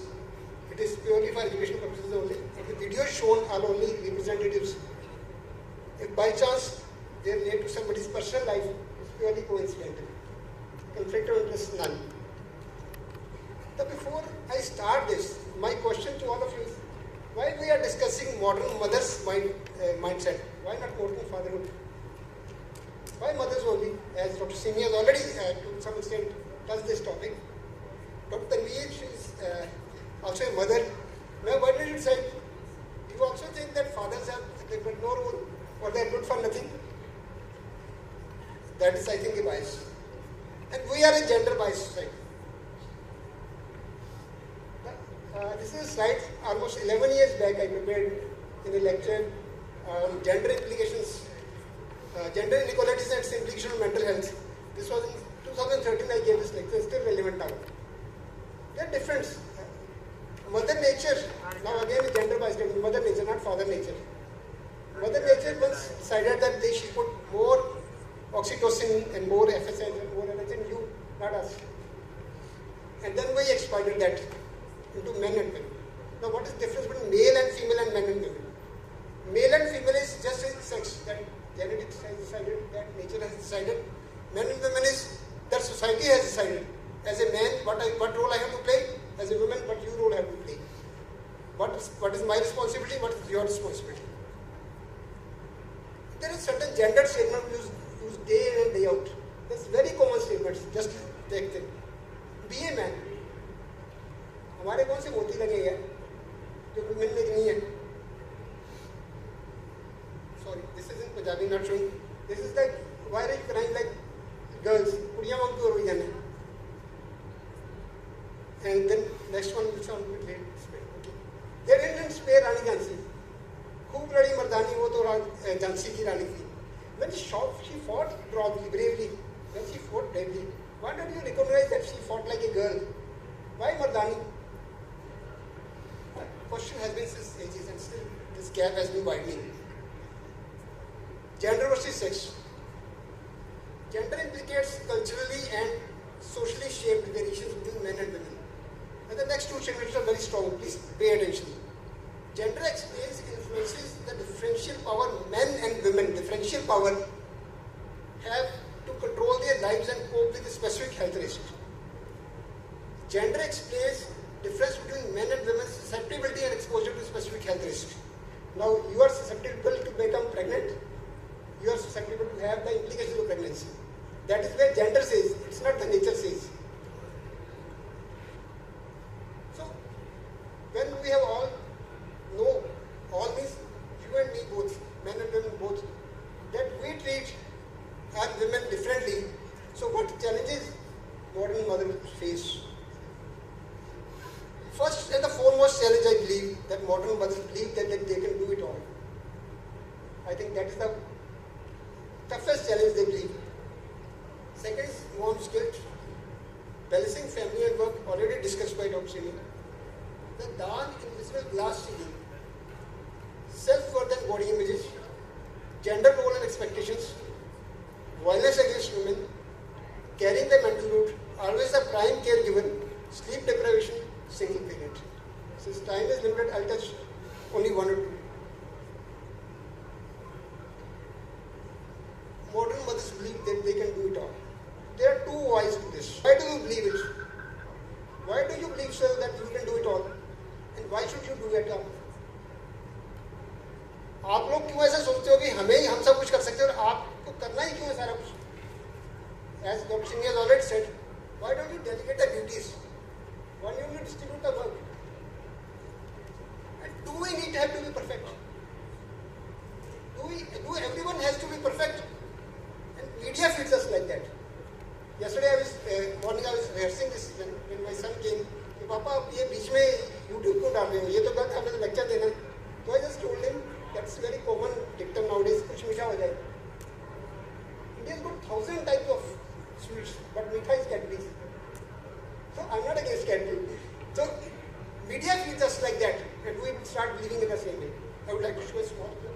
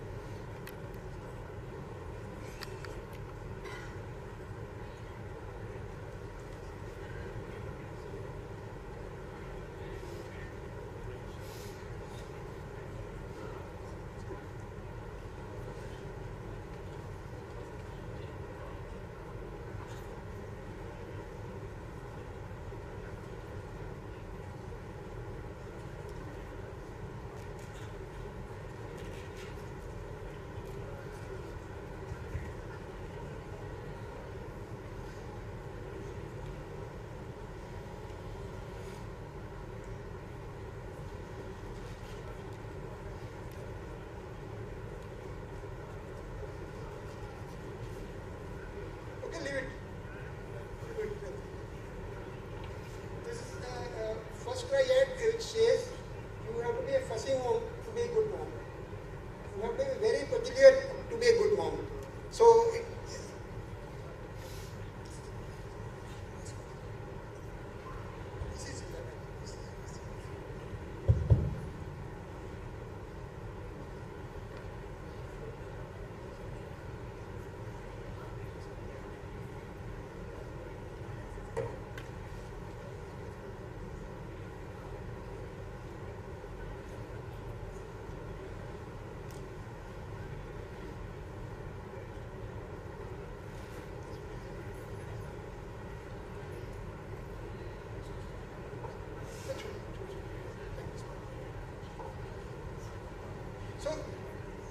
media makes us believe that we have to be a fussy mom to be a good mom. So, coming next, mom's guilt. Modern mother is already overwhelmed with the guilt before she is even pregnant. तुम ये मत खाओ, तुम वो मत खाओ, तुम ऐसे मत बैठो, तुम ये मत पहनो. And once you are pregnant, the whole world is on your advice. And the irony is, the various advices you get, the various advices you receive, they are least concerned about your health. It's all about the kid which is yet to be born. And the game changer, when the kid comes,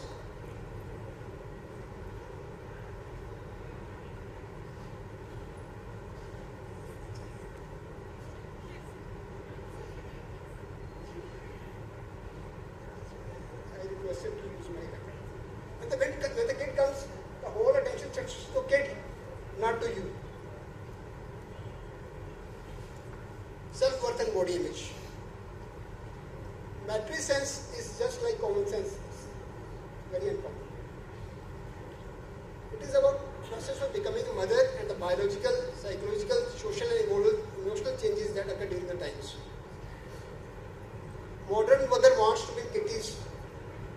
They are influenced by Kareena Kapoor, Katrina Kaif and Alia Bhatt. But deep embedded in their psychology is still Nirupa Rai. So you want a zero figure, but in emotions of Nirupa Rai, mere Karun Arjun aayenge. Last, the dark invisible ceiling, glass ceiling that most of the working women, especially corporate sector, they must have felt. Working females face a number of challenges and discriminations. It may be subtle and difficult to detect, yet it's there in the most of their organizations. Less salary than the male counterparts, less assured promotion. So I think I've set the ball rolling for the challenges faced by the modern mother. How to find a solution to them, we'll discuss in question and answer sessions. Beyond thank you, this picture has been taken by me. This, since it's very small, it's father and baby room. It is from a country where females are always covered with hijab. When they have started thinking about father and baby rooms, why can't we? Thank you so much, ladies and gentlemen, for patient listening. Thank you so much for giving so much insight in that most neglected part, like mental health. And postnatal depression is one of the most neglected.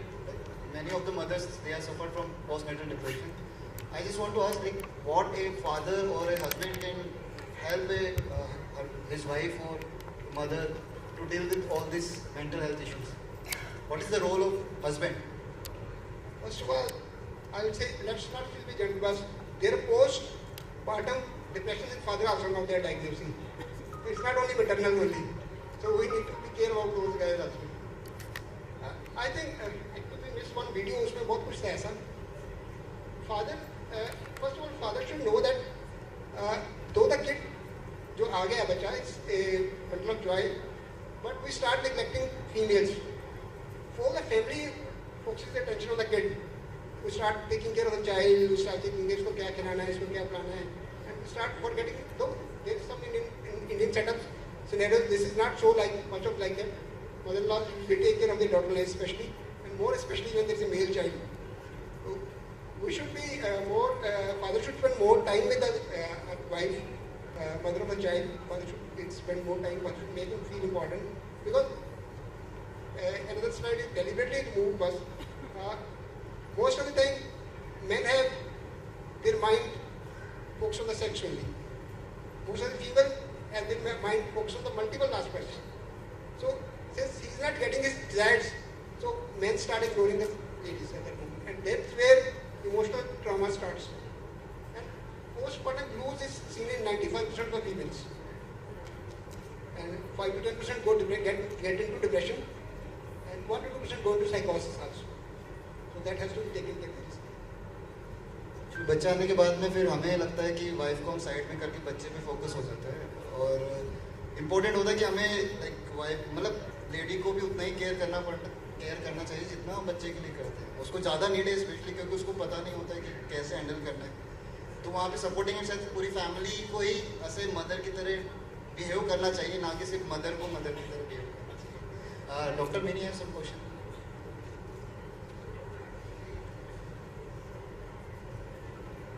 Sir, I just wanted to add, it is very easy to say कि father को depression होता है या जो भी होता है whatever, ठीक है, maybe they also go through the same phase.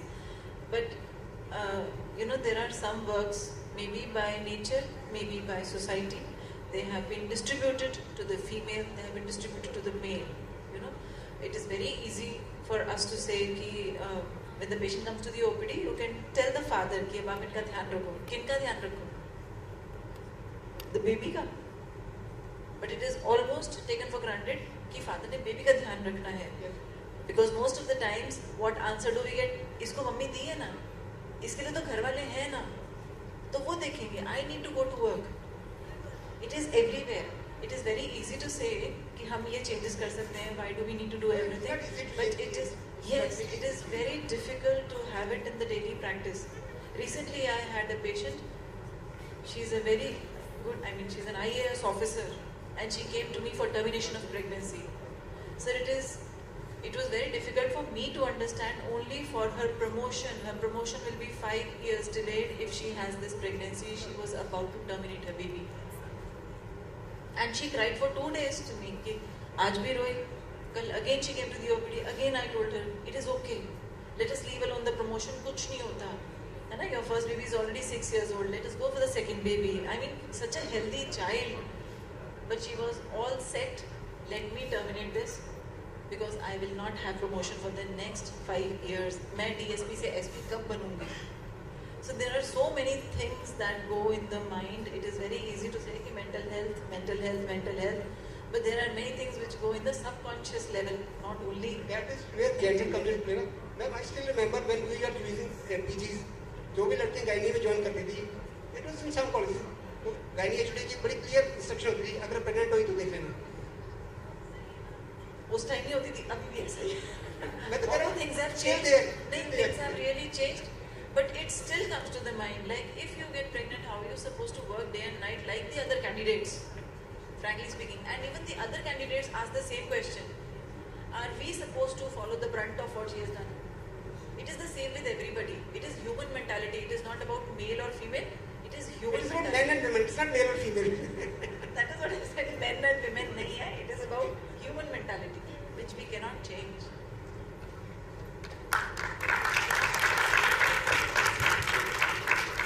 Thank you so much.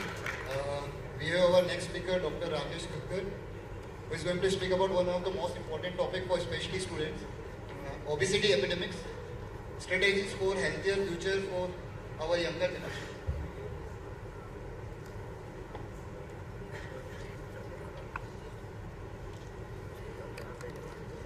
Good afternoon to all.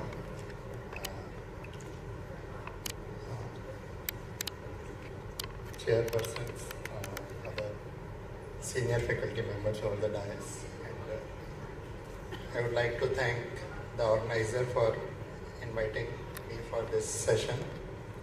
So, before starting, I would like to know from the audience, how many of you know about your BMI? Body mass index कितने लोगों को पता है?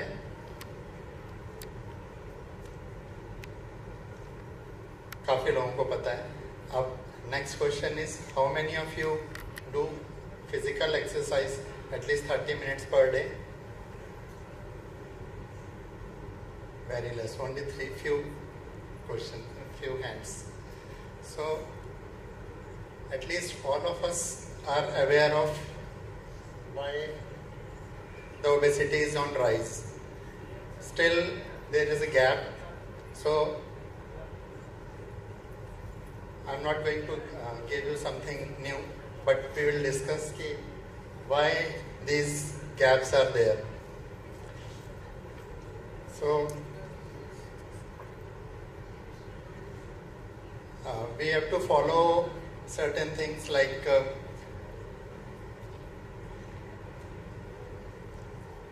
there's nowadays sugary drinks or energy dense foods are easily available, and due to paucity of time or to please our children, we usually take them to McDonald's or somewhere, and usually we inculcate these habits कि अभी कोई फर्क नहीं पड़ता, अभी खाने पीने की उम्र है, खाओ कोई, तो we never follow the life course approach, and over the years,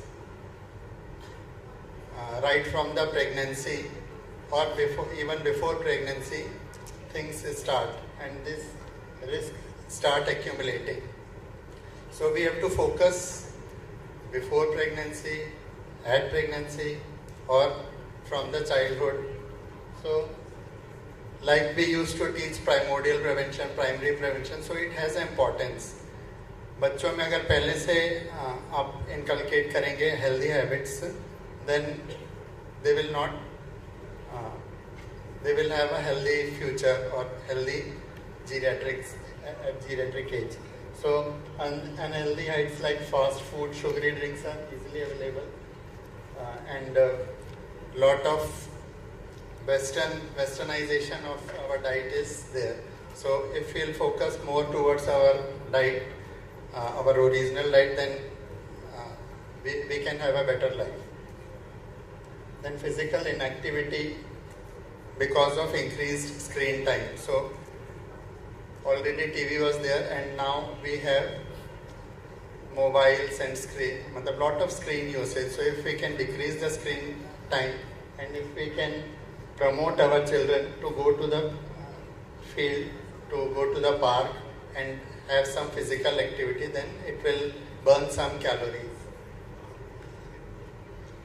Then we know by these unhealthy habits, even if we'll take 20 calories per day, so we can have around 1 kg weight by the end of the year. But if you will have 1000 calorie per day, means more than your requirement, then the weight gain will be around 5 kg. So this, every time this will increase. So in NFHS 2, NFHS 3, NFHS 4, 5, you will see that the burden is increasing more in urban area and less in rural area. So urban areas में 4 and 5 में करीब 4.2% gain हुआ है, and in rural area 3.2. So our children are getting obese. और contrary slides हमने देखी थी कि our hunger index is also more. So we have an imbalance. एक तरफ hunger भी बढ़ रही है और दूसरी तरफ we are moving towards the obesity, and obesity consequences everyone of know that type 2 diabetes, cardiovascular disease, joint problems. Males में central obesity is very dangerous for our heart. Female में pear-shaped body, it's very harmful for joints. So everything is known. And other mental health problems like low self-esteem, depression, long-term increased risk of adult obesity and related complications. So what role schools can play, what role our parents can play at family level? So we have to be aware of 1000 days, first 1000 days that are very important. At first initial 1000 days में अगर हम malnutrition देंगे, then again there are chances of future obesity. Yeah, if our infants or under 5s are already overweight, then again there are chances of these complications like NCDs. So first 1000 days are very crucial. We have to keep the nutrition adequate. That is also important. So we have to decrease the screen time, and we have to increase the physical activity. We have to focus more on the maternal nutrition and breastfeeding, importance of breastfeeding. We have to follow strictly. Then school में eat right campus का concept है. Eat right campus recently we have done one survey about the Eat Right campus, and we have seen there are gaps everywhere. Everyone wants to have healthy lifestyle, but अगर बच्चों से पूछो student से, so they are telling that healthy foods are not available in canteen. Canteen से पूछो कि वो बच्चे जंक फूड ही पसंद करते हैं इसलिए वो रखते हैं. प्रिंसिपल से जाके पूछा तो बोले कि मतलब ये इम्प्लीमेंटेशन कराना बहुत मुश्किल है. तो everyone is aware of the risk involved, but gap is everywhere. So health administration can take a strict action, and if we can increase the cost of sugary drink or energy dense food, and we can give that additional cost to the food which is healthy, then people are encouraged to have the healthier food options at the canteen. Or even if the schools are motivated, they can take certain more steps, like they can convince parents and they can provide the food at the, I know many schools are there which are practicing this thing, they are providing food from the school. So healthier food option can be provided, and I think anemia, आपने देखा कि 60 to 70% anemia is there. So such type of food can be offered during the school time to minimize the anemia. So schools can play a very important role. Even we, medical college, can play a very important role now. Everyone is talking about the family adoption program. So we have now opportunity, at least in our field practice area, if we can develop a model, so that will be good for others to follow. So we can utilize this opportunity of developing a good model that can be replicated in other places. Certain apps are there. So in Android and in Apple, more than 2,400 apps are there related to obesity or to keep ourselves fit. So if we can even use those apps to keep us fit, like in Apple Watch, we can count our steps. So if we can increase our steps on daily basis to keep ourselves fit, then it's good. Then there are many policy initiatives like Fit India Movement, Poshan Abhiyan, Eat India Campus, Eat Right Camp. FOPL means food labeling. Food labeling concept अगर हमें पता हो, so we can choose food as per our requirement. We have done another survey related to food labeling, and we have seen that even our medical student, they do not see the food label, they buy it directly. So despite of so much awareness, still we are not following those things. So still ministry is trying to implement this like like traffic light, that is red signal, green and yellow, to inform what is not good. If the content is the food packet is having more of salt or more of cholesterol or more of harmful substances, then it can be marked red, or if it is good food, then it is green. And we can have a control on the media. So like our earlier speakers discussed about the kuch pitha ho jaye, to usually during the festivals we eat more and we gain weight. So we should also have some control over the media. Thank you.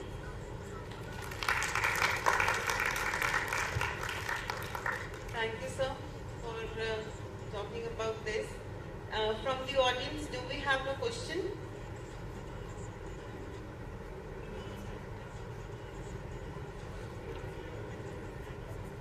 Thank you sir. मुझे लगता है sir जो fast food होता है जो pizza वो ज़्यादा attractive लगते हैं, like appearance is more important than taste. Healthier foods appearance में इतना ख़राब होता है, और जो ख़राब फूड है वो इतना अच्छा दिखता है कि उसका मतलब मैंने अपने बच्चे के सामने एक रोटी रखी, उसने कभी टेस्ट नहीं करा पिज़्ज़ा और रोटी, बट उसको पिज़्ज़ा हाँ वो पता नहीं टेस्ट क्या, लेकिन वो अट्रैक्ट ज़्यादा कर रहा है। Because of media influence, children are attracted towards that. वो जो एक पिक्चर माइंड में बैठ जाती है कि कलरफुल है, पीयर ग्रुप भी वही खा रहे हैं, पिज़्ज़ा खा रहे हैं, बड़ा टेस्टी है। So even if we take certain efforts to present our Indian foods also in the good way, then but ये जो है कि खाने के बाद जो लगता है कि अगली बार नहीं खाएंगे, मतलब एक बार पिज़्ज़ा खा ले बोले इस बार बस हो गया, आप नहीं खाएंगे ऐसा लगता है, फिर वापस से पता नहीं वापस से मतलब if our fridge is full of such ready to eat food, then उनको भी लगेगा कि ठीक है, it's available and our parents are okay with that. That's right. Thank you so much, sir. We have next panelist, Dr. I think just one comment that awareness and the rules and availability of fast food can be there, and it is all of us know that this causes obesity, this is like this. But I think when action is tailored to the individual and the whole family is supportive and we present it like aap keh do ye roti ko ye Indian pizza hai, and so something like that can be done. When we are all of us are working for our child, probably this will be tackled. Easily prepare भी हो जाता है, उसमें time taken है रोटी बनाना। अगर उसका दिल ही यही कर रहा है तो मुश्किल होता है। Only thing is we just have to first reduce it, then do it, or then there are ego way, etc. Thank you so much.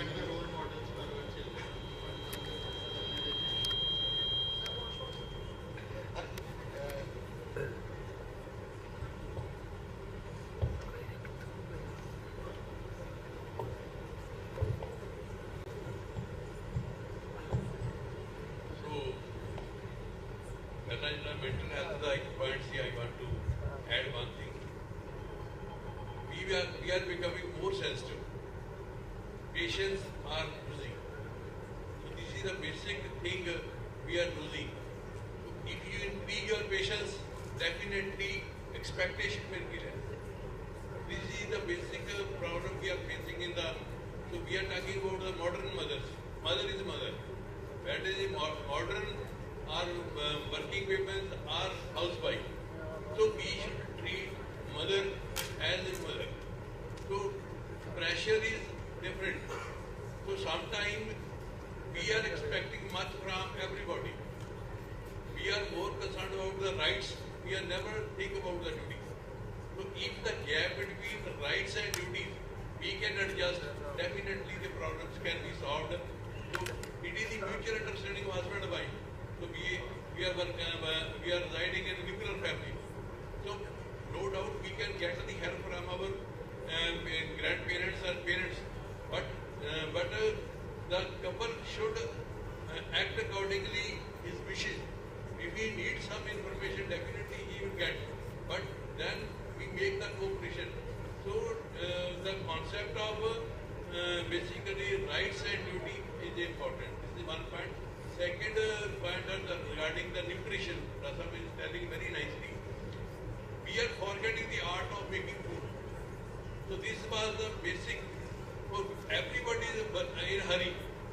Time is same, but we want to take those things which are ready and available, whether the nutrition or somewhere. So definitely, if we know the art of cooking, that gives a lot of positive things. If you know the making something from preparation, definitely you feel happy.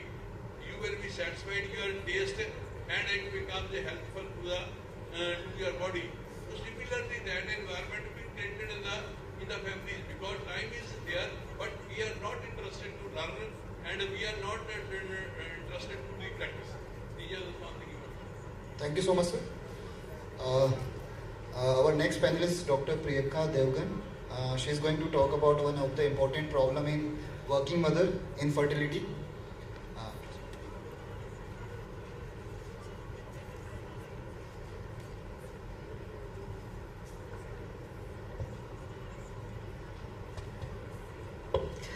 Hi, good afternoon. Thanks to the lovely lady sitting in the first row and the lovely audience for such a patient listening to all the panelists and all the goings on in the morning. So, I shall be speaking on insights into fertility, the breakthroughs and the barriers. So first, I'd like to just speak on the insights into infertility which are available with us. So, infertility in the most basic of terms is involuntary childlessness. So, as the WHO defines it, it is the inability of a couple to carry a pregnancy despite at least 12 months of regular unprotected sexual contact. And this, by the way, is the textbook definition of primary infertility. There's another term floating around, that is secondary infertility, which means that the couple was earlier able to achieve a pregnancy, but now is not able to do so despite their best efforts. And the time period between the achievement of the first pregnancy and the declaration of secondary infertility varies from 1 to 5 years depending upon what organization's handbook you are reading. And since I am from community medicine and I would like to think that the audience sitting is interested in community medicine, it is my moral duty to start with the magnitude of the problem. So if I talk in numbers, then the estimates say that 1 in 6 people globally are living with infertility. In absolute numbers, 48 million women worldwide have ever experienced infertility in their lifetimes. And if we boil it down to the number of couples, almost 186 million couples are living with infertility. So that is the absolute numbers, and we have certain metrics by which we measure the magnitude of infertility. The first metric is known as period infertility, which is the proportion of population which has experienced infertility in a specified time, and that usually is 12 months. And for the world, this figure stands at 12.6%. And the second metric which is used is known as lifetime infertility, wherein the proportion of population which has ever experienced infertility in their lifetimes, and that figure stands at 17.5%. And if I have mugged up a few figures, so I'll speak them out. So the period prevalence of primary infertility stands at 9%, and the lifetime infertility stands at almost 9.6%. And on the other hand, the lifetime prevalence of secondary infertility stands at 4.5%, and the lifetime infertility stands at 6.5%. So that's what the numbers. And as you all know, that WHO has divided the world into 6 regions. So the maximum prevalence, lifetime prevalence of infertility has been posted by the Western Pacific region. And the highest prevalence of period prevalence has been posted by, surprisingly, African region. And the Eastern Mediterranean region, that is the Middle East, has reported the lowest incidence of infertility, both in terms of period infertility and the lifetime infertility. So if you look at the trends of infertility, ever since 1950, infertility is on the rise. And it has been stated somewhere that infertility is increasing at the rate of 0.3% every 5 years. If we talk about the age distribution, there is a contradiction. Some literature says that the infertility is more at the extremes of ages, and some literature says that as the age advances, so does the infertility. But what is actually known is that infertility is actually on the rise. And then we just talk about the sex distribution. Then there is no separate split for how much it afflicts the males or how much it afflicts the females. But females definitely appear to suffer more from infertility. And that too, figures are rising. The rate of rise, surprisingly, is more in males as compared to females. And as far as India is concerned, we have around 18 to 20 million people who are living with infertility. And the figures posted here in India are from 6% to 17%. In India, J&K is posting the highest rate of infertility. That's as far as the figures go and the magnitude goes. Then we have the determinants of infertility. There are multiple ways you can arrange and rearrange determinants. But the most beautiful thing, not that infertility is a beautiful thing, the most beautiful organization of classification I found in a model called Etiological Model of Infertility, given by WHO in 2019. It said that there are factors related to the male tract, the factors related to the female tract, then you have a combined list of factors, and then you have the unexplained factors. And the same document said that you can attribute 35% of the infertility to the female component, almost 8% to the male component, 37% to the combined factors, and 20% to overall the unexplained factors. Or there are other documents which classify or determinants as the physical factors, the psychological factors, the physiological factors, and the lifestyle factors.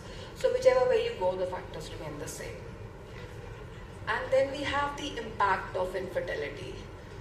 Once we talk of impact, it is just that in most of the cultures of the world, pro-natalistic ideologies are found. That means the birth of a child is always a cause of celebration. And the birth of a child post-union is a cause, is actually a norm, not an exception. So any couple who after matrimony or after union is not able to produce a child is looked upon as being different. So there is a ripple effect. It affects individuals, it affects the families, it affects the communities, and then it goes on to all these societies. So everywhere you look at, you can define the impact in terms of physical health or mental health, wherein the couple suffers from maybe depression, anxiety, low self-esteem, or feeling of being ostracized, or multiple reasons, multiple ways a person can feel bad. Then impact can be financial, in the sense that I read it in a document that this is a rule of thumb that in a country, whichever country a person, an infertile couple is living in, the cost of one infertility treatment is the same as the annual income of the family of 4 of the lowest quintile. So that's a pretty steep expenditure, and that largely comes from the pocket of the couple who's suffering from infertility. So, I mean, howsoever many dimensions of health you have, all of them are impacted because of infertility.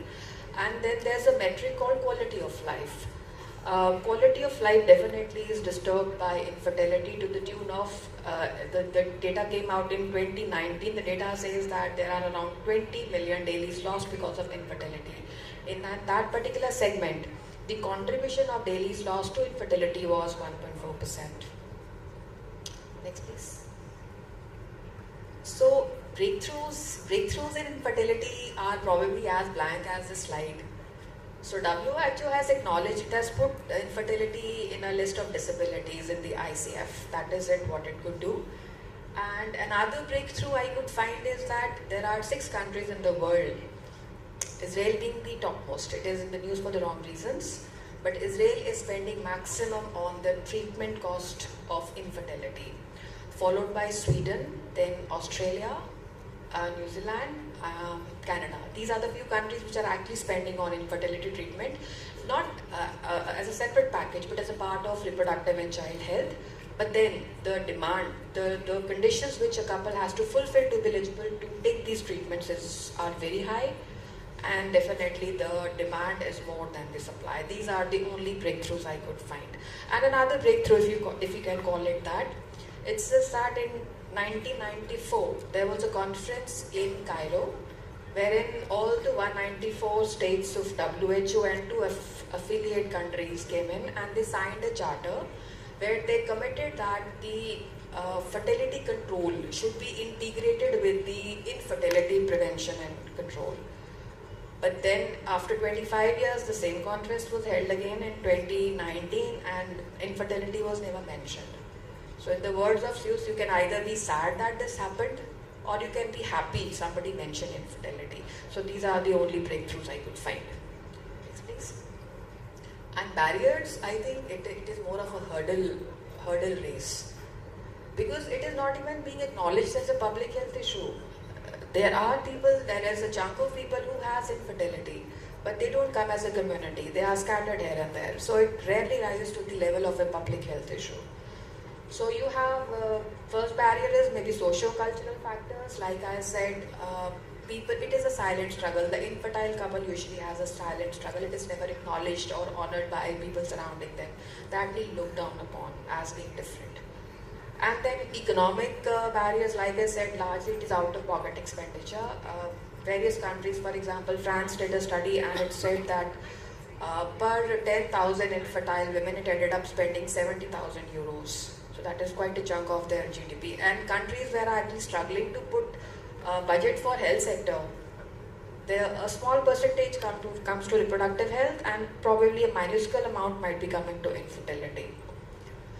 Then we have the healthcare system. Most of the countries don't have healthcare systems which are attuned to or they are fit to treat infertility. I mean, things are largely lacking in terms of money, manpower and everything.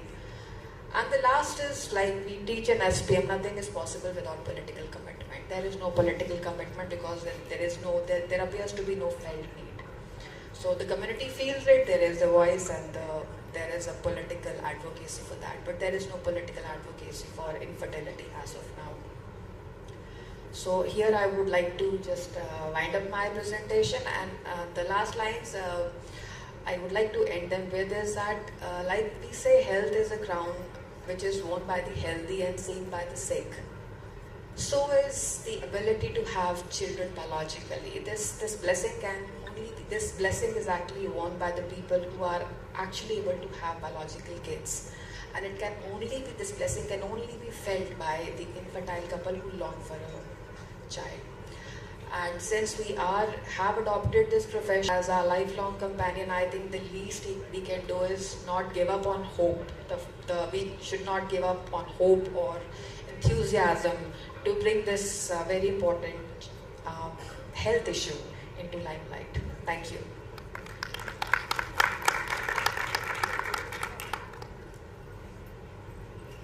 Thank you, Dr. Priyanka, for throwing a light on infertility.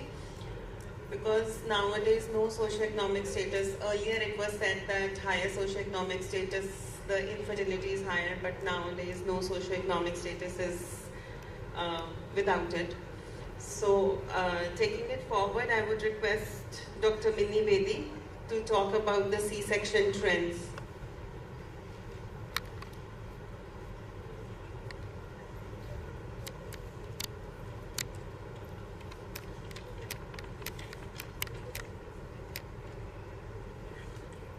Good afternoon, everybody. Thank you to the organizing team for making me a part of it. Initially, when it was about such a panel discussion, like I was not able to make up ki kya hoga, kaise hoga, but really I could connect to each and every speaker, maybe from OBG, right? So I could connect to each and every. Sorry for the interruptions in between, sir, Puro sir, but then it was actually from the heart. So when I talk of cesarean sections, can anybody tell me why did we keep this name cesarean? Anybody can go up to the history of what is a cesarean? Have you heard of this word anywhere else? Half of it? Wonderful, wonderful, sir. So it something relates to Julius Caesar. Perhaps let us not go into too much details of it, but then something related to a disaster. So when cesareans were started in the past, it was actually a way to take out a baby from the abdominal root. And it was actually done for people who were dwarf, whose pelvis was not adequate and they could not give a birth to the child vaginally. And so such a dangerous or a disastrous procedure was done to them, because we did not have so great advances of science. We did not have suturing material, we did not have asepsis, we did not know anything about it. The mother was actually left to die. Die because somebody died of bleeding, the others succumbed to infection. And so this name was kept as a cesarean section. Now the mother is not going to be anymore. She's definitely going to die. There were hardly a few who could survive the brunt of it and then came out of it. So that is where this name was kept. But yes, we have changed the trends. Science has evolved and evolved and evolved. And now the cesarean section is really a very safe procedure. In fact, when we did our PG, it was most common procedure in gynae. We used to talk of episiotomy. But now, perhaps maybe after 10 years, when you people grow up and you start practicing, you will say most common procedure in gynae, cesarean section. So perhaps we are going to change that trend like that. So now if we define cesarean, it is a major life-saving procedure which is highly effective in saving the life of the mother and the kid, the mother and the fetus. But only when indicated for medical or obstetric reasons. We should know that. However, if we talk of these trends, the cesarean rates are increasing. We have many people who are talking about it. Why should cesarean rate increase? Why are we not giving a proper trial of labor? Why are we not delivering the kids vaginally? And all such stuff. Yes, as global trends are increasing, of course, India is also on the rise. So the incidence of cesarean sections is rising globally, and in India also it is increasing. And mind you, the cesarean rates are increasing more in the developing and the underdeveloped nation as compared to the developed countries. So it is rising. We had 1992, it was only 3% cesarean rates of India, and by 2015 and 16 they have been reported to be 17%. And perhaps by 2030 we will come to something around 35%. So there has to be a reason why this cesarean rates are increasing. Can anybody make a guess why cesarean rates are increasing? Anyone? Anyone from the backbenchers also can talk. Why do you think the cesarean rates are increasing?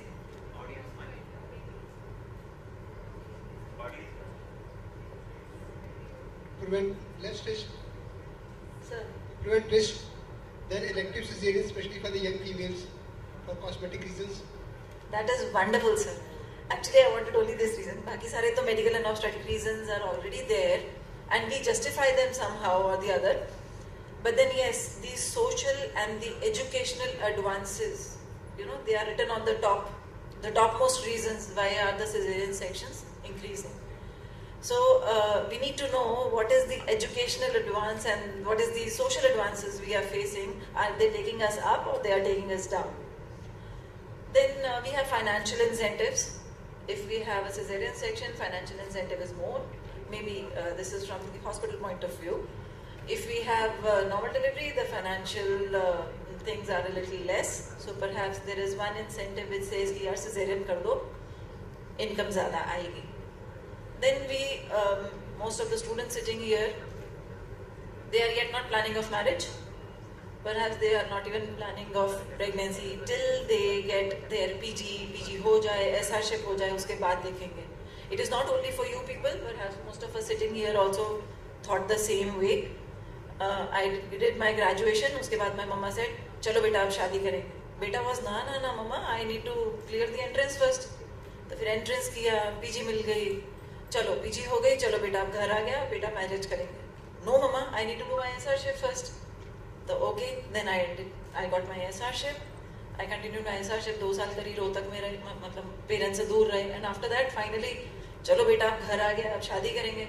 No mama, अभी तो ये करना है. Oh my God, mama came out of the sofa. अरे बस, तुम्हारी सारी पढ़ाई गई भाड़ में, अब पहले शादी करो. So perhaps just because we women are deferring pregnancy to a very late age, बाद में panic button बहुत जल्दी दबता है. So we are deferring marriages, we are deferring pregnancy, and then it comes a little late. So when finally you get pregnant, you are like, I don't want to take a risk. Kindly do a cesarean, as sir said, elective cesarean. Not only for cosmetic reasons, but for other unknown problems which you can face later. You don't want to give a damn, so that is why you go for a cesarean section. And then finally, yes, perhaps our training is going a little down, because it was written in paper, so I need to say that. The training of the doctors or the individuals or the healthcare staff in the remote peripheries, that is also going down. They are not trained very well with the difficult deliveries, maybe breech or the difficult malpresentations, and so the cesarean rates are also increasing. And if we talk of difference in the trends in the urban and the rural population, perhaps it is more in the urban population as compared to the rural population. But अगर हम पंजाब की बात करें तो our पिंड are also just like any other शहर. So it is perhaps the same in the rural as well as the urban population. Thank you so much.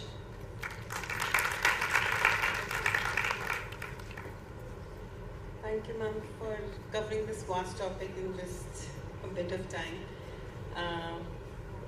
Now I would request Dr. Pramod Goyal to enlighten us on legal landscapes in reproductive health. Good afternoon, everyone. First of all, I welcome all of you to the Adesh University and our college, Adesh Institute of Medical Sciences and Research, Bathinda. And I congratulate Department of Community Medicine, especially Dr. Tanveer, for organizing this conference. So, brief for this topic. I will be speaking from here only, no slides, nothing. Okay. First, I will tell about the MTP Act. We all know that MTP Act came in 1971. Okay. Although we at that time we have our Indian Penal Code, which was in 1860, and in that act also there were few sections about abortion, but still 1816 में IPC बना, उसके 100 साल बाद after 100 years MTP Act बना था 71 वाला, ठीक है? Because basically this conference is for the safety and protection of the women, and abortion was very much required for the safety of the women also at many times. Okay? So that was 71. फिर उसके बाद जो latest amendment आई है वो भी 21 में आई है. See again 71 to 21. इतना लॉन्ग टाइम लगा, बीच में चाहे 2001-2 में थोड़ी बहुत अमेंडमेंट थी, but major amendment is in 21 MTP Act, and mainly the now I will just talk about the amended act only. The amended act में ये है कि जो ड्यूरेशन ऑफ प्रेगनेंसी है that has been raised up to 24 weeks. Earlier MTP was allowed only till 20 weeks. Probably देखो 71 में जब act बना था उस टाइम उन्होंने कभी सोचा नहीं होगा कि 24 वीक्स तक भी सेफली अबॉर्शन हो सकता है, तो उन्होंने अपर लिमिट उस टाइम 20 वीक्स रखी थी, because at that time medical science was not that much developed. But now we know 24 weeks तक भी सेफली हो सकता है. तो probably with that sense and to save the life of the women, the duration has been extended till 24 weeks, and now even the provision is there for unmarried women also, because law does not want that unmarried women should go to coax and they should go land up in unsafe abortion and then septicemia. So to protect them, now MTP Amendment Act allows abortion for the unmarried women also. So this was the point for MTP Act. Now few points regarding this PNDT Act. This is Prenatal Diagnostic Technique Act. It came in 94. Again basically for prevention of female fetuses abortion. Because क्या हो रहा था कि sex determination हो रहा था और female foetus aborted हो रहे थे. टू प्रिवेंट दैट 94 में हमारी कंट्री में ये PCPNDT act, pre conceptional and diagnostic technique act केम. फिर उसका थोड़ा अमेंडेड वर्जन आया था 2001 में PCPND, मतलब पहले PNDT था, उसके आगे PC लगा दिया, प्री कंसेप्शन. बिकॉज 94 में जब बना उस टाइम उन्होंने माइंड में नहीं आया था कि प्री कंसेप्शन भी हो सकता है सेक्स डिटर्मिनेशन, तो इसलिए 2001 में इसका अमेंडेड वर्जन आया PCPNDT act. Just again purpose वही है कि सेक्स डिटर्मिनेशन ना हो, बिकॉज अगर सेक्स डिटर्मिनेशन होगा तो देयर आर चांसेस कि फीमेल फिटसेस कैन बी अबॉर्टेड, ठीक है, उसको प्रिवेंट करने के लिए ये एक्ट बना हमारा.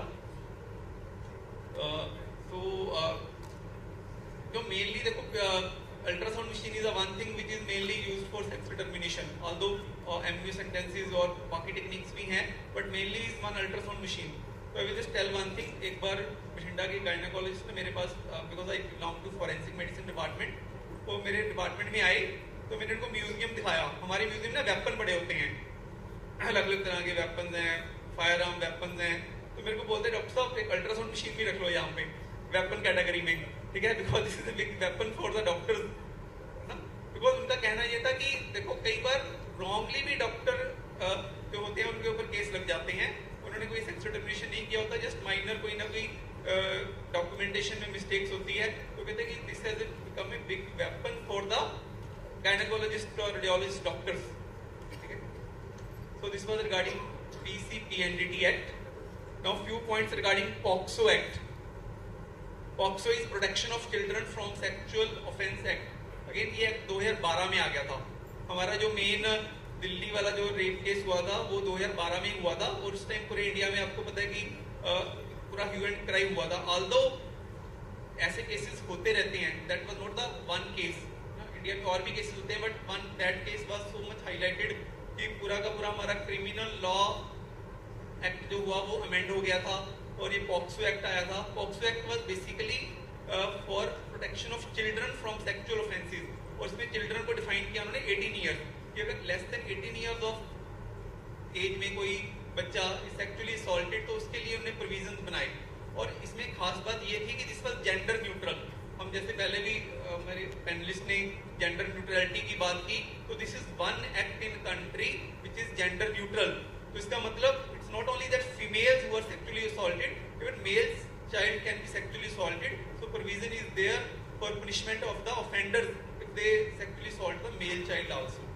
और इस पॉक्सो में उन्होंने मैंडेटरी रिपोर्टिंग की प्रोविजन भी रखी है. मतलब डॉक्टर्स के पास अगर कोई केस आता है तो उनको मैंडेटरी रिपोर्ट करना पड़ेगा. Less than 18 years of age पे कोई केस आता है, और एज पर की डेफिनेशन है उसमें minimum age to give consent for sexual intercourse is 18 years. So as per this law कोई भी गायनेकोलॉजिस्ट के पास अगर less than, so that was regarding POCSO. अब है एक हमारा जो रिप्रोडक्टिव टेक्नोलॉजी एक्ट. तो अगेन क्या हो रहा था कि कमर्शियल सरोगेसीज हो रही थी, जो रिप्रोडक्टिव टेक्निक से बेबीज पैदा हो रहे थे, उसको उसकी कमर्शियलाइजेशन रोकने के लिए हमारी कंट्री में ये असिस्टेड रिप्रोडक्टिव टेक्नोलॉजी एक्ट की वन, उसमें उन्होंने काफ़ी प्रोविजंस रखी कि जो भी सेंटर है उसको पहले रजिस्टर करवाना पड़ेगा और कॉन्फिडेंशियलिटी मेंटेन करनी पड़ेगी. All those things have to be done and no commercialisation to be done for this surrogacy. This is just brief about the various acts which are related to the protection and safety of the women and the children. Thank you.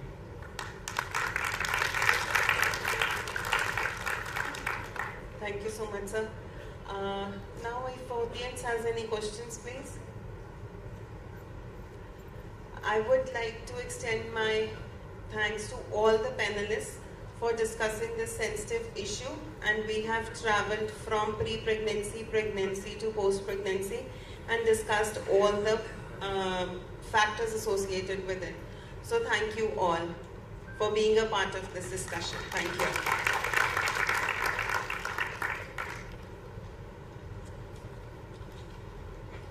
Thank you to all our panel speakers, moderator and co-moderators. I would like to invite a moderator, Dr. Preeti Padda, and co-moderators, Dr. Shyam Mehra and Dr. Varun Mohan Malhotra, to felicitate our panel speakers. Dr. Simi Oberoi.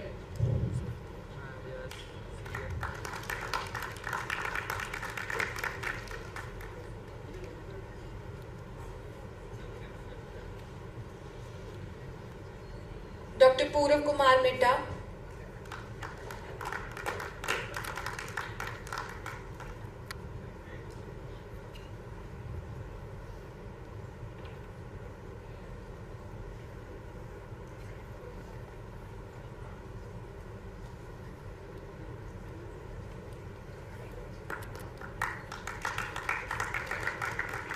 Dr. Rakesh Kakkad.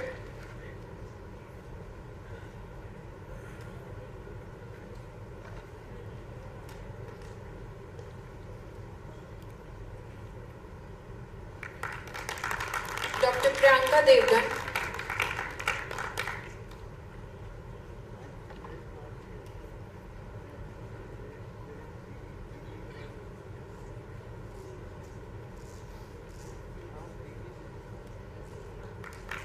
Dr. Mini Bedi.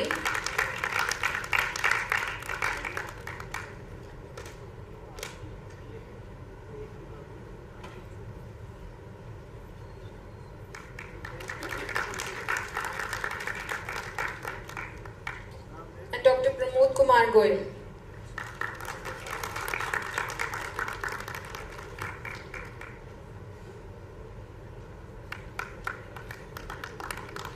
request all our panelists, moderator and co-moderators to kindly stay on stage for a group photo.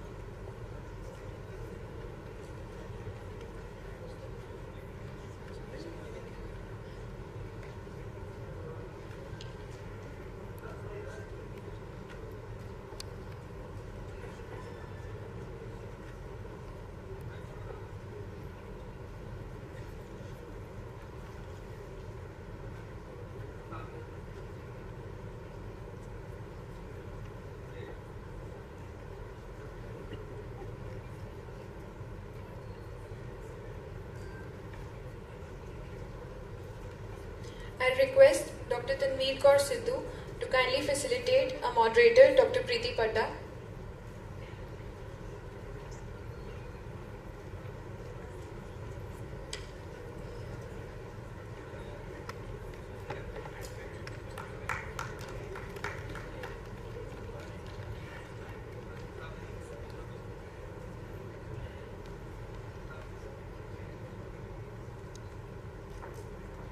Our co-moderator, Dr. Varun Mohan Malhotra.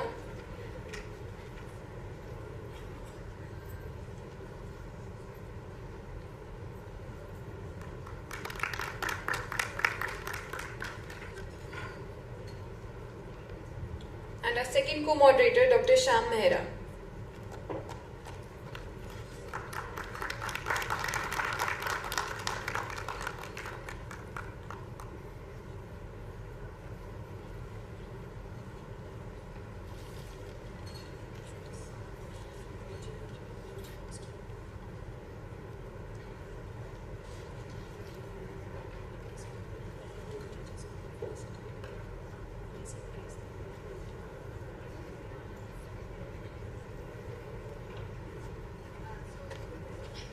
Now we begin with the last event of prize distribution for the various events held in the parallel rooms. We had oral presentations, PG poster presentations, UG posters and infographics. So first of all, for the UG poster session, I would like to invite all the judges on stage to honor the students, give away the prizes. UG poster judges, Dr. Amanpreet from STRT Amritsar, Dr. Vishal from GGS Faridkot, and Dr. Urvashi from GGS Faridkot.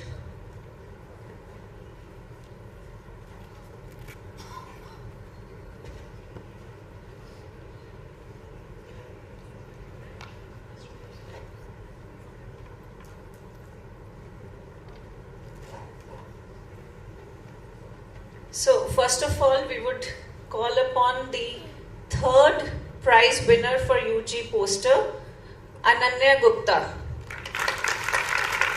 A huge round of applause for our students. Ananya Gupta is here. Ananya Gupta. Okay. Meanwhile, we'll move on to the second, Khushi Nair.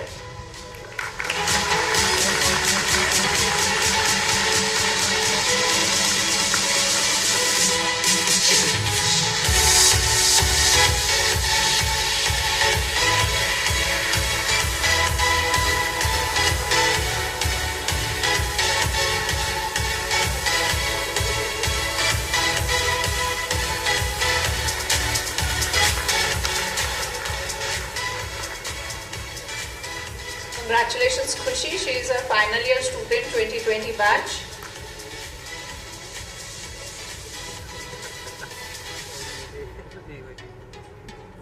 And the first prize for the UG poster goes to Mannat.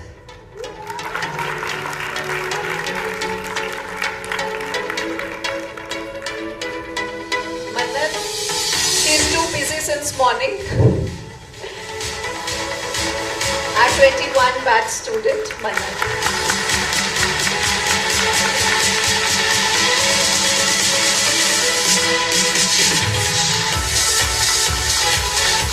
the third student has arrived, Ananya, the third prize winner.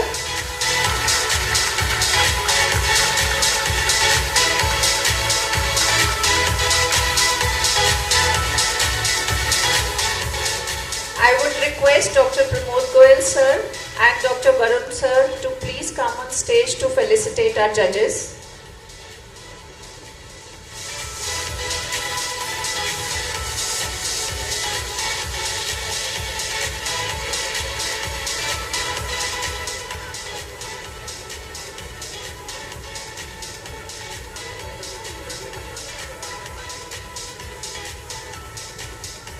Thank you, Lord Dr. Amanpreet, Professor, SGRT Amritsar.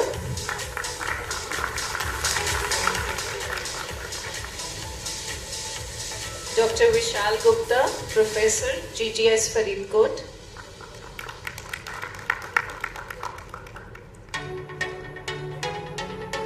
And Dr. Urvashi, Associate Professor, GGS Faridkot.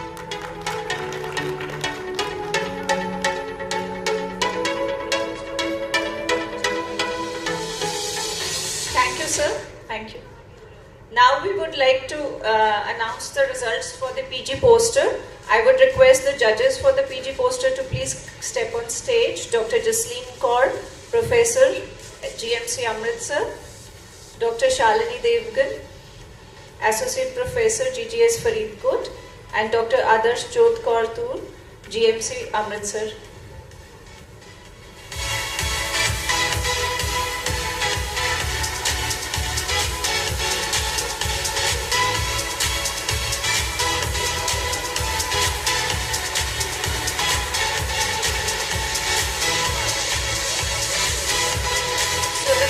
Prize for the PG poster goes to Dr.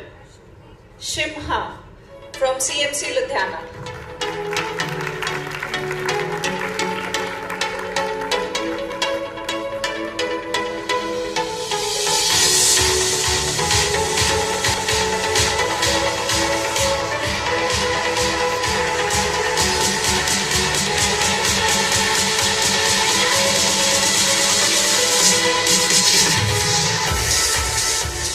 Second position we have a tie and we have two winners for the second PG poster prize. Dr. Supriya Kotwal from GMC Amritsar and Dr. Harpreet Kaur from DGS Faridkot.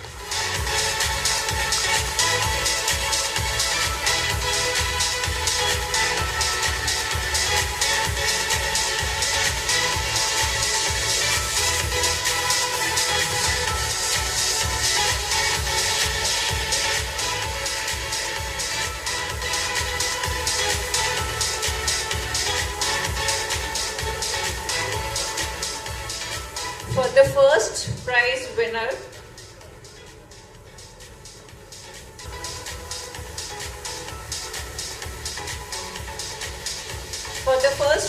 we would like to invite Dr. Sanjeev from AIMS Bathinda.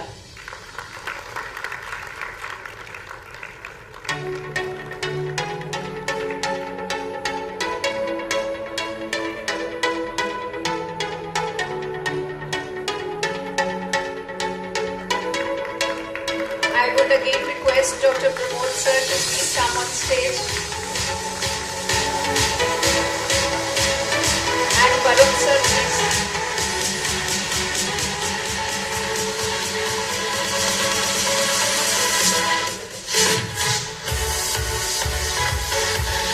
To felicitate our judges for PG poster, Dr. Jasleen Kaur, Amritsar, GMC Amritsar.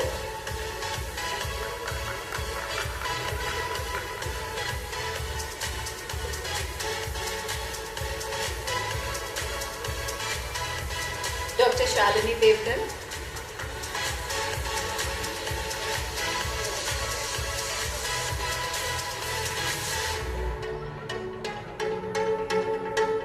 And Dr. Adesh Jyot Kaur.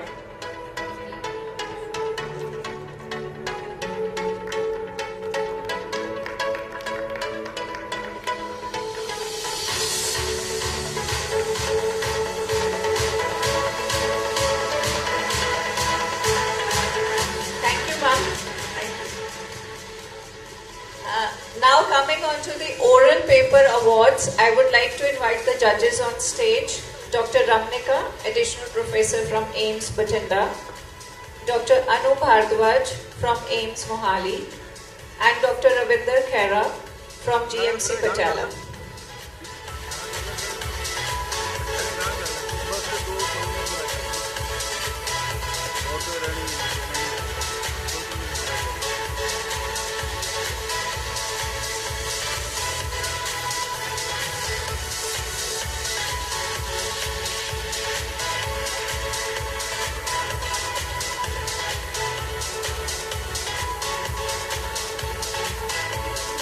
So the third prize for oral paper presentation goes to Dr. Bhavna from SMS Jaipur.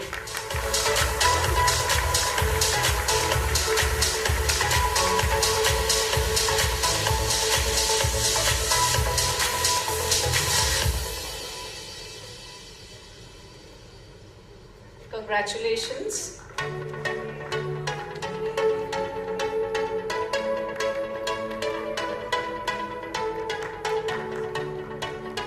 The second prize for oral paper goes to Dr. Ram Singh from GMC Patala.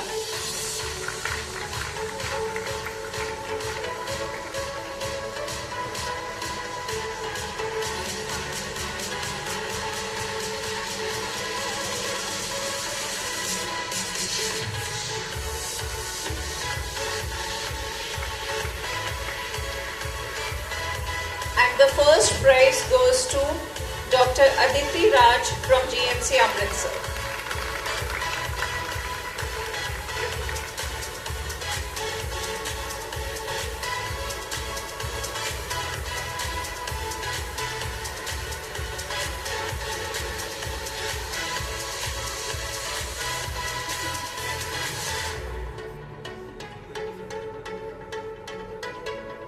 I would request Dr. Pramod sir and Varun sir to felicitate our judges. Dr. Ramnika Agarwal.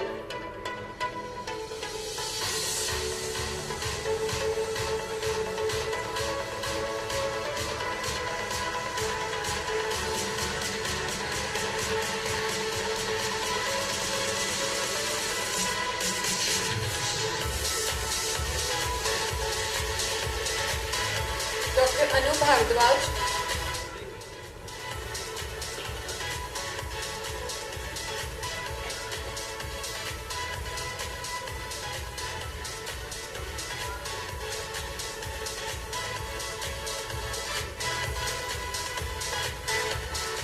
Dr. Ravinder Khera.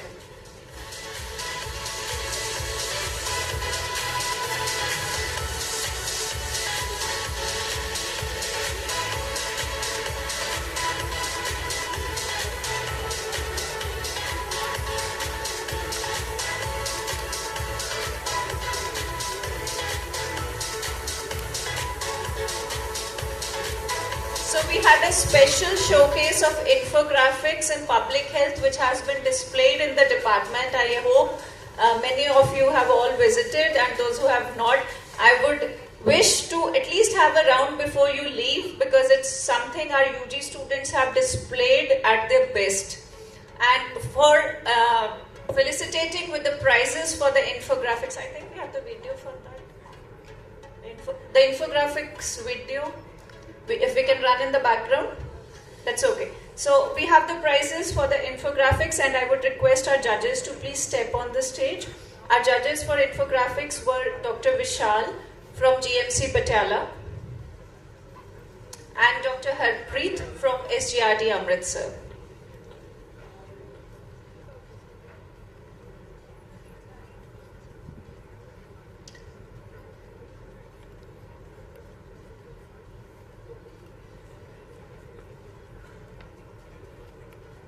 And we are really thrilled to see that our UG students are still sitting since morning. I don't know whether it is because of attendance or because of their interest. But anyways, you were a great audience to all our sessions. So the third position for the infographics goes to the topic Telemedicine and Artificial Intelligence in Public Health. So all the students of that group, whosoever are present in the auditorium, please join for receiving the medals. All the students for telemedicine and artificial intelligence in public health.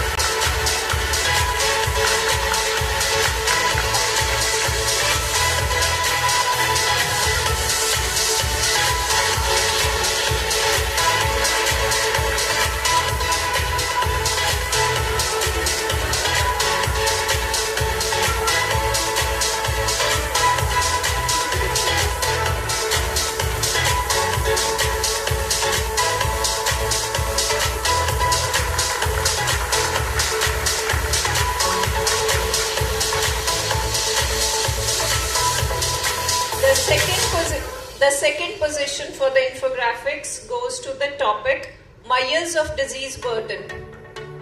The students of the group, Myers of Disease Burden.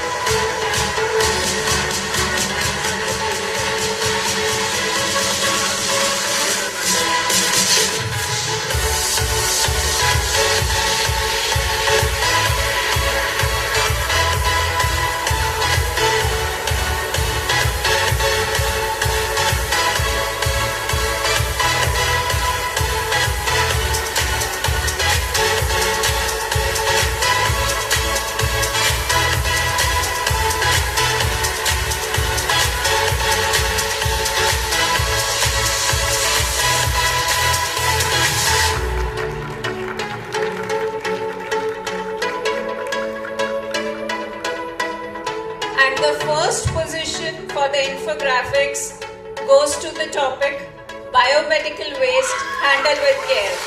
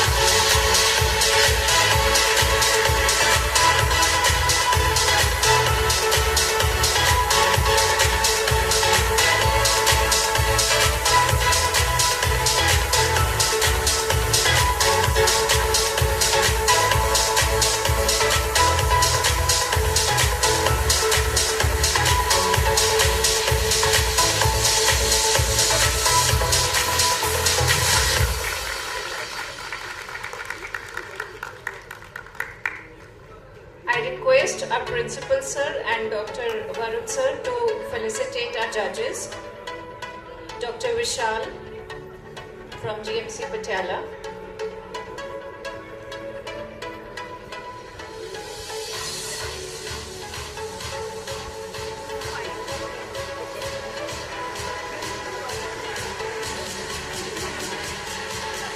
And Dr. Harpreet from SGRT Amritsar.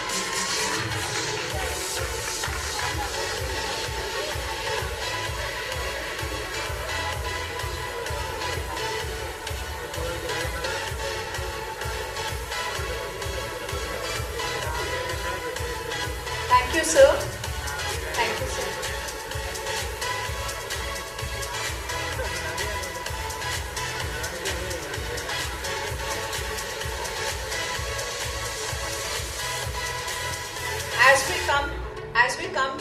the last event of the day, that is the GBM, the General Body Meeting. I would request all the faculty and PGs of Community Medicine to stay in the auditorium. The UG students can proceed for their, it's already 3:30. So I request all the faculty of Community Medicine and the postgraduate students to stay for the GBM. Thank you all, and special thank you to the UG audience. We had a great audience.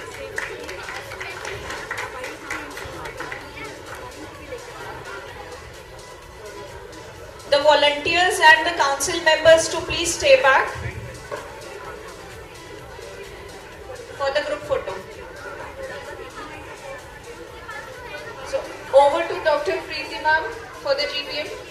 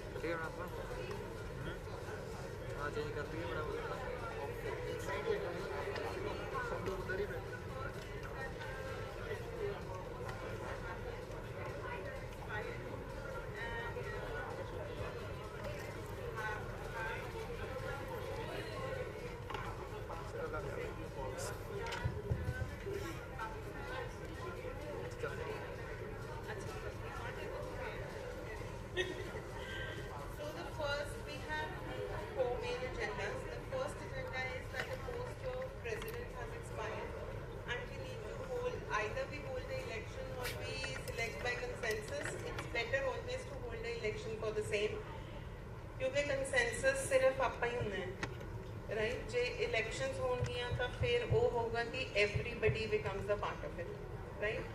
So if the House agrees and we have the suggestions from the US, we can make a commission, right? For that we don't need a neutral commission. For that we can be the commission, and we can call for nominations in another 15 days, and then have a voting in a week's time, and then we can have a new president. Right? We agree with that?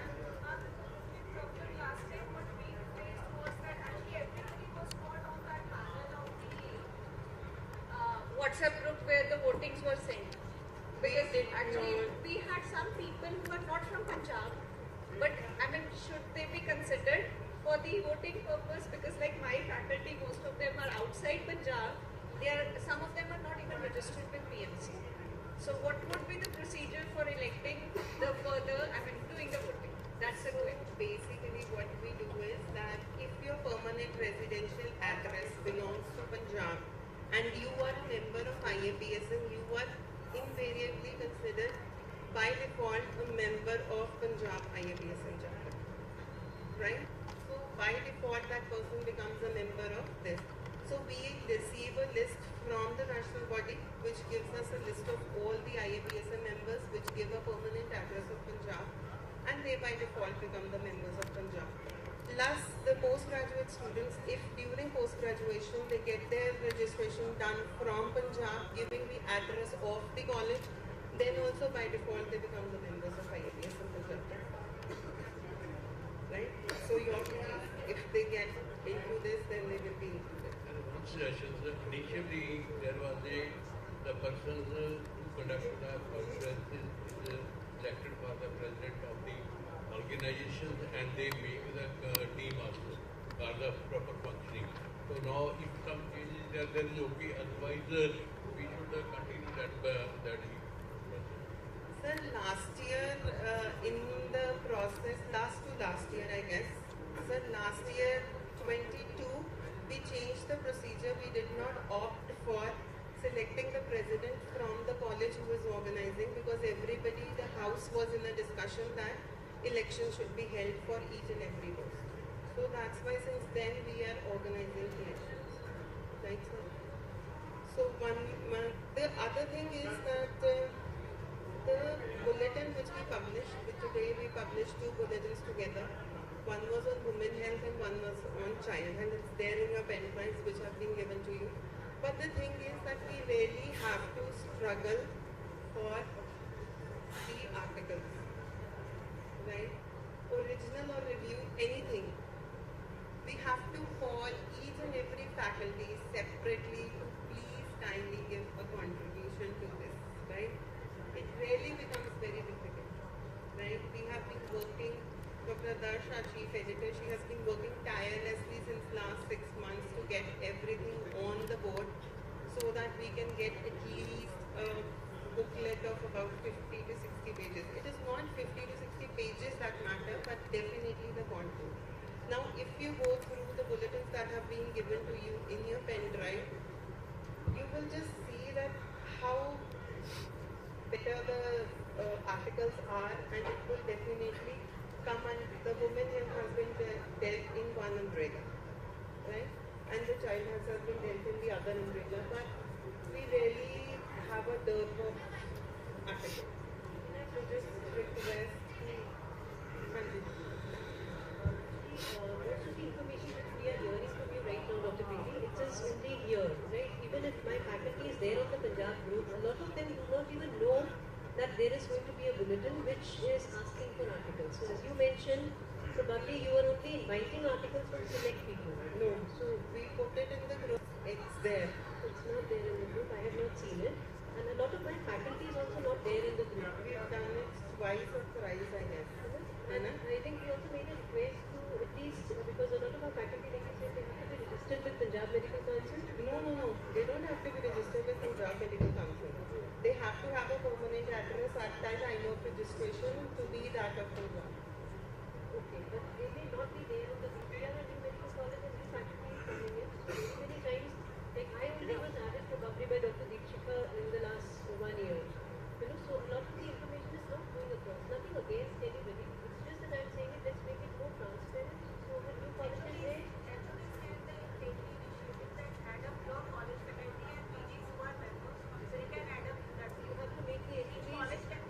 yes, the problem you that have to make them admins, right?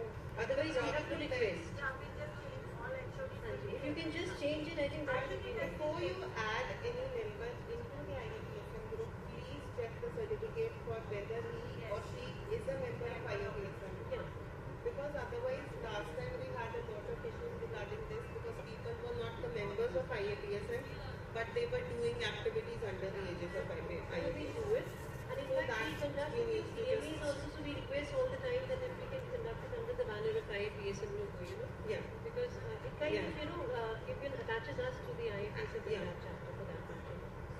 that we have to, right? And the third thing is that we need to establish a website for the state, right? And for that, because now we'll be getting few funds around 2 lakh rupees from the national body because of our members who have registered. We get a share from that, so their amount is around somewhere around 2 lakhs. That is enough, but still we need a fundraising for the establishment of the website, so that the maintenance charges and everything can be done on a regular basis, and all the journals and everything can be uploaded on it. So for that we need your suggestions that how we can go about it so that it becomes easier for us. We don't want much of it, but just like for maintenance charges, like what we were doing earlier, we just stopped the website because we didn't have the funds. For establishment, we need about 25 to 30,000, and then every year for maintenance of the same 10,000 to around 15,000. We are around 500 something like this.